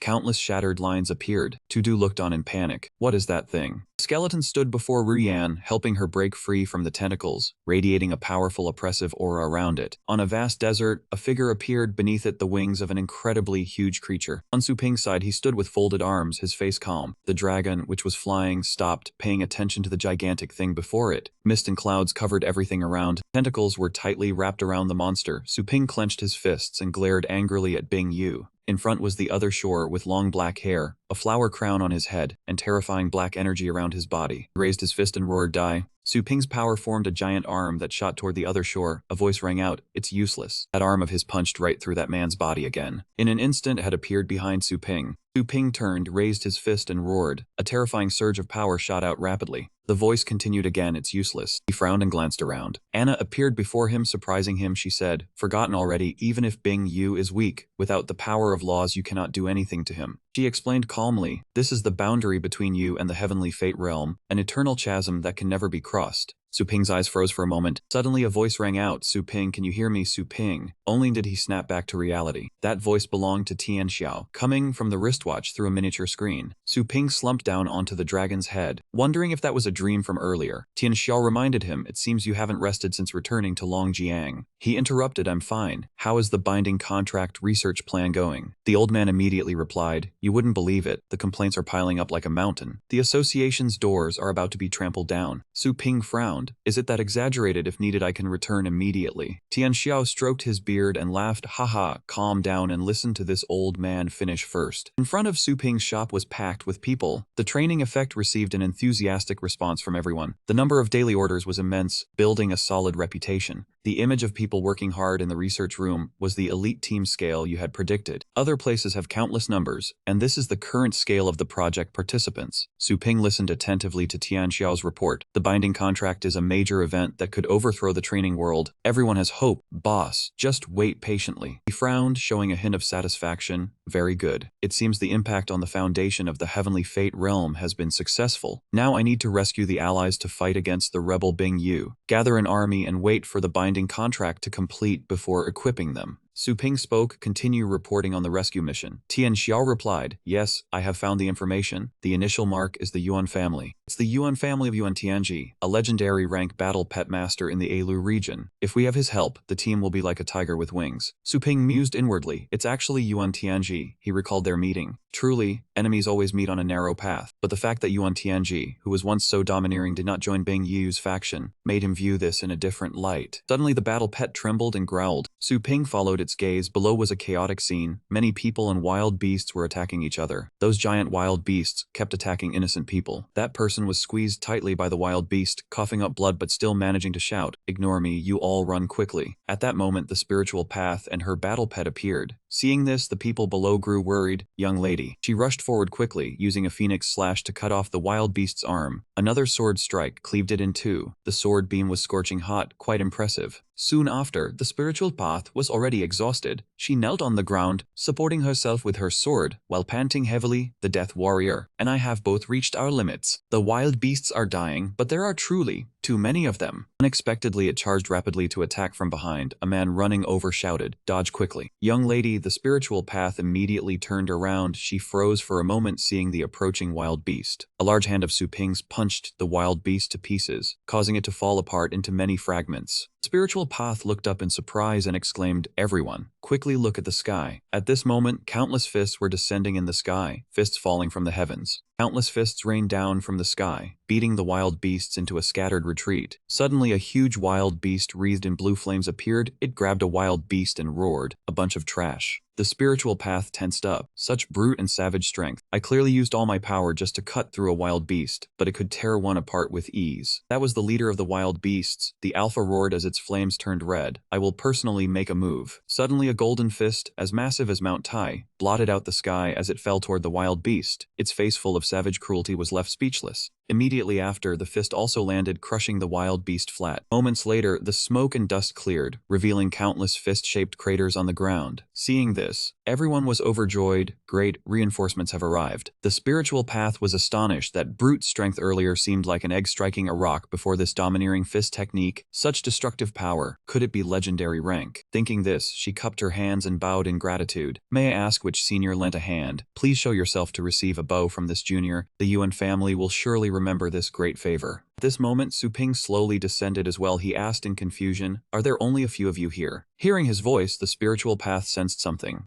This voice sounds a bit familiar. Lifting her head, Su Ping came into view, making her freeze. "It's him." Recalling the events that had happened, the spiritual path was at a loss for words. "Why is it him?" Su Ping replied calmly without changing his expression. "No need for formalities. Where is Yuan Tianxian?" Hearing this, the spiritual path became enraged. "Formalities, your head." Saying that, she rushed forward, swinging her hand to strike Su Ping. "If you hadn't stolen the Dragon King inheritance, I could have destroyed these tiny wild beasts myself. Also, you are not allowed to call my grandfather by his taboo name. The old man is currently stationed at the ancestral home." He blocked Ling Lu with one hand. "Enough. Stop making a scene. Take me to him immediately." Then Su Ping said seriously, "Your grandfather might be in danger right now." The spiritual path froze for a moment. She immediately regained her composure, showing disbelief. "Humph. Don't try to fool me. My grandfather has legendary rank strength, plus the defense of the ancestral home. There is absolutely no mistake." Su Ping sighed and activated the device. If it really were completely without flaw, how could it have brought you here? As he spoke, an image of Yuan Tianxian injured and unconscious appeared. The spiritual path exclaimed in shock, "Such exaggerated injuries. What have you done to my grandfather?" Su Ping replied, "Earlier, he came to my shop to cause trouble over the Long Tai Mountain secret realm incident. We merely defended ourselves. Although this matter was covered up, his strength has already fallen from legendary rank. What happens to a 100-year-old crown doula surrounded tightly by the rebel Other Shore army? I don't need to say much." Su Ping's face remained calm, but the spiritual path was speechless hearing those words. After a moment, she asked one last question. "My grandfather was a top legendary rank expert, ranked second on the continent at that time. You hadn't obtained the Dragon King inheritance yet. How did you manage to injure him?" Su Ping replied, "What, does your family have an expert stationed there?" At the same time, he opened a spatial gate. A dragon head appeared, and immediately a giant dragon emerged. Su Ping leaned against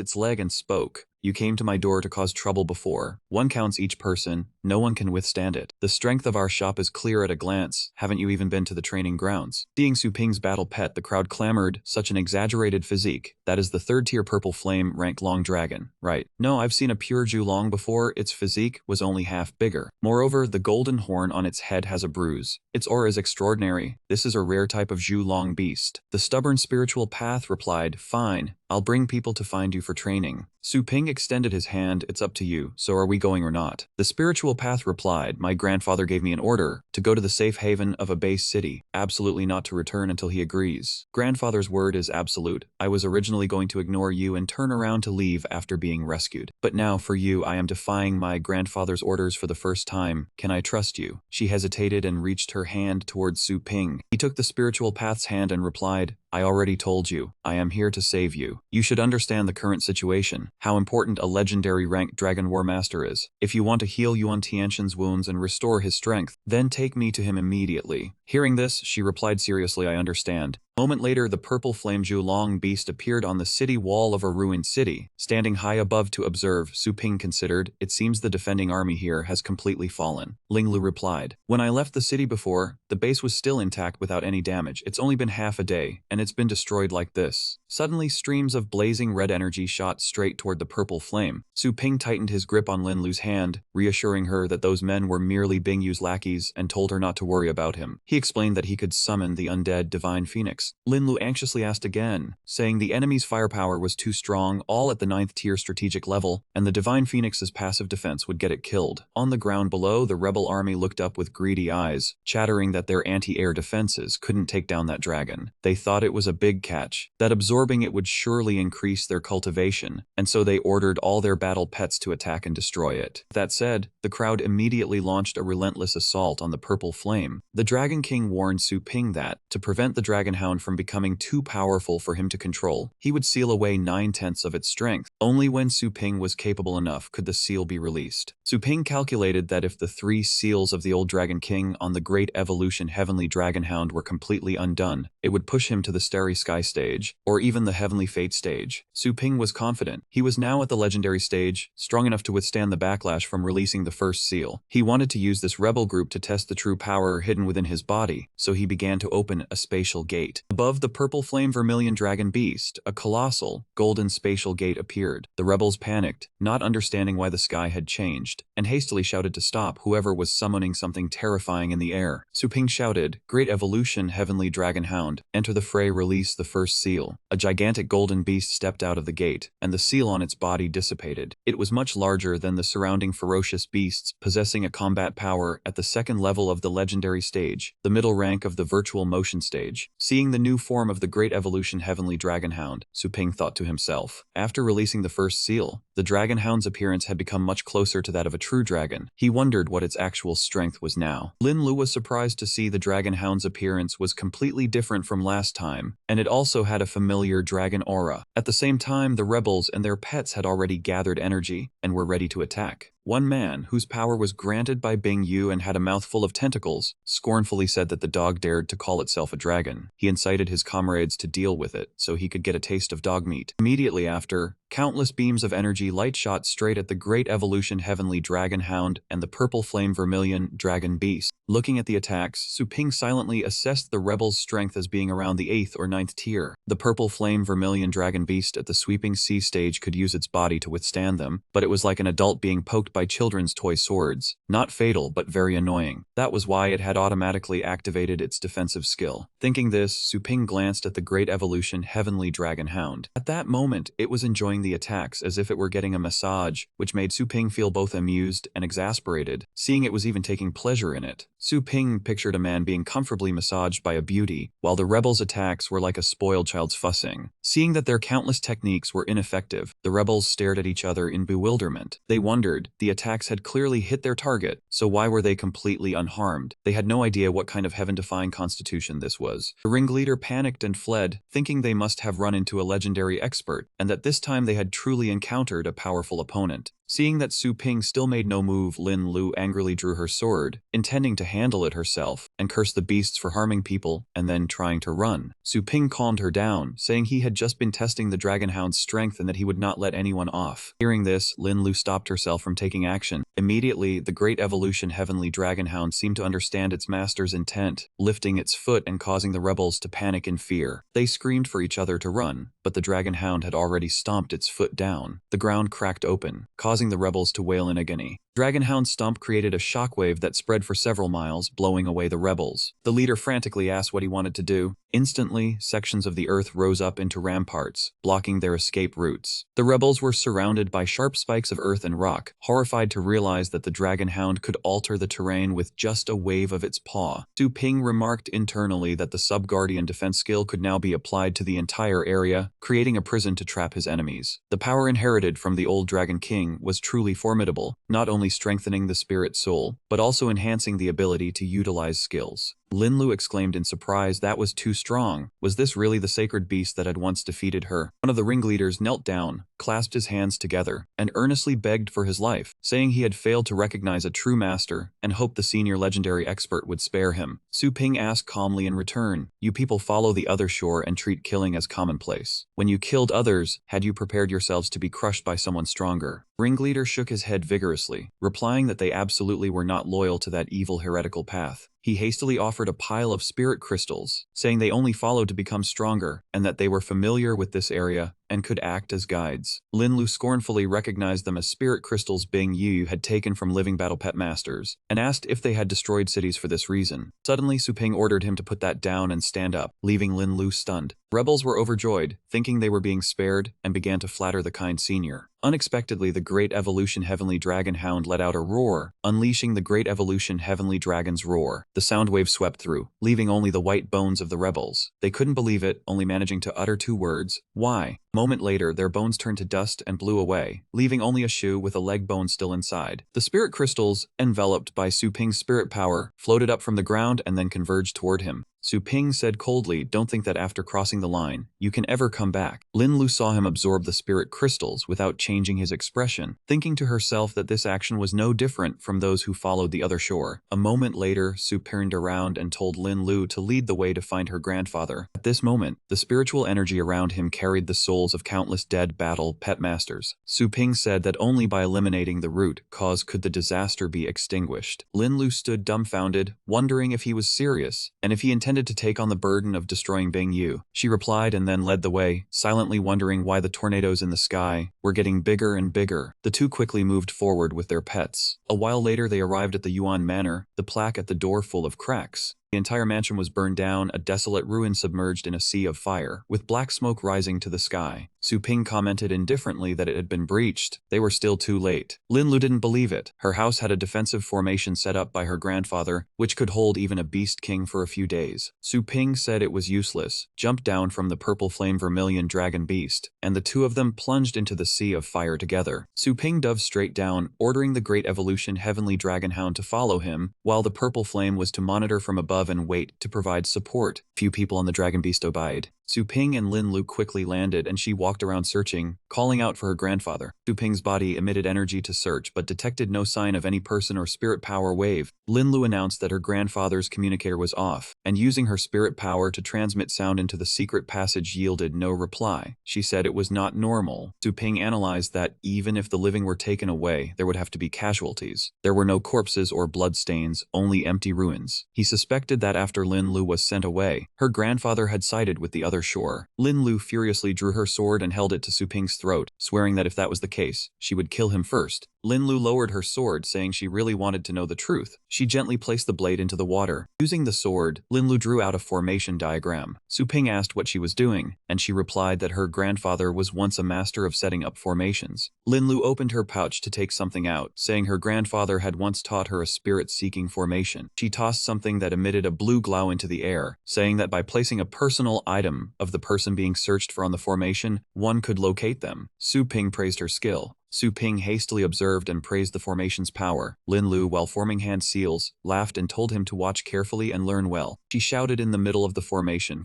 with the azure dragon's head, activate. A stream of blue light shot high into the sky. It slowly began to move, sweeping in all directions. Suddenly, Lin Lu's knees buckled and she winced in pain. Her azure dragon head formation gradually vanished. Su Ping wondered why her soul-tracking formation seemed to be out of battery. Ling Lu breathed heavily and said she had searched within a radius of several hundred miles, but it seemed her grandfather had already gone further. With her current energy, she could not track a target beyond 1,000 miles. He looked at her and then said the primordial celestial was 1,000 miles away from here. Ling Lu held a pen and paper and asked if using his energy to control it would work. She completely rejected that because this formation could only rely on the energy of the person who set it up. She wrote a long list of materials, which made Su Ping stare at her in shock. Ling Lu suggested she needed to stay here to maintain the formation and asked him to find the materials she had written down. Su Ping held the stack of paper, completely taken aback, and asked her what she needed so many rare materials for. Ling Lu confidently said that was the formula for the evil suppression force elixir. Although she did not have enough energy now, she only needed to store power for 2 or 3 days to be able to find her grandfather. She asked him if he was a genius. Su Ping looked dazed and said finding all these materials would take 3 days, and then charging for another 3 days. By the time they found the primordial celestial, the flowers would have withered. She glared at him angrily and said she had told him not to call her grandfather by his name directly. She asked him if he had any better ideas, because finding a missing person in this chaotic world was harder than looking for a needle in a haystack. He did not answer but simply snapped his fingers.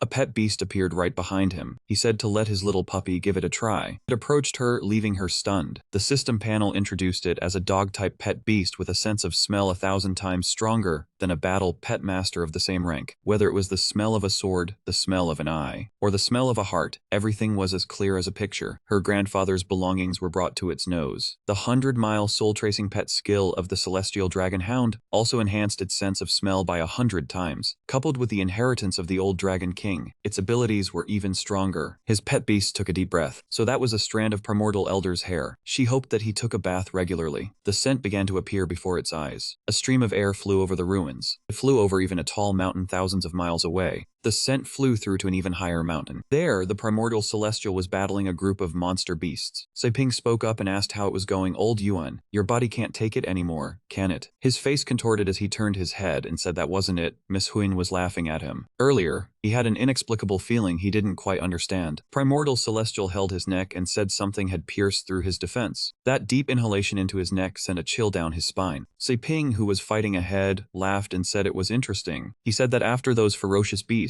who wished they could devour them alive, caught their weakness, they just sniffed once. He said it wasn't these ferocious beasts, but an existence much further away. He absolutely could not go in the opposite direction to chase after its location. That man's eyes widened too much as he called it absurd, because this mountain was a top-secret important location of the highest level in Land King. Su Ping's hand contracted and a ray of golden light appeared. In the entire Asia region, only the two of them knew about it. Dragon King appeared from somewhere riding on a mount. He smiled brightly and said they had arrived. It seemed the little puppy hadn't led them astray. Ling Lu exclaimed in surprise that it was so fast, and then froze. Wait, Grandpa. Seeing his little granddaughter, he was startled and called out Linger. Su Ping's eyes went wide as he asked who they were. She immediately bowed and said, "Pardon my rudeness, Junior Primordial Ling Lu pays respects to the legendary senior, the Dragon King Su Ping." Su Ping stood still, looking at the two of them. Su Ping had been pondering their original plan to find the Primordial Celestial as an assistant, but he hadn't expected such an unexpected gain. If two legendary masters joined them, it would be very helpful for boosting morale and quelling the chaos caused by Bing Yu. The few spider monsters ignored them completely. Luckily, the Primordial Celestial still remembered the important matter. He said to first repel this beast tide, and they could talk about the rest later. Su Ping suddenly fell silent and didn't say a word. Ling Lu immediately followed her grandfather's words and drew her sword, saying yes. Su Ping observed the surroundings and said, "Death Guard, let's go up." He said that since they had to come, they might as well go, but he remembered that on the map of Land King, there was absolutely no record of a snowy mountain at this place. He found it strange that the main peak had no peak, as if if it had been leveled by a single sword strike. Furthermore, there were 2 legendary masters directly under the Asia region personally guarding it. The primordial celestial was even willing to abandon protecting the ancestral home to protect this snowy mountain. It was hard to imagine how important this place was. Suddenly, Ling Lu had a strange premonition. She was shocked to see the enormous Beast King, the main ingredient for sashimi. Primordial Celestial instructed Linger, saying, "Go deal with the other ferocious beasts, I'll handle this one." He adjusted his stance and conjured many swords that flew into the sky. The small swords combined into one giant sword. Ling Lu excitedly said it was the demon-slaying art. Her grandfather had once used this skill to slay countless ferocious beasts, causing many beast kings to tremble in fear just by hearing its name. Primordial Celestial controlled his weapon and shouted, "Go." But this octopus was not that easy to kill. It used its strength to block the sword blade. Primordial Celestial had not expected his move to be broken. Suddenly, something flew towards him. The octopus's tentacle struck him, sending him flying like a pickleball. Siping immediately shot forward, calling out Old Yuan. He said that back then, he could still use this move with one hand. He still had old wounds on his body, so don't force it too much. He looked at Suping and said, "Young friend, finding this place shows you have your methods. There's no need to be modest anymore." He said, "Help old man kill this 1,000-year ferocious beast." He didn't stand on ceremony and immediately soared into the air, replying, "Agreed." Suping summoned the golden cauldron to restrain 2 of the octopus's tentacles. He shouted, "Golden Crow Divine Demon Body, appear." Right after that, the remaining tentacles lunged to attack. Better to lose a finger than to have all 10 wounded. Suping immediately used the second form of the demon-suppressing Divine Fist. With one strike he severed 2 tentacles, enough for delicious sashimi ingredients. Following that, the golden cauldron punched down hard to the ground, unleashing the grass-subduing strike. Ling Lu watched, stunned by the overbearing boxing style. That enormous Beast King was still trying to hold on, but it was almost sent flying. After struggling for a while, it finally managed to climb back up. Suping sensed a counterattack was coming. It was the venomous bone fragments spit out by the trash octopus. Something unknown beat it by one step. Burn marks appeared on the octopus's body, which Suping did not understand. Roared in agony and rage, its voice thundering through the sky. So it was Siping from just now. He said, "Well done. You gave old man a chance to find a big opening in its defense. However, these attacks were not fatal yet. The next one, old man will create an opportunity for you." Primordial Celestial struggled to stand up at this moment, calling out Linger. Ling Lu worriedly approached to support him and told him he was severely injured, begging him not to. He asked why she was here. Hadn't he told her to go to another base city to take shelter? He scolded her for not listening. Primordial Celestial asked furiously if that little brat Suping had forced her. She thought bitterly, if this were the grandfather of the past. She asked if he would just let that ferocious beast rampage like that. He asked in surprise what she was talking about. Ling Lu explained it was not because she was forced by Suping, nor was it for the greater good. Linger only wanted Grandpa to make a comeback. Therefore, even if she had to disobey his words, she had no regrets. So that was the main reason. Primordial Celestial angrily cursed. Damn it. He asked if she was saying bringing Suping here was just to heal his injuries. He asked if she knew what kind of huge trouble she had stirred up. Ling Lu did not deny it at all, and said that's right. As long as he recovered from his illness, Linger would willingly accept any punishment. Primordial Celestial could not do anything about this beloved granddaughter of his. He channeled his anger into killing a few beasts behind him. Primordial Celestial steadied himself as he stood up and said, "Let's go deal with these ferocious beasts first, then we'll talk." Ling Lu replied, "Yes." At this time, Suping and Siping had successfully cleaned up the octopus head. Below, the 2 grandfather and granddaughter Primordial Celestial were also not idle. After a period of non-stop work, the pack of fierce beasts finally fled. Ling Lu felt relieved seeing that scene. They had run away, finally safe. Grandpa, is this cold, desolate place often attacked by fierce beasts? Yuan Tian warned not to ask unnecessary questions. Yes, let's discuss the main matter, Lord Yuan Tian. The old man frowned and asked what it was. Suping said directly, "I have a way to heal your wounds. I know. But I haven't finished speaking yet." Ling Lu's face had turned deathly pale, though what she had seen was unknown. The 2 were busy talking, unaware of the approaching danger. Suping said, "As long as I want, I can not only help you recover your cultivation but also make it far surpassed before." Before he finished, Ling Lu rushed to save him, shouting, "Be careful." A flash of light flared, making her open her eyes wide.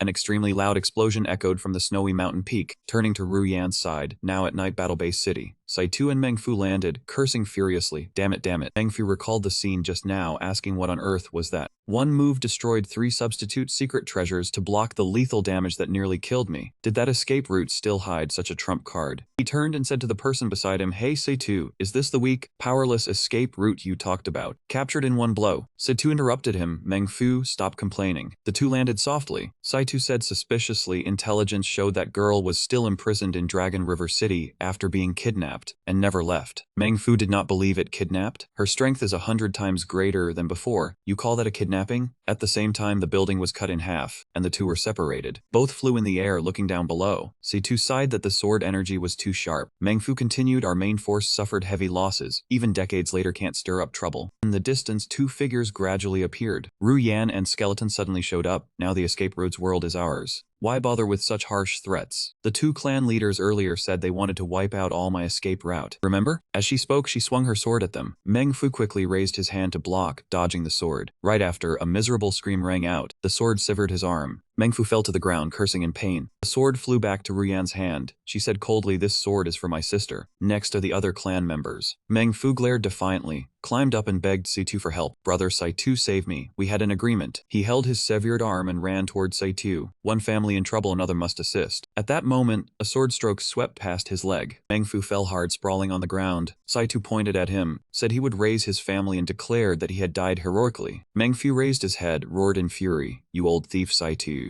You dare betray me? I'm not done with you. Suddenly, Ruyan's foot stomped directly onto his head violently. No need to worry. She glanced at the person above with a sharp gaze, from the clan leader to his clansmen. All will go with you. Saitu landed on a building, muttering, luckily I kept the Shadow Guard branch. Otherwise the enemy runs without knowing how to fight. Ruyan stood below. Without hesitation she shouted, come out to me. Immediately, a group of people appeared above. Foot stepped closer. Blood stains covered the ground. Lin Jan and Wu were surprised. The Wang clan leader's expression was truly ruthless. Unimaginable what training the young master endured in Dragon River. Wu worried, something's wrong. Why only the Wang clan leader's corpse? I didn't see Saitu deploy his trusted team earlier. He likely still has an escape route. If Sister Ruyan falls into an ambush, it's dangerous. Lin Jan frowned. We must quickly catch up to her. Sister Ruyan never missed a single detail since childhood. This time seeing her clansmen trampled, I fear she might act impulsively. Hand opened a space dimension. The people above had already summoned their pets, afraid she would do something rash out of momentary recklessness. Elsewhere, Ru Yan was surrounded by the crowd. A voice came from above, giving you one last chance to turn back. If you dare take one step into our Saitu clan, I swear even at the cost of my life, I will drag you down to hell. Ru Yan took a deep breath, gripping her sword tightly. Just as she wished, she lowered her head and said to Skeleton, quickly hide in the shadows. Skeleton tilted its head in confusion. Ru Yan explained as she stepped forward, this is my personal grudge. I don't want you to get hurt because of my recklessness. Suddenly, Skeleton separated its joints, flew over and pressed close to Ru Yan, startling her. She stared blankly at the surrounding space. Where is this? Strange item panel appeared before her eyes. And what is this? Skeleton sprouted from somewhere and pointed at an item. Ru Yan understood. You want me to press it? Skeleton happily nodded. She lightly touched the virtual screen. Suddenly, a massive vortex emerged from the void. Saitu shielded himself, exclaimed in shock, the undead aura is so strong, what's happening? Right after Ru Yan appeared in her beast soul fusion form. They panicked, it's a fusion! That girl is actually a legendary tier beastmaster. Ru Yan charged quickly toward the crowd. Her figure vanished in an instant. They immediately warned each other. Careful, lost sight of that woman. But she passed through, slashing a few sword strokes. A trail of white hair swept by, leaving the crowd stunned. One man looked at his body full of cuts. Unable to believe it, blood slowly oozed from the dense wounds. He exclaimed, to be able to slash so many times. The next second, the whole group was sliced into pieces. This was the chaotic star reincarnation blade. Saitu was terrified, quickly turned and fled. How is it possible to be so strong with relying on battle pets? Suddenly he stopped, relying solely on personal strength to become the Soul Blade Saint dominating the world, a unique forbidden art. Saitu's entire body was covered in cuts. He stood frozen in death. How could a young person master such terrifying blade technique and even reach the transcendence level? Few drops of blood fell. He screamed, I die with regret. A moment later, a pair of black shoes appeared. Lin Jan stood before everyone, telling them not to go forward. Wu asked curiously, Father, what do you all see? In the distance before them was a figure standing on a pile of corpses, like a hell. Wu quickly covered her mouth, pointed into the distance. Oh my, the smell of blood is so strong I can't open my eyes. She reminded everyone, there seems to be a person on that pile of corpses. Ru Yan's back stood in the wind, with two tall horns, white hair flowing. She turned her head, her cold gaze fixed on the crowd. Lin Jan frowned worriedly. She's noticed us. Wu exclaimed, it's her. Lin Jan's expression was tense, full of vigilance. No, that body doesn't have Ru Yan's aura at all. Don't let your guard down, it might be one of old Saitu's men. From the pile of corpses, she suddenly lifted her foot. She walked toward the crowd. Everyone immediately tensed up on guard. The approaching figure carried a terrifying murderous aura. Lin Jan replied, at this momentum it was very likely a legendary rank. If it was one of Situ's men, then it was trouble. Many spatial gates opened. He immediately ordered everyone to prepare for battle. Everyone answered in unison. Suddenly, the armor and masks gradually dissolved. Ruyan's face appeared, her eyes closed, seemingly unconscious. Lianzhan was surprised. Ruyan. The people beside him rejoiced. Great, the young master is safe and sound.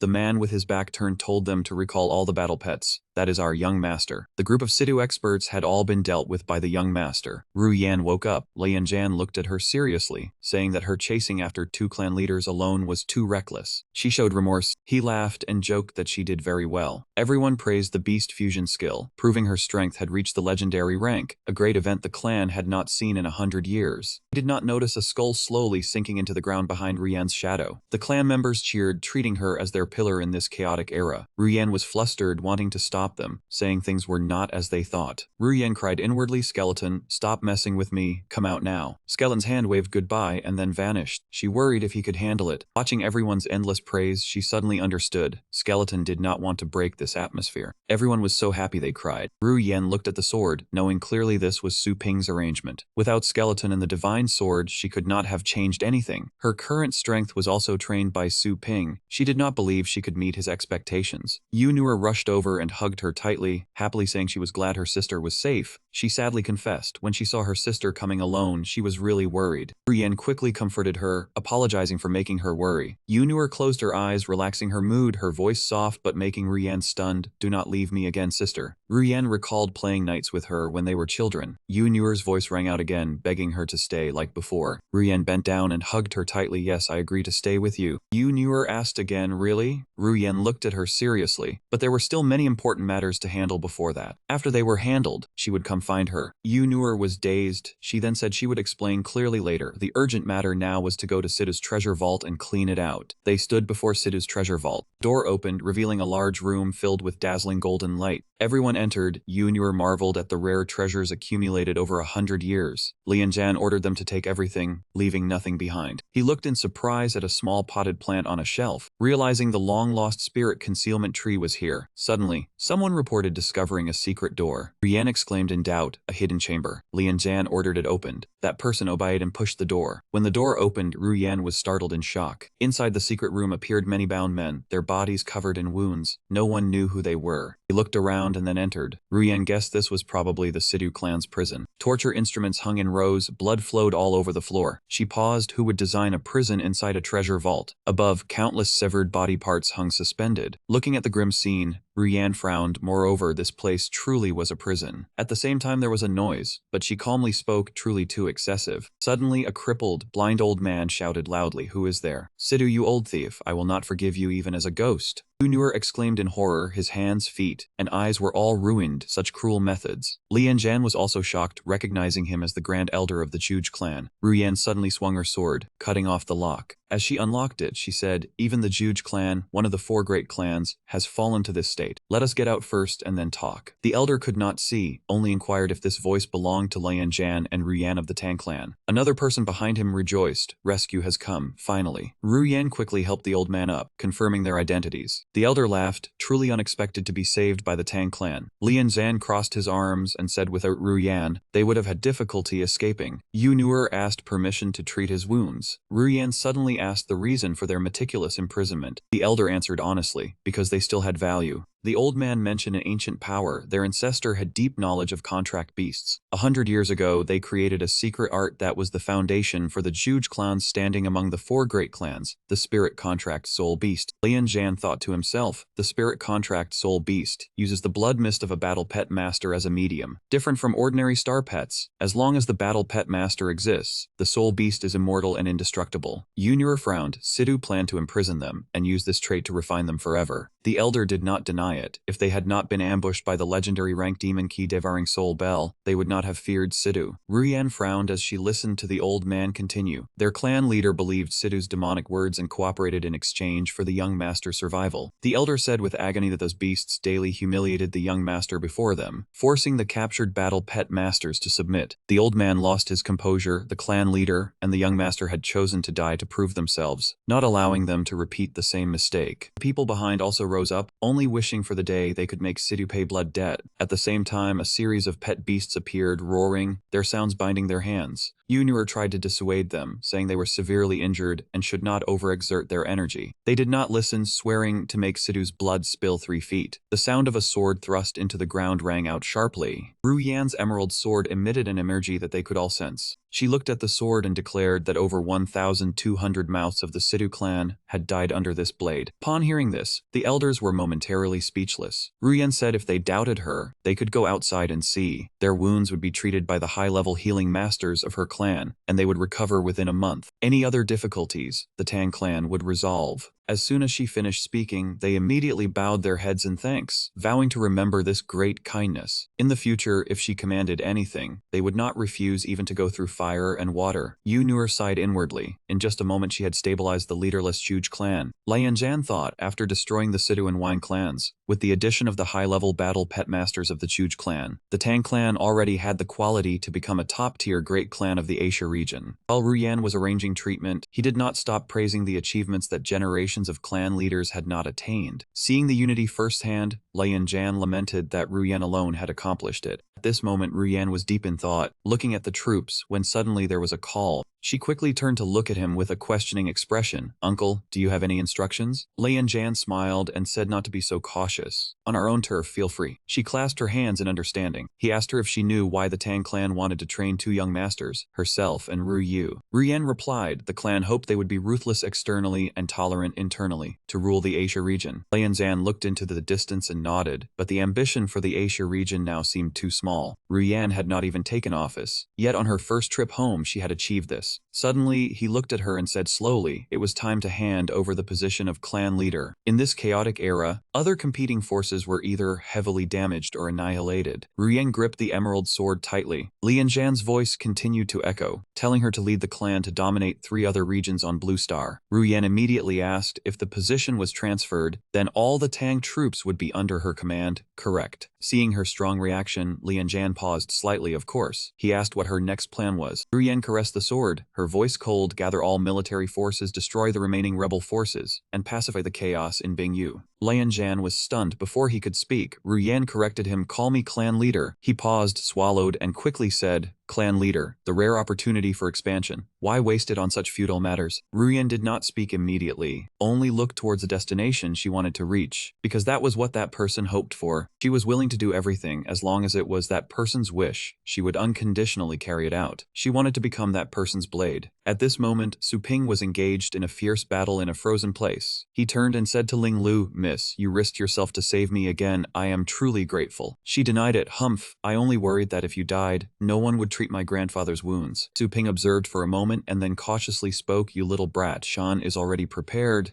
Lin Lo behind him looked at the scene before her with great confusion, not understanding why Senior Du Longhong attacked Su Ping, despite them having coordinated perfectly earlier to drive away the beast tide. On this side, Yuan Tian suddenly grabbed Lin Lo's arm, saying that this place was the highest secret ground of Lam Tin. He stared at her terrified face and continued, saying that according to the rules from the Wind Tower, all intruders must be silenced. That sentence reached Su Ping's ears, making him wonder, the Wind Tower, was this mountain related to the most powerful mysterious organization in the world? Su Ping could not help but turn around and shout, hey old man, the next line should be explaining what this place is. It seems you skipped the most important part. Tu Bin took the opportunity to strike, while he spoke in a contemptuous tone. No need to explain much to a dying man. Immediately, the Dragon King swiftly charged forward to engage him in single combat. He immediately created a hard barrier to block Tu Bin's attack. His cold energy stopped right on the barrier, creating a piercing sound. Su Ping, with bright eyes, silently watched the battle. Suddenly a beam of light slashed through the barrier, causing the Dragon King to roar in pain. Seeing this, Lin Lo grew restless and exclaimed that the defense of the Dragon Hound was easily broken. This was an attack from the Void Motion realm. Su Ping thought to himself, no, the Great Evolution Dragon Hound, after the first seal was lifted, had advanced to the Void Motion realm. Plus, with that man's second-tier legendary realm, the force just now absolutely could not have broken through, unless he carried that thought and shot up into the air to face Tu Bin. Realizing he held an unknown power, Su Ping immediately conceived an idea. If he could not defend, then he would take the initiative to attack, a shock harmony. At the same time, Tu Bing quickly swung out an attack. Humph, this move of yours. This old man saw through it when facing the beast tide. The divine fist thus clashed head-on with the dragon tail kick, without any concession. This move seemed a bit too forceful, causing Su Ping to catch his breath and replenish energy. Yes, suddenly, a source of golden essence energy appeared, enveloping the battle space. Feeling the oppressive force was too strong, Tu Bing could not bear it and exclaimed, "Too heavy." Taking that opportunity, he immediately threw a straight punch to attack him. Yes. The overwhelming and powerful attack caused Tu Bin to lose his footing and fall. Su Ping calmly stood with his arms crossed, looking down, telling him to just stay lying there. Lin Lo said to Yuan Tian, "Grandfather, we accidentally wandered here. Earlier, Su Ping was trying to resolve the beast tide. He absolutely meant no harm. Could you please advise Senior Ko to stop?" He hesitated slightly. "This matter is not for me to decide." Tu Bin appeared nearly finished, but still unwillingly tried to speak. "Rest assured, old Yuan, with your years of guarding the formation, I will not let your lineage end. I will erase your memories later." However, he then regained his strength and used his hand to grip Su Ping's attacking barrier. But this brat, Tu Bin crushed the barrier easily and roared, "Only this brat." He quickly stood up with fury, saying the threat was too great, he must die. He furrowed his brow and asked, "Did he just say this mountain was a formation?" The only two legendaries of the A Lu region have been secretly protecting this place for years, showing just how important this formation is. As soon as he finished thinking, the two sides clashed again. Su Ping, with a fearless expression, chuckled, "Tsk. I didn't know punishments also had levels." Su Ping blocked the attack, but when the Bing Yu invaded, the A Lu region was in a dire situation, yet the two famous legendaries were hiding here enjoying themselves. "That really does not fit your style." Tu Bin sneered, "You cannot provoke this old man." His eyes were bright and filled with passion as he looked at Su Ping. "I will not reveal any information. It's better to save your strength for the next attacks, boy." Hearing Tu Bin say that, he subconsciously furrowed his brow. Tish, indeed hard to deal with, because this old man is a legendary. Suddenly, the Dragon King appeared from nowhere and clamped his entire body with its beak. Tu Bin used his hands to hold the jaw and said with a strained voice, "A truly simple-minded brute with developed limbs. This old man will teach you a lesson." Such a good opportunity, Su Ping could not miss it. He immediately launched his move. Those same moves from before, they broke through my defensive skills and my divine demon suppressing fist again. The great evolution Dragon Hound must maintain distance from him. I must use long-range attacks. An earth-shattering punch sent his entire body flying far away. Unfortunately, Tu Bin had quickly dodged it. Then he immediately summoned his skill. Only capable of petty tricks, a brute is forever a brute. As he finished speaking, they both unleashed their techniques at the same time. Below where Lin Lo and Yuan Tian stood, they were also affected, but thankfully managed to withstand it. Hua she watched the chaotic battle before her, so when the beast tide appeared, they were all holding back. A fight between legendaries is just too terrifying. Yuan Tian silently observed, "That boy Su Ping has not used his full strength yet." Hearing this, Lin Lo realized, "What? With their current tactics, they could completely destroy a base city. And you say Su Ping is still holding back?" Yuan Tian explained, "Legendaries and title battle pet masters are divided into the 10 and 9 in terms of realms. It seems close, but in reality, it is very different. That huge gap, besides physical strength and essence energy level, the decisive factor is the fusion technique that legendaries can cultivate. After man-beast fusion, the battle pet master not only inherits the entire combat power and skills of the fused pet, but also gains the ability to regulate elements based on the pet's attributes. Kotu's fusion pet is the Liu Yan Zhuanming Ball of the dual water and poison systems, and its elemental regulation ability is the Sea Emperor's Strike. Yuan Tian added, "Water system attacks are granted a dissolving ability, which can quickly corrode the enemy's shield, armor, and body. If hit directly, even the body of a legendary would find it hard to avoid the fate of being crushed to pieces." Lin Lo seemed to understand. No wonder Su Ping's Dragonhound's defensive skills were so badly beaten. Why is Su Ping still not using fusion? Does he have another plan? Even though they were hundreds of meters away, their words still reached Su Ping's ears, causing him to immediately deny, "There aren't that many plans. I have just recently reached the legendary realm." Hearing this, Yuan Tian was stunned. Just recently reached the legendary realm. He thought to himself, if that's the case, wouldn't the heavens right now be devoid of the lightning calamity sign? No wonder the essence energy this boy displayed was completely unlike the legendary level. It turns out he has not fully undergone the tribulation. Suddenly, Lin Lu spoke up. "Grandfather, can I ask you for a favor?" Before she could finish, Yuan Tian hurriedly said, "I have told you many times, a matter like this, based on a mere legend like me, is fundamentally undecidable." She immediately called out, "No, this matter you can definitely do." Yuan Tian asked back, What matter?" Lin Lo did not hesitate to answer, "Grandfather, can you teach Su Ping the fusion technique?" Her words were like a thunderbolt, causing him to turn and exclaim, "What? You want me to teach that boy?" Countless fists tried their best to resist. Immediately after, they were shattered by the wind strike. Tu Bin was surprised. That boy's strange fist technique was very strong and extremely domineering, like a heavy iron hammer. If one was careless and got hit, even a legendary would find it hard to bear, but unfortunately for him, he met this old man's Sea Emperor's wind. He looked down on Su Ping. His fists would be like scrap metal that shatters upon contact. Whether it was long-range attrition or close-quarters combat, it was merely a struggle before death. Even so, below, he still did not give up. Lin Lo turned to talk to her grandfather. "Grandpa, can you teach Su Ping the fusion technique?" "What? You want me to teach that brat?" Tu Bin, even from a great distance, could still hear clearly, "A variable." Yuan Tian hurriedly explained, "No, I will not agree to teach, Brother Ko, don't." He immediately set up a double layer of protection. This old man has already given a chance. Fortunately, Zhu Long was in time to save them. Tu Bin said calmly, "Oh, a trump card?" Lin Lo was surprised to see Zhu Long burning with purple flames. He chuckled lightly. "Ha ha, what trump card? It's just that purple flame also has a set of defensive skills, just no chance to use them. Lacking the skeleton's beast soul body enhancement, I truly have no capital to fight a legendary in a fused state. I must try the legendary fusion secret technique that Yuan Tianshen mentioned." Su Ping looked down. Yuan Tianshen saw me saving his precious granddaughter. He might be moved. Maybe he will be willing to cooperate with me. He clasped his hands together. "Brother Ko, I can teach anyone but that damn brat Su Ping. My territory is my territory. I would rather trouble Brother Ko to kill him for me."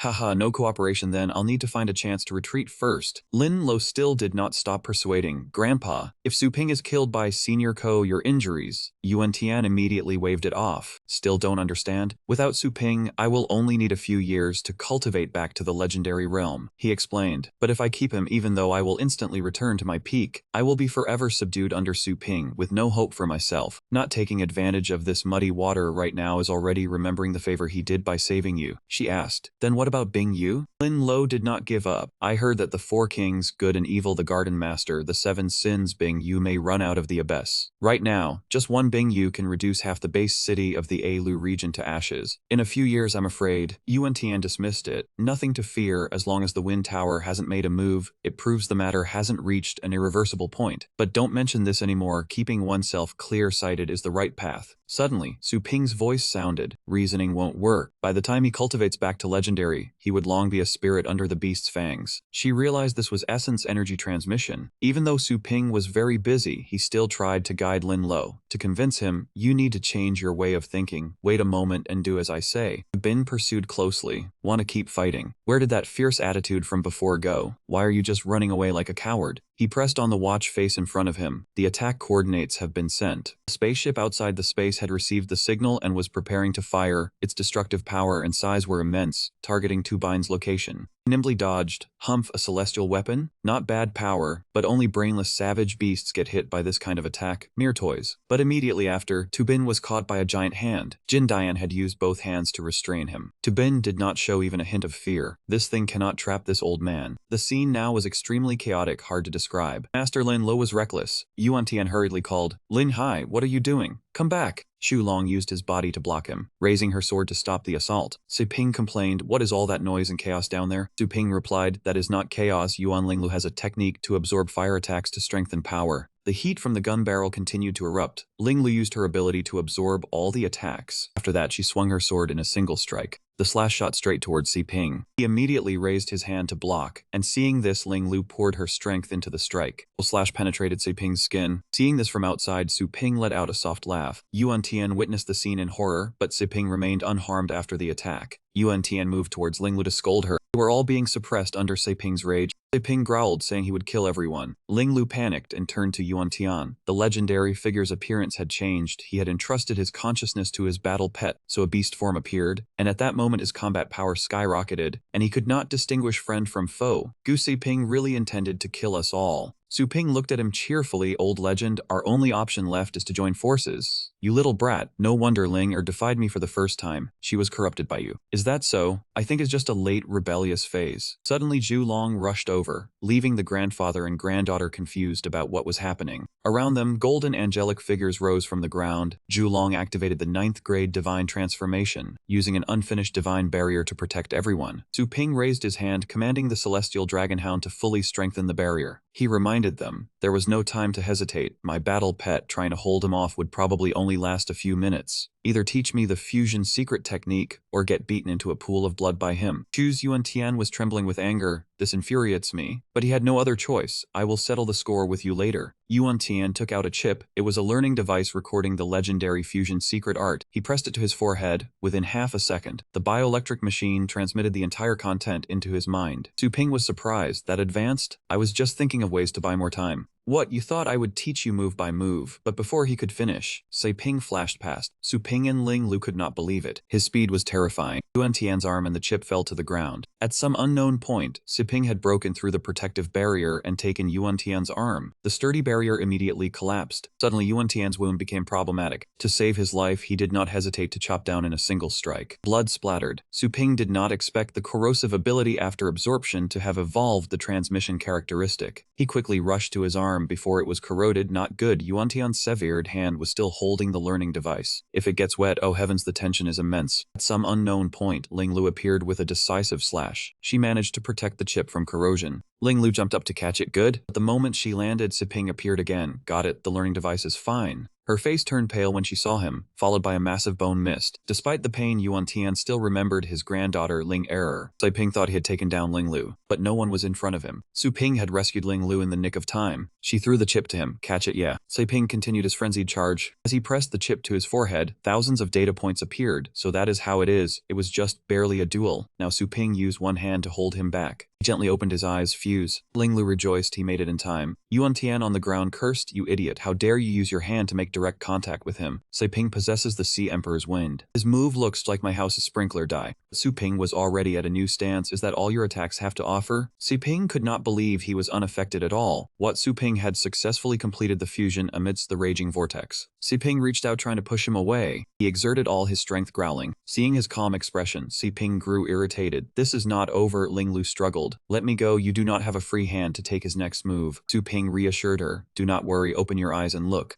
Ling Lu slowly opened her eyes. Unbelievable, he blocked it. She stared in utter disbelief. The corrosive power, the Sea Emperor's wind of the old legend, was completely blocked by Su Ping's dispersed energy. Pure and holy energy, very familiar. After a while, Ling Lu remembered. The Celestial Dragon King is the old Dragon King from the Secret Realm. Su Ping struggled but could not break through his barrier. The Blood Dragon has a demon-suppressing effect that works against me. The old Dragon King clan is the leader of the dragon race. That is why Su Ping dodged earlier. Now he is as steady as Mount Tai. Suddenly, Su Ping dissolved the barrier and grabbed his hand. Girl. He threw Su Ping away like a trash bag. Too weak. He flew far like a shooting star. The impact was so severe that the entire mountain suffered damage. Only when the smoke cleared did Su Ping lie still on the ground. His body was full of wounds. Ling Lu rejoiced. He is unconscious. We should use... Yeah, I understand. Losing any legend is a weakening for humanity. Take your grandfather back to the base for treatment. Put me down first. This is embarrassing. Before they could celebrate, Su Ping suddenly floated up into the air. Streams of dark energy were being absorbed into his body. Nguyen Thien was startled and stopped, shouting that Madame Tu Bin had gone insane. Su Ping found it strange because this energy was completely different from the man's previous power. He threw the spirit herbs to Zhulong and Purple Flame, telling them to fly far away to avoid being affected. Su Ping, what do you plan to do? Su Ping confidently replied that of course he wanted to test how his new stance performed in combat. Tu Bin's sphere grew larger and larger as if absorbing energy. Su Ping was excited because he could finally use the full power of the True Dragon Bloodline Great Art. Tu Bin's sphere was merely like a marble to the Golden Codex. In that space it was nothing at all. Suddenly the dragon coiled around the Golden Codex's arm and both sides realized the time had come. Both immediately charged at each other. The scene of battle was as fierce as two hurricanes colliding. The aftermath caused the surrounding trees to shake violently. Su Ping shouted that the True Dragon demon-suppressing fist should tremble now. His power increased by the moment, and it was clear that Tu Bing could barely hold on. That man tensely roared that it was still not enough, he needed more. Unexpectedly, the power had already spread outside the universe. Su Ping realized this and immediately withdrew a bit of his strength. Tu Bing joyfully thought he was about to win, loudly shouting to die. Neither of them was willing to yield to the other. Su Ping discovered something strange. This man's energy seemed endless, never diminishing. He suspected the formation designed on the headless snow mountain contained extraordinary power. The surrounding scene was like the apocalypse. Madame Tu Bing was furious, unable to protect the formation, and had used it without authorization. Suddenly, Su Ping sensed the presence of other people nearby. Nguyen Thien, clutching his injured arm, warned them to leave there immediately. The final sealing mechanism of the wind tower had activated, and even the cultivation of the void movement realm would be destroyed. Tu Bin insisted that he only acted to eliminate the threat, with no selfish intent. He glanced at that man. What a fine wind tower, being loyal to them and ending up like this is the strongest organization in the world behaving this way. Su Ping immediately flew towards the grandfather and granddaughter. He asked Nguyen Thien about the snow mountain and what this formation was for. Nguyen Thien held his granddaughter in his arms, saying he did not know. The predecessor arranged the global formation, and he was only responsible for protecting the Asia region. He said he could only reveal that much. If he wanted to know more, he would have to go to the wind tower to ask. Without hesitation, Su Ping pressed his watch and said that he would personally go to the wind tower to ask. He left a message for Ru Yan telling her to immediately return to Longjiang to assemble. Zhu Long quickly flew back to the Longjiang base city. When he arrived, everyone ran out to greet Su Ping. The people were all happy that the great hero had returned safely. He politely thanked everyone.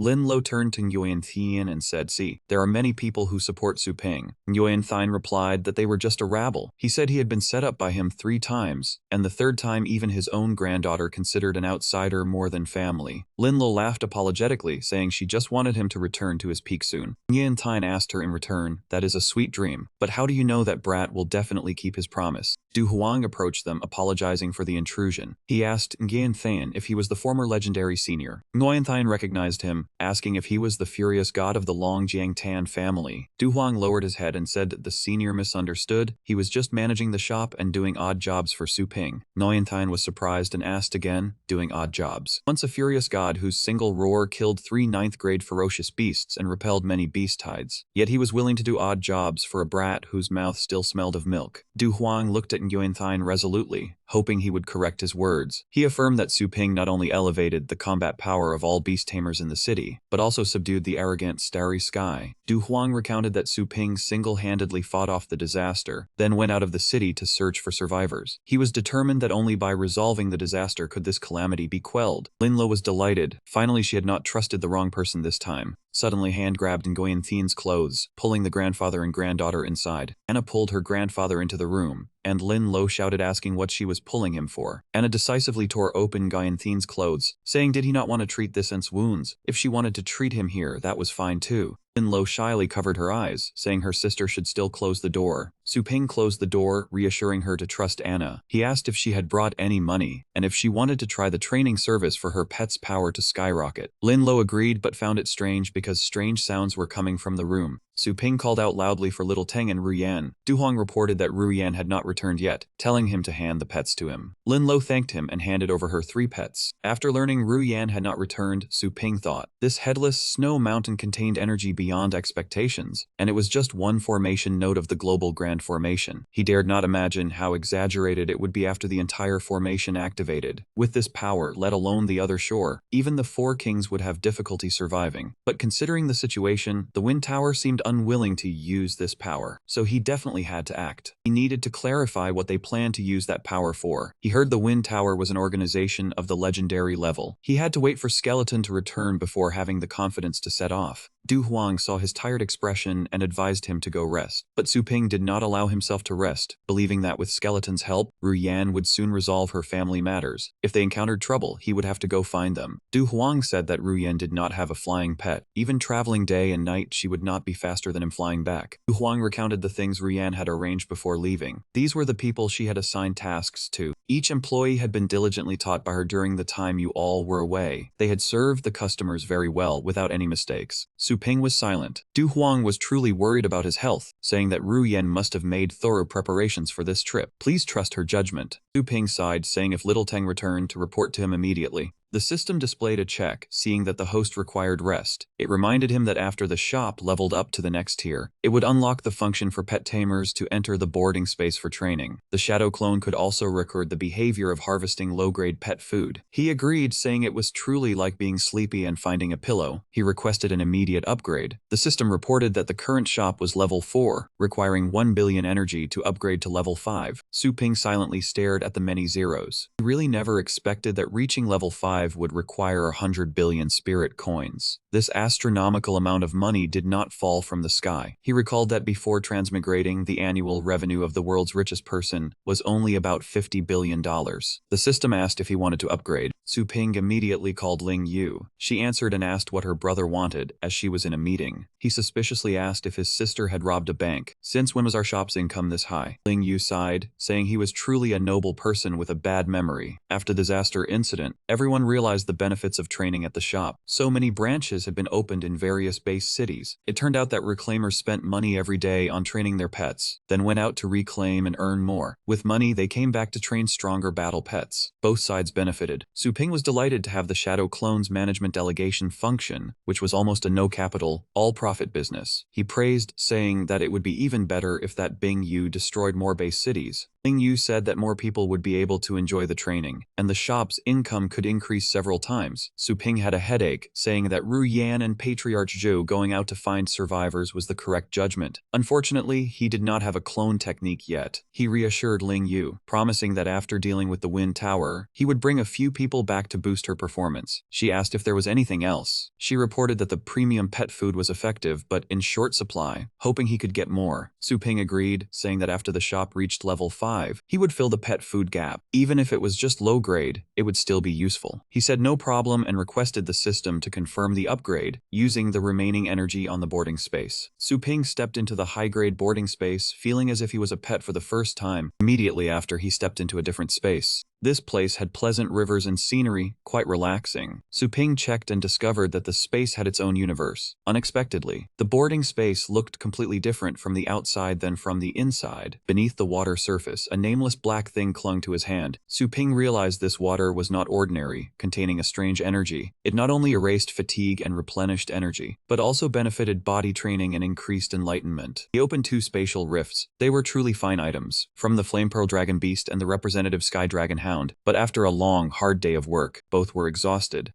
He really was feeling a bit sleepy, so he decided to take a nap. Suddenly, someone hurriedly woke him up. Su Ping, Su Ping. It was Du Huang. Su Ping, how was your rest? Very good. I'll make sure to tell the customers to come experience it later. It will absolutely be a hit. No problem. How long have I been asleep? 1 week. Hearing this, his face went blank. What? I slept that long? Where is little Tang? She's back, and she's in the outskirts. Su Ping became anxious. As expected, something went wrong on the road, taking so long to return. Next moment, he appeared in the sky. He looked around, searching. After a long while, he saw Ru Yan walking with the skeleton. Not only that, but there was also an endless line of people behind them. Su Ping was surprised. Who were these people? Were they all survivors rescued by Ru Yan? 2 men holding books were startled. The entire crowd lined up under the blazing sun. Su Ping opened his mouth in shock. A voice announced, hair check passed. The crowd before him was dense. The voice continued, retina scan passed, brainwave test passed, chromosome test completed. Identity confirmed as fellow humans. They are survivors from other base cities. Su Ping watched from above as the great gate slowly opened. A cloud of dust billowed, and the outer sluice gate of the entire base city was opened. Welcome home. At that moment, Su Ping landed beside Tian Xiao. The old man spoke. You've brought back so many people again. He pointed forward. Su Ping, look, Jia Kie, Jia King, and also Jia Yan. All of them are renowned experts from various base cities. With them joining, our army's strength will increase significantly. You should return first. Now that Ru Yan is back, I've returned too late. Su Ping then turned around. Her body was covered in wounds. She tried to hide it by keeping her hands behind her back. Ru Yan clasped her hands, held her sword, and bowed her head. I didn't expect commanding a large-scale army march to be much more difficult than anticipated. Along the way, we encountered resistance from the rebel army across the shore and ferocious beasts, which wasted quite a bit of time. But they have all been dealt with. I'm truly sorry. Before she could finish, Su Ping rushed over and patted Ru Yan on the back, startling her.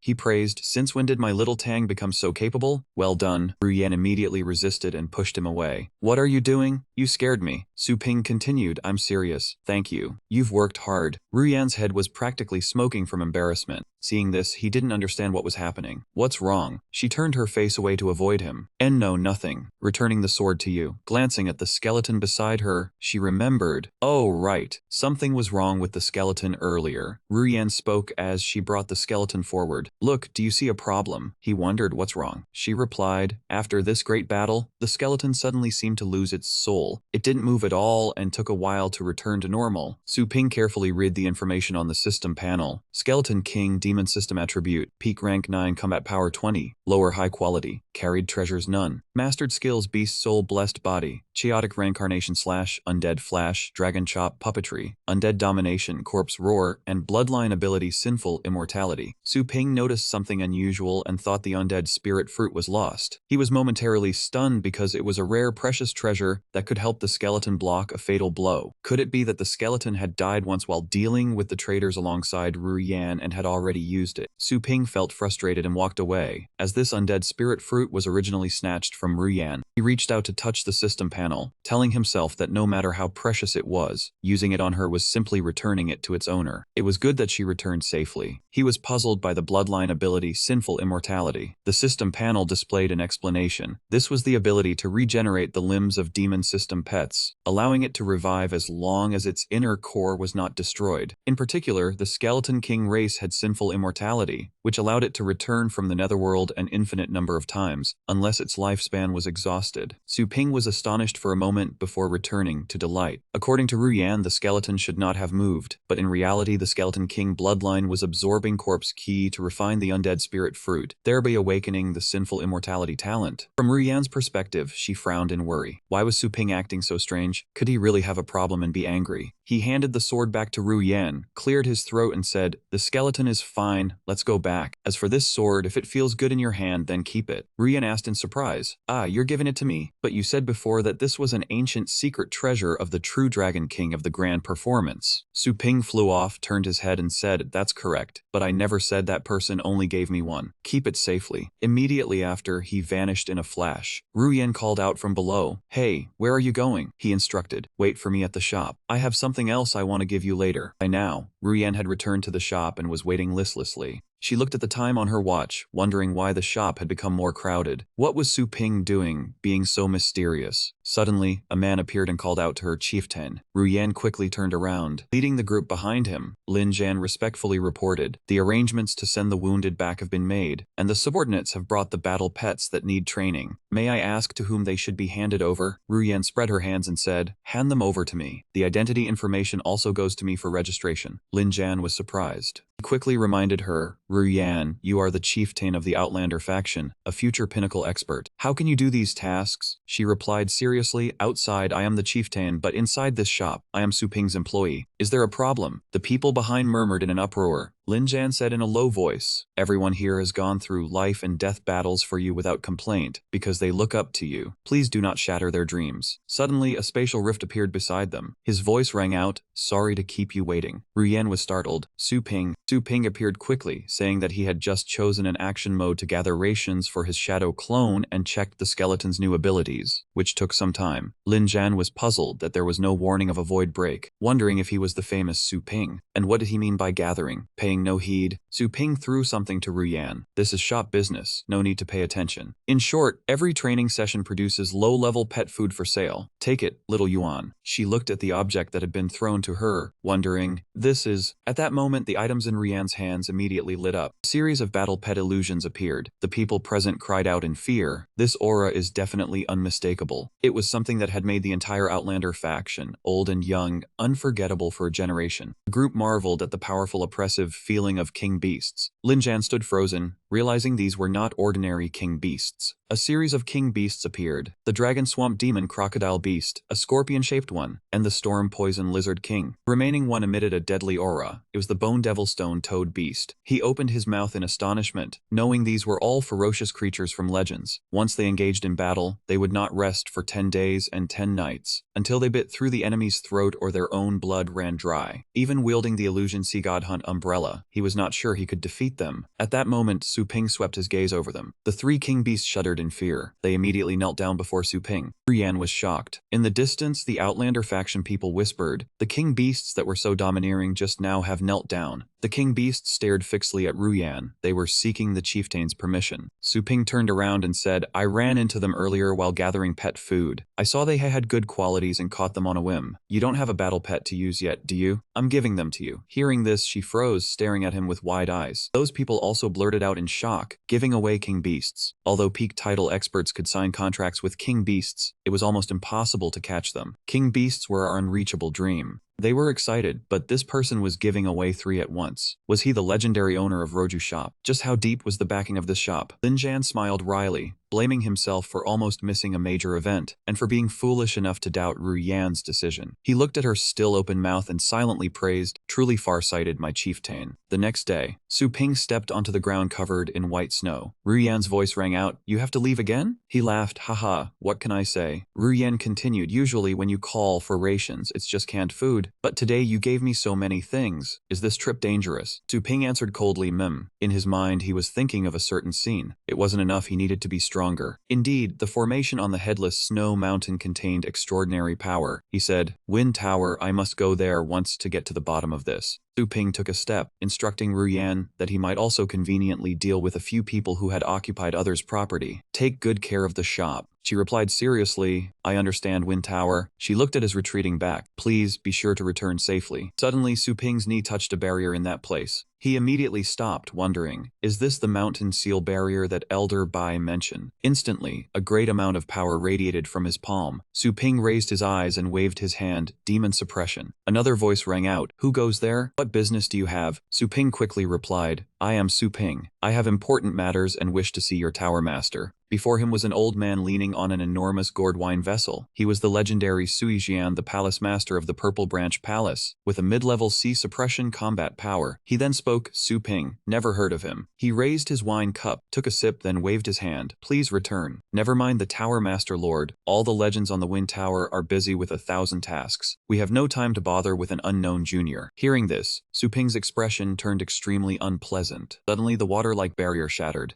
In an instant, he rushed over and tightly gripped Sui Xian's face. At this moment, his eyes emitted a golden energy. At the same time, the enormous gourd wine vessel shattered. He grabbed the old man by the neck and said, "I'm not here as a dinner guest." Su Ping pushed hard, sending Sui Xian crashing into the mountain below. His face darkened. He released his grip and stood up. The surrounding mountains suddenly disappeared, replaced by crystal blocks. Su Ping said, "So the mountains were just an illusion." Su Ping glanced at Sui Xian lying unconscious on the ground, foaming at the mouth. He asked, "Is the Wind Tower inside?" Then he quickly entered the barrier door in the air, which dissipated with a sound. He observed the inside, realizing the headquarters was set up on another planet, connected by a spatial water rift. No wonder even Elder Bai, a peak trainer, could not ask for reinforcements. As mysterious as this was, he had to check it out today. After a while, he arrived in another space. The mountains were layered here, and below were green grasslands, looking extremely beautiful. Just as he entered, he marveled, "Oh, this truly is an outer paradise. Even the spiritual energy in the air is twice as dense as on Blue Planet." Looking into the distance, he suddenly discovered something. Before his eyes were many buildings faintly visible in the thick clouds. The tower on the peak was emitting a strange light. Su Ping pondered those buildings in his mind. He glanced at the signboards, Murder Branch Palace. The sign below it, Lust Branch Palace. Another sign, Hope Branch Palace. Then came the building with the sign Purple Branch Palace. And finally the signboard Peace Branch Palace. At this moment, that tower was emitting a golden light, which was gradually condensing. He thought again, and could almost feel the essence of legendary-level experts in each palace. Were they the members of the Wind Tower? Su Ping leaped towards a building closest to him. He lifted his eyes to look. The bow of slaughter was placed at the central position. Su Ping stepped forward, thinking to himself. The killing intent in the air was so thick it felt like it had solidified. With every step, he felt as if he was approaching the gates of hell, with at least hundreds of thousands of people. Stopping before the door, he decided to summon all his battle pets first. Suddenly, a horrifying scene appeared before his eyes. A tall man was taking something out of the carcass of a wild beast. Witnessing that terrifying sight, Su Ping's face darkened, unable to suppress his fear. The man was holding a large knife, cutting a bone in half. Su Ping silently watched them. Su Ping asked in a low voice what this was when a sound rang out. Battle pet masters were people with innate talents, a very rare few. They were strong, agile, had extremely fast reactions, and could even sign contracts with rare beasts. The gap between them and ordinary people was as large as that between adults and children, and the ranking within the circle of battle pet masters was extremely strict, from level 1 to level 10. The higher the cultivation, the harder it was to increase. Around the age of 20, they graduated from school with cultivation ranging from level 1 to level 6. By 30, they entered the professional stage, mostly at level 7. Any battle pet master spent their entire lives only reaching level 8, which was normal. Only a few geniuses, backed by abundant resources, could step up to level 9 and receive a title. For a battle pet master newly promoted to the title level 9, everything was just beginning. The title level was a very broad realm. The distance between the strong and the weak here was as great as between level 9 and the initial level 1. Only by continuing to exhaust all resources, connections, and efforts, until their family was ruined, until they were completely isolated, until the last drop of blood in their body ran dry. Only then could they reach the peak in the eyes of all battle pet masters, becoming a guardian of a region. Alone, facing a beast tide spanning 1,000 miles, they were called a true hero, the pinnacle of the title realm. That was all the knowledge Su Ping had gathered before entering the Tower of Titles. Now those heroes who were originally the highest combat power of humanity had gone on expeditions to hunt down ferocious beasts and protect the country. Su Ping entered, and before his eyes were many chefs busily preparing some lavish feast. The sound of chopping boards rang continuously as they cut the food. Everyone was busy, some focused on cooking, while others set the table. All were extremely concentrated. Finally, they announced the food was ready. Gluttony sat on the throne, with the steward always in attendance beside him. Before them was a large table filled with every delicacy. The steward began to read, stating that this banquet was tribute from District A6. Thousands of pioneers had spent several months hunting on different planets. The appetizer was thunder eggs from the silver snake, paired with the liver of the 7-colored divine deer, marinated with a 100-year-old jade star. Before the steward could finish reading, Gluttony had already smelled the fragrance from the tribute banquet. He spoke, telling the steward to stop. The steward immediately obeyed. The steward understood the intent and ordered the chefs preparing additional dishes to stop everything. He told them to throw away all the food. The chefs were shocked upon hearing this, as these dishes were not yet. Gluttony replied that he had eaten it last year. He was the legendary master of the Slaughter Palace. Gluttony was a bit annoyed indeed. Those title users lately had poor memories. At that moment, the chefs knelt down and begged, "Your Majesty, we have changed the preparation and cooking methods." They pleaded with Gluttony to try just one bite. Just one bite. They had invested so much effort. Before they could finish, the steward looked at them with a sharp gaze. Lord Gluttony said he was tired of it, so he was tired of it. If you cannot do the job, someone else will. At that moment, the door opened, and many people were already standing outside. They rushed in to snatch the chefs' hats. The chefs hurriedly begged, "Lord Gluttony, please give us another chance. We will not let you down." Behind them was a group of title users waiting to serve you. "If we have given you a chance, then what should we do?" The chefs who had been stripped of their gear still stubbornly pleaded, "No, I do not want to leave the Tower of Titles." Seeing them kneeling, the steward finally spoke, asking, "If you do not want to, why force yourselves to stay? The main gate is over there, no one is forcing you." They replied in a low voice, "We volunteered. As long as we receive guidance from the legendary masters, the benefits for our cultivation will far exceed licking blood in the wasteland." The steward sneered, understanding the principle is good. He was quite merciful, punishing them by demoting them to the lowest level of menial labor. Do well for a few years, and there will be another chance. The chefs bowed their heads in thanks, agreeing.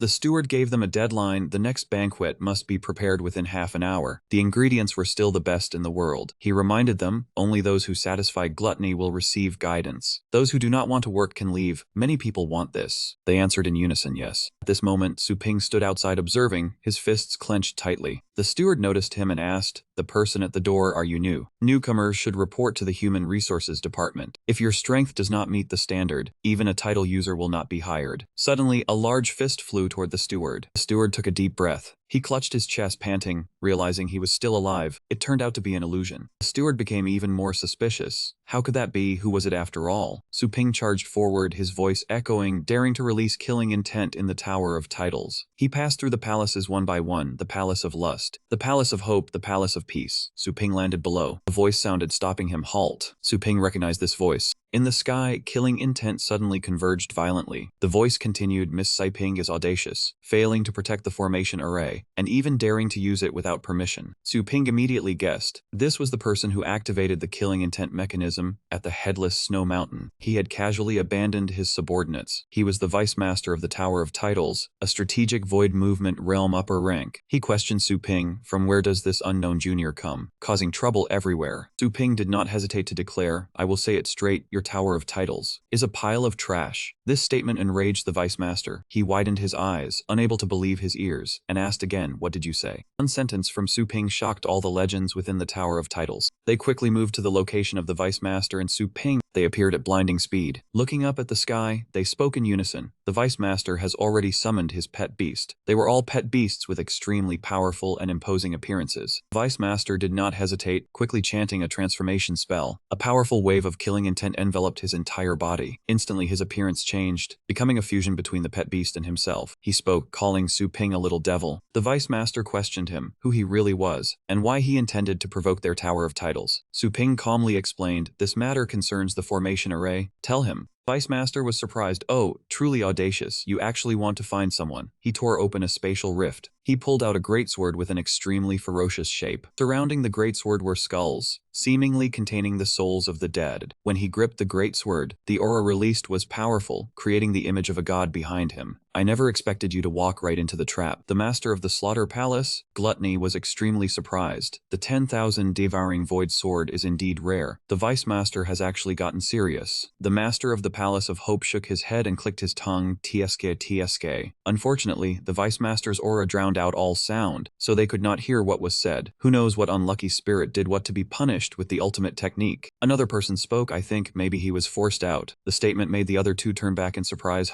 Gluttony still had complete faith in the vice master. He was the undisputed second strongest. The master of the Palace of Hope agreed. Do you mean there is not just one fool who wants to kill him, but someone with equal strength? The master of the Palace Lust also thought. The brain of that person has rotted from random eating, or has long considered it useless. Today Sui Jian, who was in charge of guarding the Nighttome Mountain, has not arrived. I guess he drank too much and went to the bathroom. Gluttony was offended, utterly speechless. What? The master of the Palace of Hope became angry. You green bastard, talking about obscene things in broad daylight every day. Who are you calling brainless? The master of the Palace of Peace then pointed to the sky and asked the other three, is it him? His hand pointed toward Su Ping, that young man in black pants. Su Ping's silhouette finally appeared clearly through the hazy smoke. He quickly summoned his own pet beasts as well. Come out, the three fierce pet beasts finally appeared. Su Ping then touched them, the great flame heavenly dragon hound. Right after that, his body immediately transformed. Su Ping, like the deputy tower master, assumed a half-beast form. The distant palace master did not expect that he had reached the legendary level. The glutton still looked down on him, for a first-tier fusion only proved he was at the sweeping sea realm, while the deputy tower master had already entered the upper level of the void motion realm. Possible second-tier fusion. Deputy tower master raised his greatsword, as if intending to end the match in a single blow. The palace master followed up, saying the terrible thing about the deputy tower master was even more than that. His sword path cracked space, constantly releasing dark energy from the greatsword. Su Ping immediately noticed the blade could tear space. He quickly retreated, unable to face it head-on, and had to maintain a good distance. Sachi's chefs, seeing Su Ping run far away, shouted that guy wanted to escape. The glutton sneered, calling him an idiot, asking how could he escape. He reminded the chef group not to look at things they should not see. The deputy tower master sliced apart a large span of space right under his feet. As Su Ping ran, he turned his head to look back, puzzled why he was not chasing. At this moment, the slash was no longer an ordinary rift. It had widened into a large black hole, appearing right in front of Su Ping. The black hole kept expanding, the skulls inside seeming ready to charge out. Su Ping was startled because he could not dodge in time. He ordered Skeleton and Purple Flame to go all out, unleashing the demon-shaking divine fist with dazzling golden light. The two attacks collided, creating a violent blast that flung the chef group far away. The eyes of the chef group were immediately severely damaged, bleeding profusely. Each of them cried out in pain, saying their eyes were blind. The glutton looked confident. Even if the deputy tower master was at the second layer of the void motion realm, his myriad god devouring void sword was already strong enough to reach the threshold of the heavenly mandate realm. The distant palace master stood by and remarked that a legendary at the sweeping sea realm with only first-tier fear fusion could not beat the old legendary with second-tier fusion. At this moment, Su Ping was still trying to block the myriad god devouring void slash. Even though his body had reached its limit, Su Ping still tried to exhaust his strength. Who said I can only use first-tier fusion? The spirit beast possession of skeleton looked like a fusion secret skill, but in reality the two were completely different. He frowned, saying no matter which tier of fusion he could attach to himself. The two were surprised. The glutton suspected this kid was using second-tier fusion. The other person quickly denied it, saying second-tier fusion was a power of the void motion realm cultivation. Su Ping stood before a choice. What would happen if he fused with skeleton? When he began the spirit beast possession skill, Su Ping's body changed noticeably. A wave of black killing aura enveloped him. At this moment, the killing aura filled the sky, dark clouds covering it, making the heavens and earth dark and hazy. Even the Deputy Tower Master showed disbelief. Su Ping's hand, after the transformation, was covered with extra armor. The sturdiness of the armor cracked the myriad god-devouring void slash, gradually destroying it. The darkness dissipated, revealing the light from Su Ping's power. Second-tier fusion completely transformed him. Everyone present stammered, asking if it was second-tier fusion. They wondered, could this guy be at the Heavenly Mandate realm? Su Ping controlled enormous boulders. They obeyed his command, charging straight towards the buildings. The speed did not decrease. He intended to smash this place to pieces. Just one stone was enough to make a house collapse. Everyone marveled. Third-tier fusion, and he blocked the Deputy Tower Master's myriad god-devouring void sword with bare hands. No mistake, this guy was definitely at the Heavenly Mandate realm. The grinding sword blade created sparks. The exhausted Deputy Tower Master knelt down, asking what the fellow's name was and why he came to pick a fight with the evil Wind Tower. Su Ping leaned close to his face, telling him to stop playing games with nonsense to buy time to rest and recover strength. He did not want to spare these people, so he snapped his fingers, created a sword, and slashed down. The Deputy Tower dodged it by luck. Even while resisting, he still talked tough, saying do not be smug. When it comes to dueling swords with me, you're still too green. The Deputy Tower mustered all his remaining strength, pushing Su Ping away. He landed lightly on a nearby rooftop, then resolved to charge, aiming to take his life. The Deputy Tower Master could only block at this point, with no strength left to counterattack. The few chefs managed to escape the rubble in time, shouting Lord Glutton, that brat dared to destroy the Satsui Palace. His crime was heinous. They begged him to assist the Deputy Tower Master in eliminating him. To save his own skin, the glutton ran away without a trace, asking what they were talking about. The Deputy Tower Master's last strike was equal to a blow from the Heavenly Mandate realm. That guy not only blocked it, but also handled it cleanly. This matter was no longer for those at the sweeping sea realm to handle. Even if the sky fell, that senior would take care of it. The faces of the remaining people darkened. They looked at each other without a word. All three also silently disappeared from the scene, just like the glutton. Su Ping interrogated them, saying when the other shore attacked, the city of Saint Light cried for help, and you cowards hid with your tails between your legs. The Deputy Tower retorted, do not act all noble. Not everyone has the Heavenly Mandate strength like you and the other shore. He could not bear to hear another word, so he punched him right in the face, telling him to shut his damn mouth. The Deputy Tower flew straight into a nearby building, asking what that formation was, and why not use it to fight Bing Yu. Struggled to stand up, saying firmly that formation could not be used. Su Ping asked bluntly why not. He created a fist to threaten him, saying if he did not talk he would smash the tower. The Deputy Tower Master was frightened and confessed that was a rule set by the Tower Wind, and he would not say anything about that formation. Su Ping was furious. Fine, then today I will smash the rules of your sect. A dazzling light appeared. He could not endure any longer, so he brought his fist down. From now on the Tower Wind is mine. Chefs lying on the ground exclaimed in shock. Su Ping noticed something strange was happening. He felt there was something that had just blocked his demon-shaking divine fist. From out of nowhere, a foot lightly stepped on lotus flowers. Oh heavens! The old man walked out from a space rift, asking why when I just left for a moment. Yuan Feng caught some falling wall fragments, saying everything had gone into chaos. You have come out of seclusion, sir. The old man saw the scene and lamented, wailing that his was his home. The Deputy Tower Master was overjoyed, saying it had been 400 years since their farewell, and finally, he could meet you again. Su Ping could not move his fist. Even though he sensed no movement, he could not budge an inch. Old man, who are you, his ally?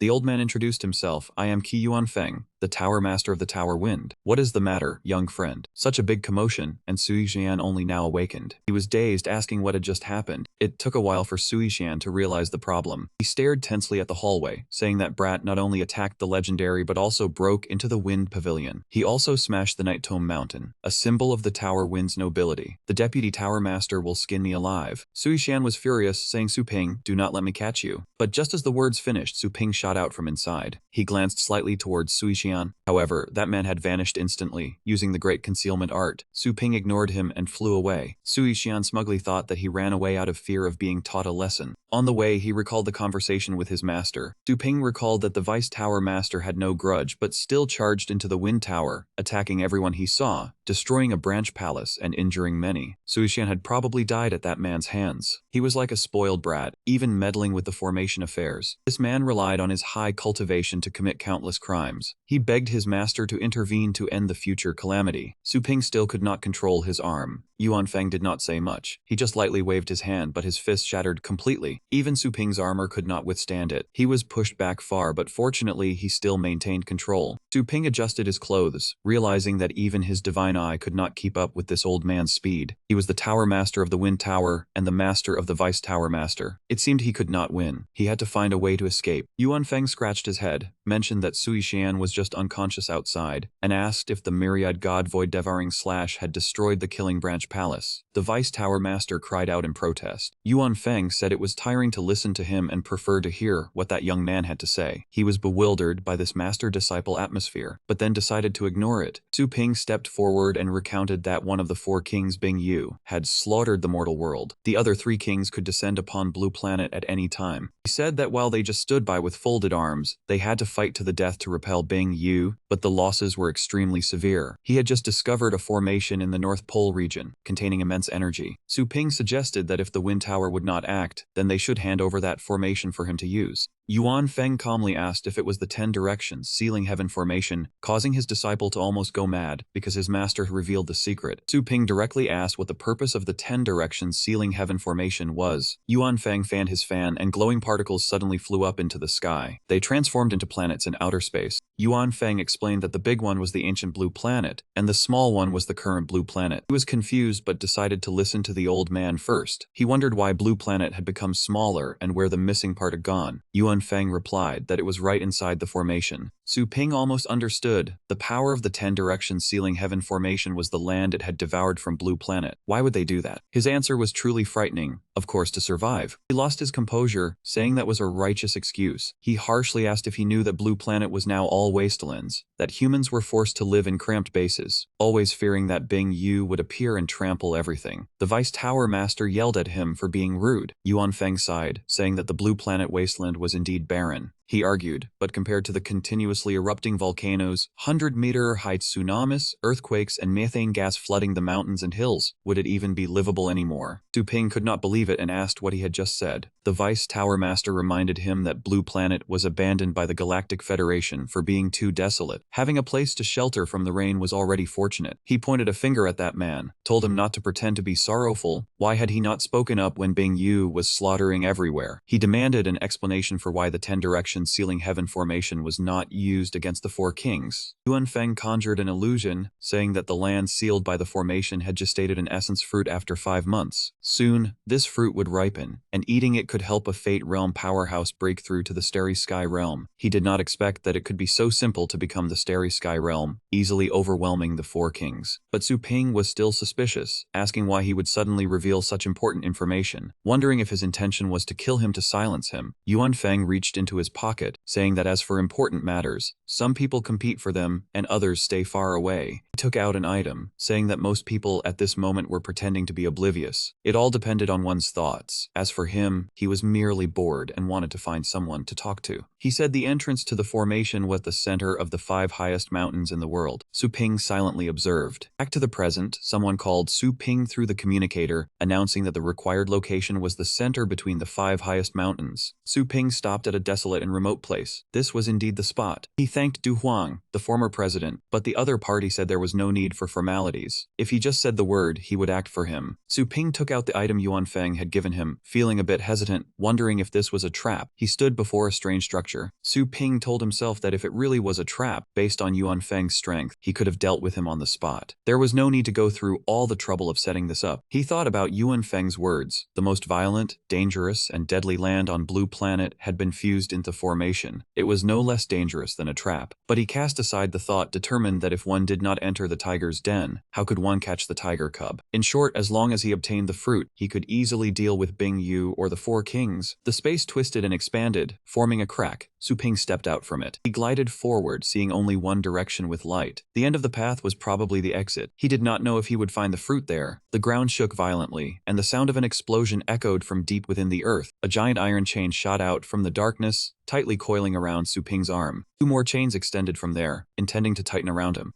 Su Ping snorted coldly, swung his arm, and yanked hard. The ambusher was revealed. The force of the yank broke the chains, and the ambusher appeared. He smiled and said, "Is this how you treat a guest?" The beast growled, its whole body exuding a ferocious aura. Even so, he calmly recognized the Nether Lotus Chain ghost beast. He had encountered a ferocious beast with a cultivation of about the Void Realm as soon as he entered the formation. Su Ping gently turned around. Behind his back, a skeleton slowly materialized. The skeleton flew up, swinging its blood blade to slash heavily at the Nether Lotus. Dense killing intent aimed to shatter the beast's chain defense. The two forces clashed, creating a loud, echoing sound. The skeleton unleashed a sharp blood blade that broke the stalemate, tore through the defense, and left a fatal wound. The beast roared mightily, its whole body erupting as it summoned the Nether Chain Protective Vortex. Facing the terrifying pressure, he retreated, recognizing this as the ultimate skill, the Nether Chain Protective Vortex, which could devour everything around. Instantly, a massive whirlpool formed in the air, sucking everything in. The skeleton flipped to dodge, keeping its hand on the blade. Seeing this, he yelled for the skeleton to destroy the center of the whirlpool. From the beast's body, countless chains flew up and twisted together, forming a vortex of horrifying power. The attacks from outside were nearly useless. Suddenly, it shot out many more small chains to block the skeleton. A part of the chains flew over to lock Su Ping down. He strained to pull but was powerless. The beast swung its arm to retract. Both were sucked into the energy vortex. It shot out more chains, creating a large sphere to trap them both. Suddenly, the sphere swelled and streams of blazing red light burst out from within. Blade light filled the sky. Su Ping charged out, shattering all the chains. In the fusion state, his power multiplied several times over. Su Ping swung his sword and shouted at the monster beast, finishing it off in just a few strokes, its body left in pieces. Su Ping dissolved his fusion with the skeleton, hiding in his own shadow to provide support at any moment, maintaining high vigilance because this place was very dangerous. Su Ping rushed toward the light at the cave entrance, intending to go out and observe first. Outside, the ground and hills were covered in a bone-chilling cold. He stopped to think, if the Tower Master called it a fruit, it should grow in the place with the densest energy within the formation. To be sure, Su Ping raised his hand and summoned the Grand Heaven Dragon Hound. Turning to it, he whispered, asking it to sense the nearest place with rich energy. In just a moment, Su Ping used the dragon form technique, and both of them flew in one direction. Shortly after, he noticed herds of monster beasts below in the valley. Each beast had a ferocious gaze, roaring as they followed one after another. This was a beast tide formed by several dozen king beasts.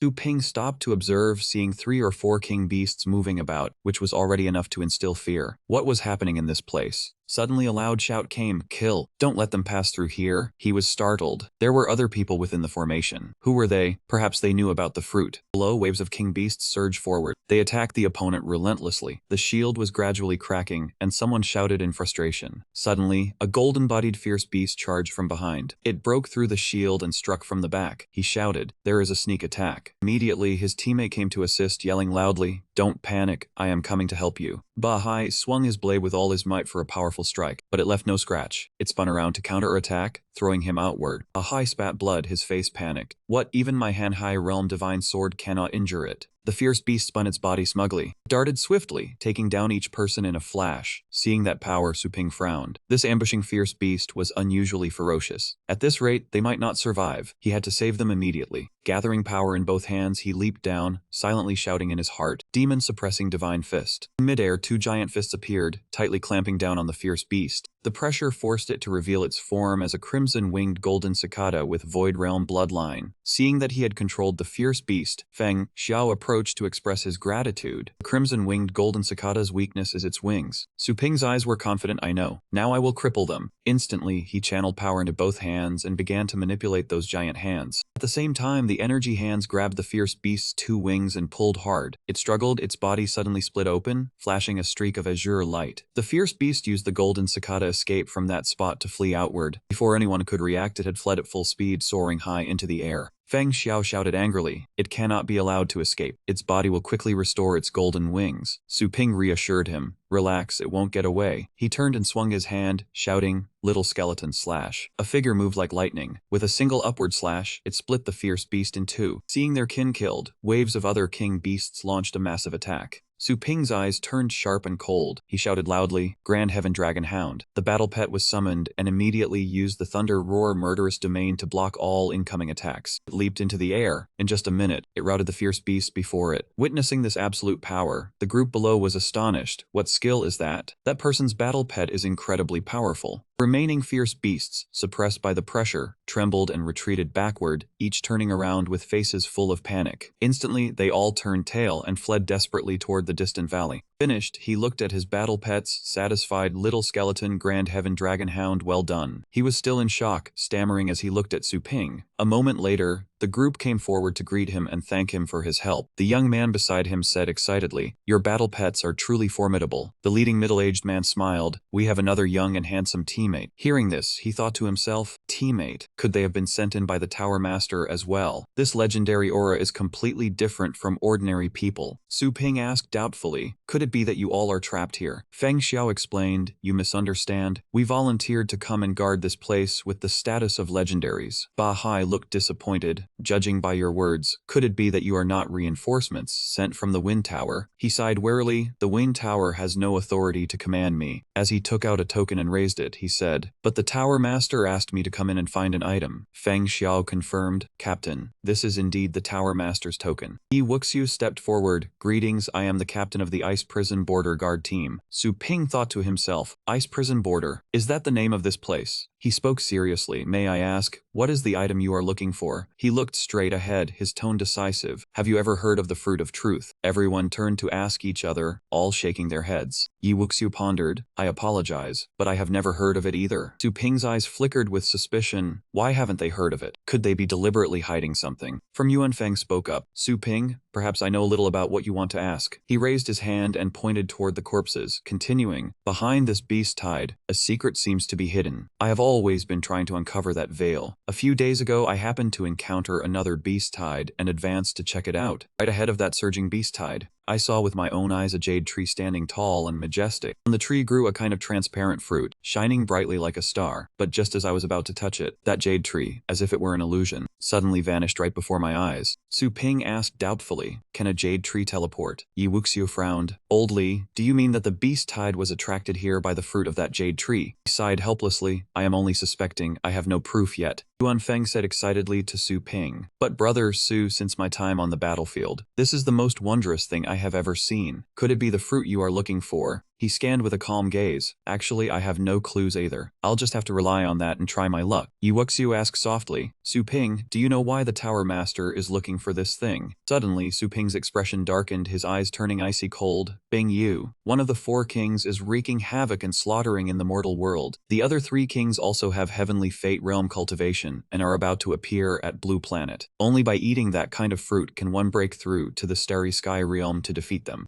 Hearing this, he froze, sweat beading on his forehead. How can such a serious matter be happening on the mainland? Observing everyone, he was surprised. "Everyone knows about this. Doesn't the Wind Tower contact you while you are guarding here?" Feng Xiao said awkwardly. "The environment inside the formation is too harsh. The Wind Tower cannot contact us regularly either." Su Ping's gaze flickered slightly, looking at the empty sleeve. The arm had been completely severed from a blow that could not be healed. He frowned slightly. "Then how long have you all been here?" Aunt Hai revealed that he had been here doing his military service for over 300 years, considered a latecomer. Old Chen was the earliest to arrive, having been here for over 800 years. He counted each person but wondered why everyone had to serve for so long. He sighed. According to the Pagoda Seal's rules, one could leave after serving 50 years in the 10-direction sealing celestial formation. Feng added, "But you can see the situation here yourself, the endless beast hordes that can never be killed off." Meanwhile, the number of legends sent here by the Pagoda Seal was decreasing. "If we all just left like that, then there will be no one left to guard this place." Zi Ming spoke up. "If no one guards it, those beast hordes will break the formation. The entire 6 palaces will be plunged into disaster. The family we protect will also be in danger." Su Ping's face showed sympathy, his voice helpless. Actually, the Pagoda Seal had never lacked legends, but they were unwilling to set foot here. Worry and fatigue enveloped the group. No one said another word. Yi Wuxiu lowered his head and thought, "No matter what, we've been inside here for many years. Even if more legends come later, it's the same. Everyone knows very well what kind of people those legends outside are. Whether they come and go or evade their duty, that's their choice." Regardless, he crossed his arms with a steady demeanor. But our staying here is also our choice. A legend isn't just a title, but also honor and dedication. As legends, we should shoulder our responsibility. The surrounding air seemed to stir. The group chorused in unison. That's right. He gave a faint smile, his voice trembling with emotion. You all are the true legends. Old Chen stepped forward and placed his hand on Su Ping's shoulder. I hope you find that kind of fruit and stop the four kings from bringing disaster upon the mortal world. Our family outside can only rely on you. He smiled bitterly in self-mockery, but so many years have passed, I don't know if my family still exists. Su Ping clenched his fist firmly. Wait until I find that fruit and return to the mainland. I will definitely take good care of everyone's families. Immediately, Yi Wuxiu spoke up. Old Li, since you discovered that fruit, please lead Su Ping to find it. Yuan Feng nodded in agreement. He turned around and urged Su Ping, this cannot be delayed, let's set off. He nodded slightly in agreement. At that moment, both summoned their battle pets and flew off. After a long distance, they saw a thick cloud of dust in the valley below. Yuan Feng stopped, stroked his beard, and happily said they finally found a decent beast tide. Below, each ferocious beast had a greedy look in its eyes. Seeing this, he raised his brows. Su Ping, look, their expressions are exactly like looking at food when starving mad. Su Ping smiled slightly, his expression excited. Let's go, let's fly up and see how the beast tide is. He and his battle pet sped up, with Yuan Feng's voice echoing, I think so too. Suddenly Su Ping halted, pointed into the distance and shouted, Old Li, up ahead is it? Is that the jade tree you once saw? At that moment, groups of ferocious beasts were streaming towards the tree. He urgently shouted, Su Ping, the beast tide is almost here. We must stop them from reaching the jade tree, or it will vanish again. Immediately, Su Ping waved his hand and shouted the summon, Purple Flame. The battle pet growled softly, its mouth spewing rolling streams of flame, cleansing with dragon fire. A horde of ferocious beasts trembled. Touching even a wisp of dragon fire made them scorched. Before they could react, his hand formed a fist. From the sky, the demon-suppressing divine fist descended, scattering the beast tide. The primordial power of the strike sent each beast flying, spitting blood from grievous wounds. Yuan Feng rushed over from afar, gathering his power. Su Ping, let me give you a hand. Tyrant Dragon Fusion. His eyes shone brightly, wings sprouted from his back, and his body was covered in dragon scales. A single strike from Yuan Feng took down the nearest ferocious beast. Suddenly, another ferocious beast charged at him from behind, but before it could get close, it was brought down by Yuan Feng's spiked tail. In this state, every movement around him was within his perception. At the same time, the skeleton was summoned by Su Ping. Bones flew everywhere, leaving only the unmoving carcasses of ferocious beasts all around. From a distance, the Beast King charged forward, folding its wings and gathering its power. Unexpectedly, it used its freezing power to create thousands of sharp ice pillars. The number was too many. With just a moment of carelessness, the skeleton was restrained. But at that moment it roared, creating a violent shockwave. Instantly, the frozen body of the skeleton shattered into many pieces. From afar, Yuan Feng worried inwardly, this is bad. Su Ping's pet. Although an undead pet can regenerate, shattering like that means trouble. Suddenly, the shards were pulled together after a shout, activating the bloodline talent. In an instant, the Samsara Sin Ring was activated, and the skeleton recombined its body. Seeing this, he couldn't help but admire. It seemed to recover in an instant. This life force was truly monstrous. Without delay, the skeleton lunged and swung its blade. The strike was as fast as lightning, immediately taking down the ferocious beast in front. Its body hit the ground with a tremor, causing the surrounding ferocious beasts to tremble in fear. He waved his hand to command Earth Heaven Wolf Hound, Earth Heaven Wolf Howl. Pressing the advantage, the attack created tens of thousands of blade auras crashing down. Yuan Feng frowned in thought, originally intending to share the pressure, but it seemed he was worrying too much. This little bit wasn't even enough for Su Ping to kill. Finished, he looked at Su Ping with a questioning gaze. The beast tide problem was solved, but this jade tree vanishes whenever approached. How do you plan to pick the fruit? After a moment of thought, Su Ping gathered power from his palm. With a confident gaze, he shouted, Purple Flame, Earth Heaven Wolfhound Skeleton Fuse. Instantly, the streams of power merged, emitting a pressure that covered the entire space. Yuan Feng couldn't believe his eyes, stammering, a triple fusion. This is a skill only achievable at the Heavenly Fate realm. Su Ping's strength is truly unfathomable.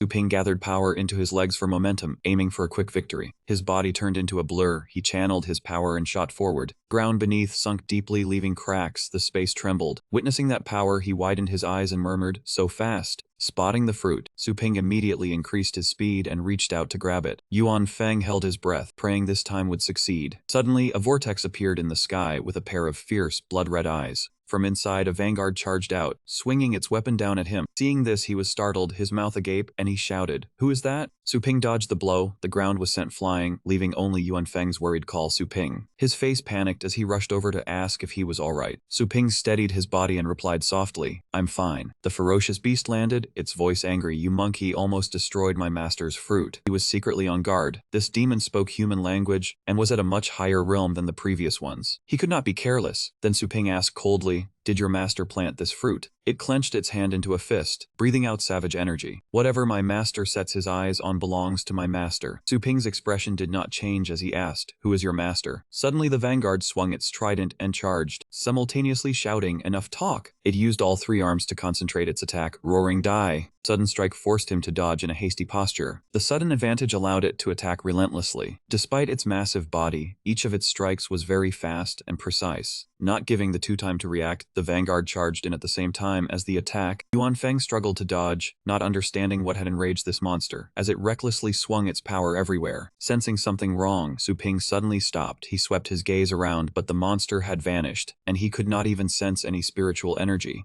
Suddenly from behind, with a triumphant expression, it swung its weapon and charged forward. Taking a dangerous blow, he twisted his body and braced himself to withstand it. Seeing this, Yuan Feng rushed forward from behind, intending to help. The vanguard turned, unleashed a fatal strike, and roared in fury. The attack was too fast. Yuan Feng took it head-on and instantly spat blood. From a distance, Su Ping, who had just struggled to his feet, shouted in worry, "Old Lai." Unexpectedly, the old man still held tightly to the spiked mace, his gaze resolute. Countless armor pieces on his body lit up, transforming into steel spikes, activating a piercing windstorm. The vanguard froze and yelled, "What?" roared in anger, "Let go." Seizing that opportunity, he silently charged forward. Drawing his blade, Su Ping infused it with a surge of spectral dragon flame. With a single fatal blow, the vanguard's head was severed from its neck. Its enormous body fell, and the darkness gradually dissipated. Yuan Feng breathed a sigh of relief, his voice excited. "We finally took down that big guy." Suddenly, a hoarse voice came from the vanguard's body. "Damn it! You dead monkey!" The old man instantly became alert. "What is this? Still alive?" Space churned violently, and the hoarse voice rang out. "None of you will escape." The Rakshasa Hell Killer stepped out from within. Powerful voice spoke. "Who exactly dares to kill my vanguard?" Yuan Feng looked up, his voice trembling. "Are you the heavenly eye guarding the abyss?" He waved his hand contemptuously. "Beast, how dare you insult me with such a lowly title?" Su Ping asked calmly. "Your goal is that fruit, isn't it?" The heavenly eye smirked smugly. "Stupid monkey, knowing nothing yet daring to come steal my things. The fruit is almost ripe today." Suddenly, he leaped into the air threatening, "You two monkeys, prepare to be its fertilizer." Su Ping immediately enshrouded his blade with spectral dragon flame. So it is that fruit. It absolutely cannot fall into the heavenly eye's hands. He channeled his power and slashed, the blade's energy truly fearsome. The heavenly eye paid him no heed, casually flicking his finger. A massive spiritual energy barrier enveloped his body. All of Su Ping's strikes dissipated upon contact. He poured his strength into a series of consecutive slashes, but they were all useless. Su Ping was slightly stunned. Did my blade disappear? Suddenly, a sharp energy attack came from behind him, startling him. "That's my own attack." Yuan Feng lost his composure. Could that be the spatial warping law power of the heavenly fate realm? The heavenly eye said smugly, "You do have a keen eye. Crushing you is as easy as turning my hand." Immediately, Su Ping was suppressed by the force of a colossal spiritual energy hand. The pressure radiating from it rendered his entire body immobile. Su Ping panicked. "What is this? I should have been able to dodge it." The attack came down fiercely, shattering the surrounding ice into pieces. His triple fusion state was undone, and all four of them were severely injured. Yuan Feng immediately rushed over, his face tense as he called out loudly, "Su Ping!" He threw a punch towards him to buy time. "You run." The heavenly eye sneered. "This move couldn't even beat my vanguard, so how can you fight me?" Space distorted and Yuan Feng was counterattacked by his own strike from behind. Seeing this, Su Ping, having just recovered his strength, immediately commanded, "Purple Flame, add defense for Old Lai." Purple Flame cast stone wall ramparts, shield guard armor, and other defensive layers. Seeing his attack blocked, the heavenly eye snorted softly and flicked his finger. Spiritual energy burst forth, and the counterattack instantly pierced through the defensive armor. The terrifying force sent him flying far away. He quickly glanced at Yuan Feng and asked worriedly, "Old Li, are you alright?" The old man gasped, "This spatial warping ability is too strong. We have no way out anymore." Suddenly, Su Ping's face turned cold as he gathered spiritual energy into a fist. "If there's no escape, then let's all die together." Yuan Feng panicked and tried to stop him. "Are you crazy? Su Ping, your path is still long. Why sacrifice your life here?" Su Ping furrowed his brow, calculating. His spatial ability isn't as perfect as Bing Yu's. It must have a range limit. I'll have to take a gamble. The Rakshasa laughed loudly. You puny monkey, you can't even touch a single hair on my head. He immediately swung his hand. Stop deluding yourself with power. Demon subduing divine fist. Vast spiritual energy gathered into a single fist. Suddenly, it changed direction and shot straight towards the tree. My target is that fruit. The heavenly eye contemptuously flicked his finger. Did I not make myself clear? You won't be able to touch a single strand of it either. He manipulated space. It countered back towards Su Ping's group. Yuan Feng panicked. This is bad. Su Ping replied confidently. Now this is just what I wanted. He placed his hand on the old man's shoulder and commanded, Great Evolution Heavenly Dragon Hound, Purple Flame, quickly boost the defense for both of us. Purple Flame swiftly cast stone wall ramparts, shield guard armor, and a hindrance protection talisman. A flame outer coat for Su Ping, and the Great Evolution Heavenly Dragon Hound created a protective layer for Yuan Feng. He waved his hand to recall his battle pets. You all go back first. In that instant, the counterattack collided violently with the protective barrier. Just as calculated, both were immediately sent flying far away. The heavenly eye observed from afar, his voice intrigued. Interesting. Know how to use the force of the counterattack to gain momentum and escape? Seeing the distance growing, he breathed a sigh of relief. Old Li, we did it. Suddenly, Yuan Feng coughed dryly and then spat blood. Su Ping immediately supported him. Old Li, what's wrong with you? He wiped the blood from the corner of his mouth, gasping. It's nothing, just that your punch was too strong. Suddenly he frowned and took out a talisman. I have something that can help us leave this place. It's the 10-directional escape void talisman given by the Tower Master. Su Ping's eyes lit up with a hint of joy. That's even better than good. Suddenly his body sagged, his gaze dark, but it will consume half of the user's remaining lifespan. To be honest, I really don't want to use it. He held the person tightly, his voice panicked. What? This price is too high, no. But before Su Ping could react, he crushed the talisman. Yuan Feng's body swayed, nearly falling. He immediately rushed over to support him, Senior Lei. His body weak, he said hoarsely. You are still young, how can you die here with old men like us? By the way, I can go visit my descendants. The space trembled, an oppressive voice rang out. Do you think you can escape my palm? He gathered a dark red spiritual energy onto his claws. Tianmu immediately lunged forward to attack. He roared, die for me. At the same time, Skeleton appeared, swinging its blade to block a blow. Su Ping was shocked. Skeleton and Yuan Feng rushed into battle without being summoned by their master.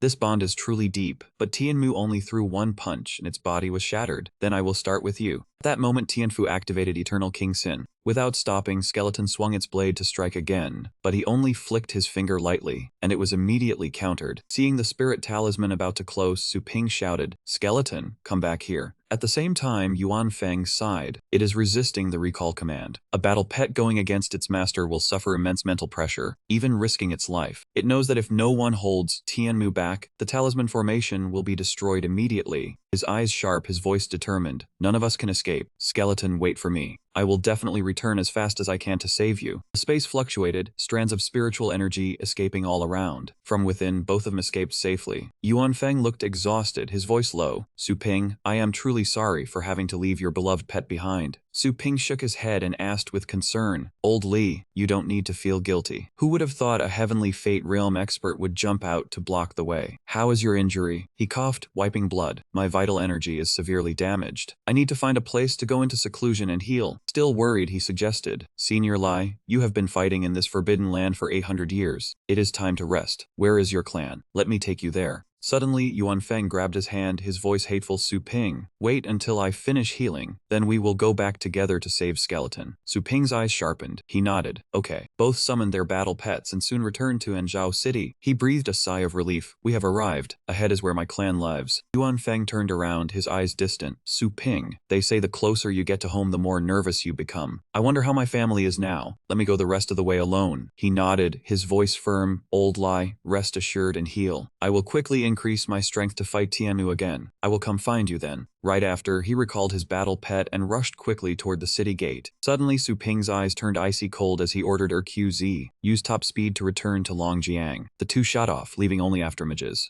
Longjiang was still as peaceful and bustling as ever. Suddenly, the air vibrated. Su Ping landed, whispering to himself, release the dragon form technique. People gathered, admiring. Look quickly, Su Ping is back. Thank you for helping train our pets. When you are free, I will treat you to a meal. Long time no see. My pet has become much stronger. One of them noticed the abnormality. Why is Su Ping not paying attention to us? Ignoring the murmurs, he coldly pushed the door open and walked straight inside. Seeing Su Ping looking somewhat gloomy, she spoke up. Why the bad expression? Met a strong enemy. Need my help? He frowned in thought. Ask her to make a move. Jonna's number of interventions is limited, and this enemy is not unbeatable. For now, I will handle it myself. If it fails, I will ask her later. He turned around, his voice questioning. To deal with a heavenly fate realm expert, is it necessary to have an equal level of spatial power? She shrugged indifferently. If the enemy easily hides in a low-dimensional space like Bingyu, then yes. But if it is just a bunch of ants who have barely learned to move mountains and fill seas, they are much easier to handle. And as for the specifics, give me 30 more points and I will tell you. Hearing this, Su Ping mused. Dream on. Tianmu's spatial ability range is less than 100 meters. It can only control one thing at a time. Its cultivation has likely just advanced to Heavenly Fate realm not long ago. If I practice the Golden Crow Divine Demon Body to the 3rd layer, my soul power will be equivalent to a mature Golden Crow, able to confront it head-on. But I wonder if I can find enough materials on this blue planet. Wait, I don't necessarily have to find materials like golden bottom of the sea or here on blue planet. There is one place that will definitely help me find all the materials in the shortest time. As if decided, he silently commanded, System, open the training area list. Before him, a grid of screen panels appeared. Search for locations related to Golden Crow Divine Demon Body. Instantly, a red spiritual screen appeared. Chaotic Heavenly Sunstar, abandoned since the Primeval Age. Cost 1 million energy per day. Purchase of death attempts cost 10,000 energy each. His eyes lit up. Su Ping clenched his fist in determination. Truly, you get what you pay for. Before, I wouldn't even dare look at this. But now I have many branches and my energy income has increased significantly. I can spend freely. System, enter the chaotic Heavenly Sun Star. The planet with violently active volcanoes and lava was the chaotic Heavenly Sun Star. A teleportation gate appeared. He stepped out, and as soon as his foot touched the ground, Su Ping immediately felt the temperature. Flames from the molten rock clung to his body. So hot. Why is it all fire like this? Su Ping bent down and shouted. Activate the star shield. These 3-star energy barriers have good heat insulation. But suddenly a notification appeared. Host has died. Do you wish to revive? Yes, no. His face full of surprise, he reached out and chose. Prepared for this, but never expected to die so fast without even meeting an enemy. Revive. As soon as he returned, Su Ping calculated. The Golden Crow is a native creature on this planet. Let me try switching to the Golden Crow Divine Demon Body to see if it works. Instantly, a stream of golden spiritual energy enveloped his body, lifting him into the air. It works, although it only lasts for about 10 minutes. I can finally move freely. Without hesitation, Su Ping opened the teleportation gate, softly calling, Come out, RQZ. As soon as it appeared, the battle pet started yelping from the heat. Release the dragon form technique, external ice bone armor. Immediately, ice energy covered it. As soon as you came out, I felt cooler immediately. He raised his hand, and a small plant sprout appeared. RQZ, your nose is the sharpest. Sniff around and help me find a place with golden crow grass. Immediately after, it shot up into the sky, while Su Ping kept calling out from below. In an instant, both spotted a patch of golden plants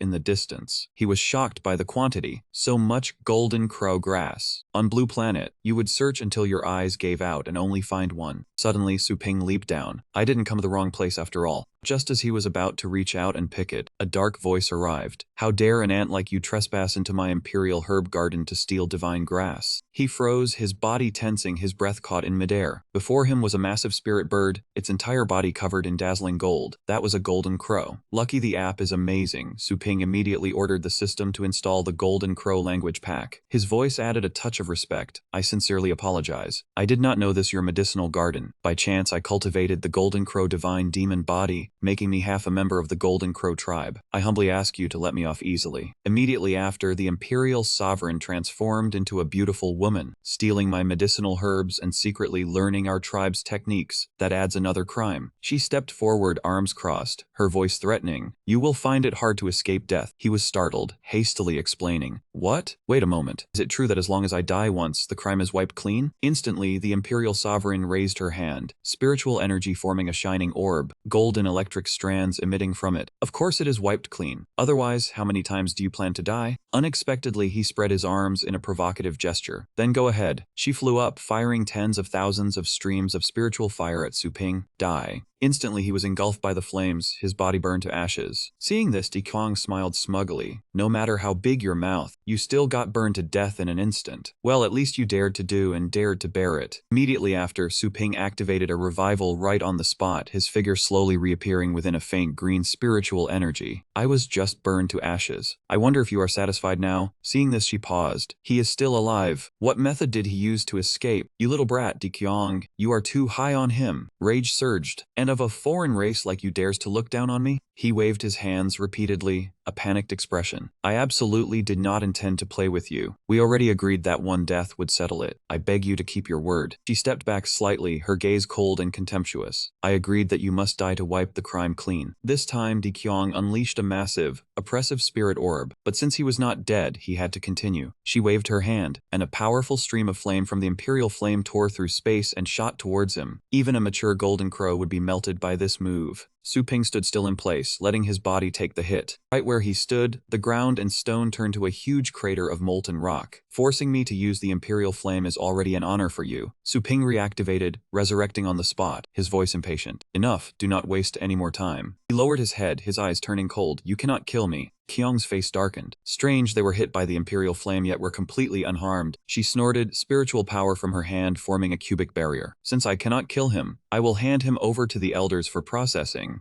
The spiritual mass expanded, enveloping and trapping him inside. Su Ping tried to attack the barrier's walls but could not break them. Where are you taking me? Di Qiang transformed into a golden crow, grabbed the barrier with her talons, spread her wings and flew up. To the Golden Crow Ancestral Hall, your final resting place. He thought to himself, Golden Crow Ancestral Hall sounds interesting. Maybe I can find some precious cultivation materials there. Before them stood a towering giant tree, its canopy reaching high into the clouds. That was the Golden Crow Ancestral Hall. Beneath the thick layers of leaves, a majestic and ancient elder hall appeared. Di Qiang landed lightly before the steps of the hall, where 3 imposing elders stood above. She knelt on one knee, clasped her hands in salute, and paid her respects to the elders. The cold face, the great elder of the Golden Crow spoke. Qianger, where did you find this thing? Not daring to delay, she respectfully replied. This alien dared to steal my celestial grass and secretly learn our clan's techniques. I could not kill him, so I brought him here for the elders to handle. The second Golden Crow elder raised his brows and asked, could not be killed even with the Imperial Flame? Di Qiang clasped her hands and replied, yes, not even a scratch. The third Golden Crow elder clenched his fist, a hint of displeasure flickering in his eyes. Not even the most tenacious undead clan can resist the Imperial Flame from the ancestral inherited fire. Suddenly, his eyes flashed. Wait, isn't this alien's appearance that of a descendant of the human Celestial Venerable? In my youth, I followed the ancestor on campaigns and met the Celestial Venerable. All 3 elders relaxed their brows and lowered their voices gently. A descendant of the Celestial Venerable, yet even the Imperial Flame could not harm him. Di Qiang, since a distinguished guest has arrived, release him quickly. Descendant of the Celestial Venerable, may I ask why you have come here? Glancing at Su Ping, she thought, what? He is a descendant of the Celestial Venerable. Di Qiang clasped her hands. Yes, third elder. The barrier was dispelled. He bowed slightly. I am Su Ping, here to find materials for cultivating to the 3rd layer of the Golden Crow Divine Demon Body, to save my comrades. The great elder stroked his beard thoughtfully. The Divine Demon Body. Our clan has a good relationship with the Celestial Venerable. I permit you to learn this.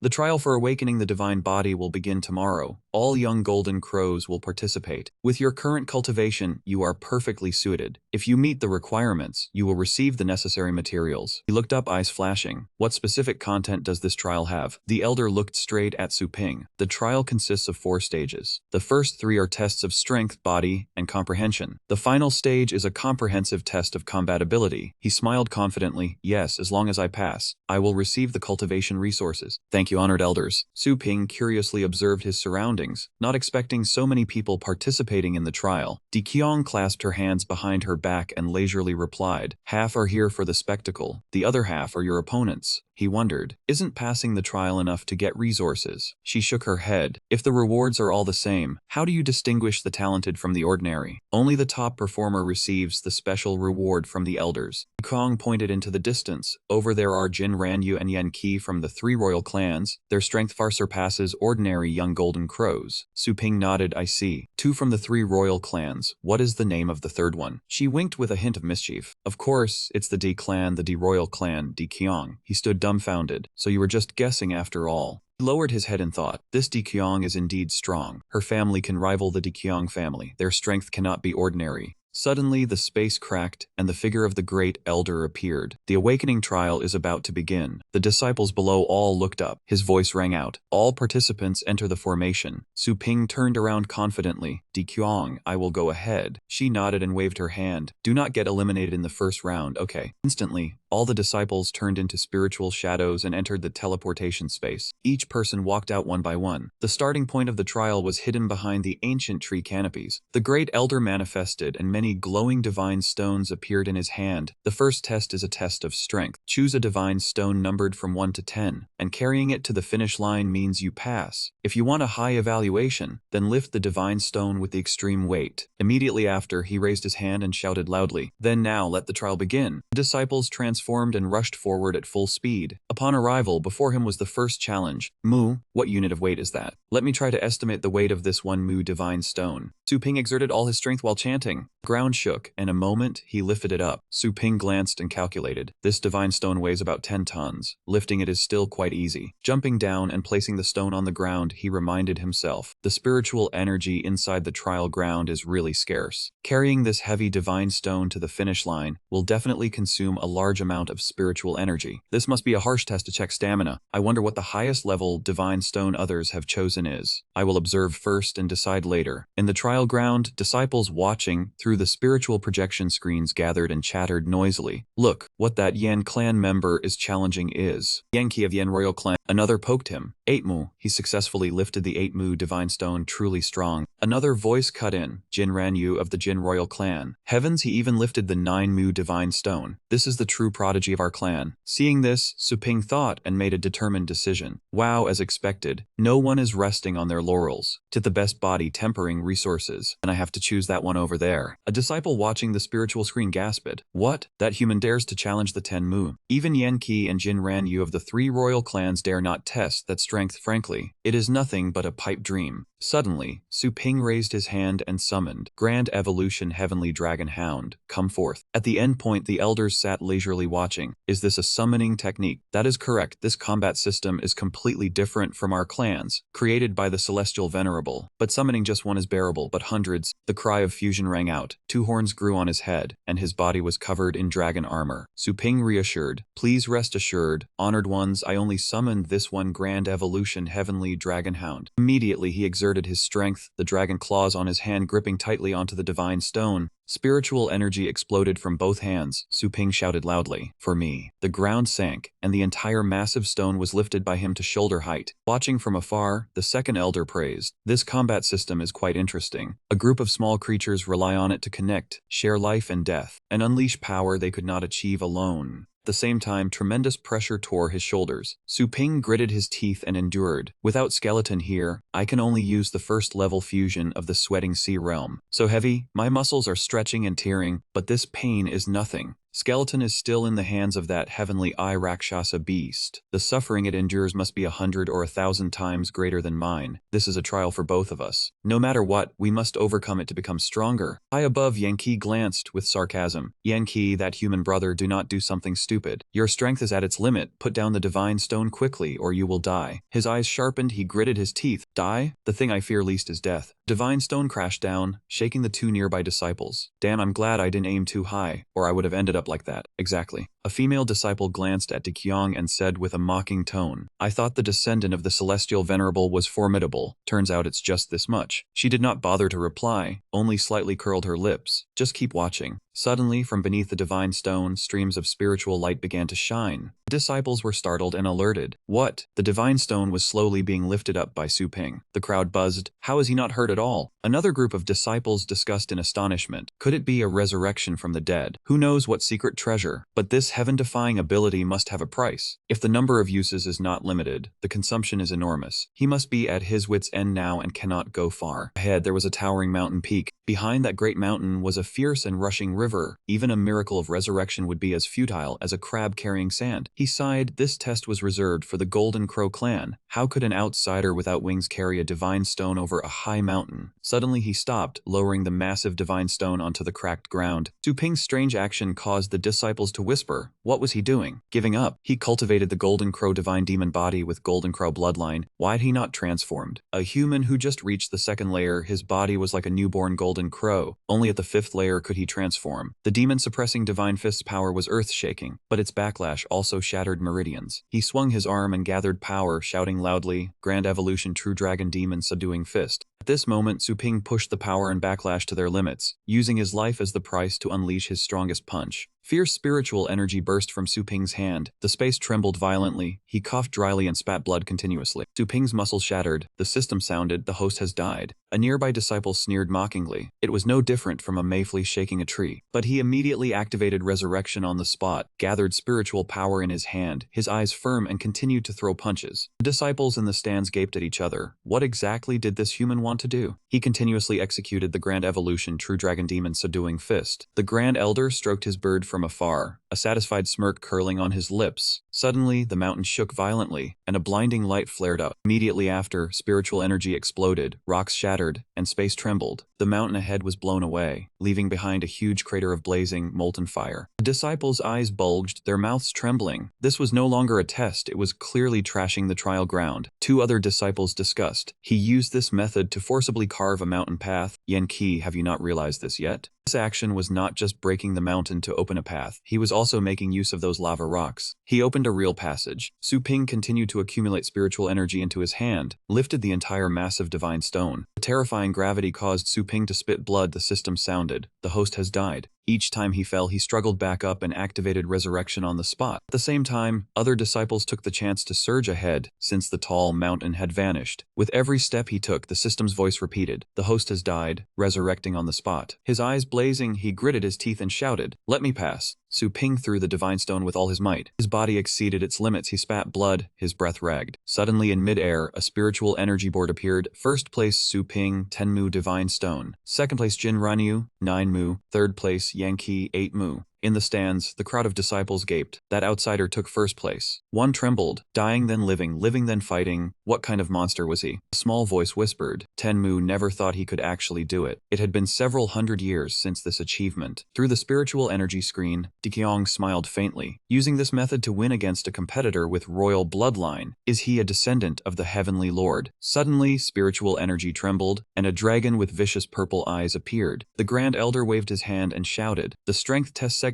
is over. The second stage, the soul trial, begins." Purple demon dragon materialized in the sky, laughing gleefully. "Come on, you featherless bird. Do you need me to scare these chicks for you again?" The group below turned pale, trembling in fear. The shadow demon dragon had an ancient blood feud with the Golden Crow clan, mutually seeking each other's destruction. Grand Elder pointed at the demon dragon's drooling mouth. "The trial is to step inside its maw. Within 1 incense stick's time, killing 1 shadow blood soul parasite parasitizing the body meets the requirement. The more shadow blood soul parasites killed, the higher the score." Su Ping stood still, looking at the noisy crowd of dissatisfied people. Why enter the demon dragon's mouth? Should we just give up and kill shadow blood soul parasites on top of that? He warily wondered to himself, was this worm really that terrifying? Yan Qi gritted his teeth and replied, "The shadow blood soul parasite parasitizing his body emits a ferocious demonic sound that attacks the soul. If one's will is not firm and their soul is weak, they will be lightly injured or go mad in severe cases." Su Ping clenched his fist and told himself, "It's fine if they give up. I must get first place to exchange for high-quality body-tempering resources and save skeleton." He flew straight towards the demon dragon's mouth, shouting loudly, "Let's go!" The stands echoed with mocking laughter. That outsider dares to compete for the top spot. Arrogant, just wait for him to get his mind crushed. Seeing everything, Dikyong lamented. This fellow's will is 100,000 times tougher than those pampered young masters and ladies of the clan. I wonder how Su Ping will pass the stage. Jin Renyu irritably spread his wings and flew up. "Don't be so arrogant. The first position belongs to me." Yankee tensely flew after him along with the others. He looked at the boy with contempt. How did a lowly insect like that get mixed in with this group? Demon Dragon roared in anger, releasing dozens of purple dragon-shaped spiritual entities. That energy shot straight into the group of flying people, causing them to scream in pain. Jin Renyu's face turned pale, his hands clenched tightly as he deployed a protective barrier. His stamina was being consumed heavily. He gritted his teeth and endured. Damned demonic thought, truly difficult to deal with. Approaching his limit, Jin Renyu suddenly widened his eyes and let out a roar. His entire body was enveloped in a golden hue. A holy bird illusion appeared behind his back, its wings spread wide as he exploded with all his power. The golden-haired woman pointed in shock. Yanqi looked quickly at the domain power behind Jin Renyu. He smiled lightly with great interest. Has he learned a domain? That is the ability to materialize one's will and aura. using the domain to overwhelm, the true art of suppressing all beings. It is a profoundly mystical skill. Only peerless prodigies can comprehend it. Its power is terrifying. Su Ping faced the spiritual light rays, calmly thinking, I want to see how terrifying this demonic thought is. At worst, I'll die a few more times. He did not protect himself, letting the demonic energy pierce straight into his body. Su Ping's face twisted in pain, sharp purple light emitted all over his body. He gritted his teeth in anger, blood flowing from his forehead, having suffered severe injuries. Su Ping recalled old memories, telling himself, what mountain of blades or sea of blood have I not seen before? This thing will never stop me. He exuded a powerful aura, his eyes blazing, his entire body covered in a radiant golden light. Someone exclaimed in shock, he can actually resist the demon dragon's threat without using a domain. The demon dragon angrily released more spiritual entities, roaring, you ant, let your soul vanish. Su Ping replied furiously, I don't understand what a domain is, but I have my own way. Behind him a massive and towering golden tome appeared. He raised his hand and roared, demon suppressing divine fist. He brought his massive arm down, punching straight into the middle of him. The demon dragon narrowed its eyes in pain, thinking, what is this? Its momentum is truly strong. It looked at him and the golden tome, cursing inwardly, more of these fake headstart birds, almost set a trap for me. This must be a direct descendant of the heavenly lord, sent to the golden clan for some gilding. Yet he claims not to know the domain, clearly pretending to be a pig to eat a tiger. The third elder said, this person's domain is several dozen times larger than Jin Ranyu's. The second elder added, it proves he has already entered the mature stage. The grand elder stroked his beard and laughed, a descendant of the heavenly lord. Indeed, there is something extraordinary about him. The demon dragon narrowed its eyes in calculation. A powerful domain stands before me. Do you think I am blind? But to deal with this freak, this dragon still keeps one trick unused. He suddenly withdrew all his energy,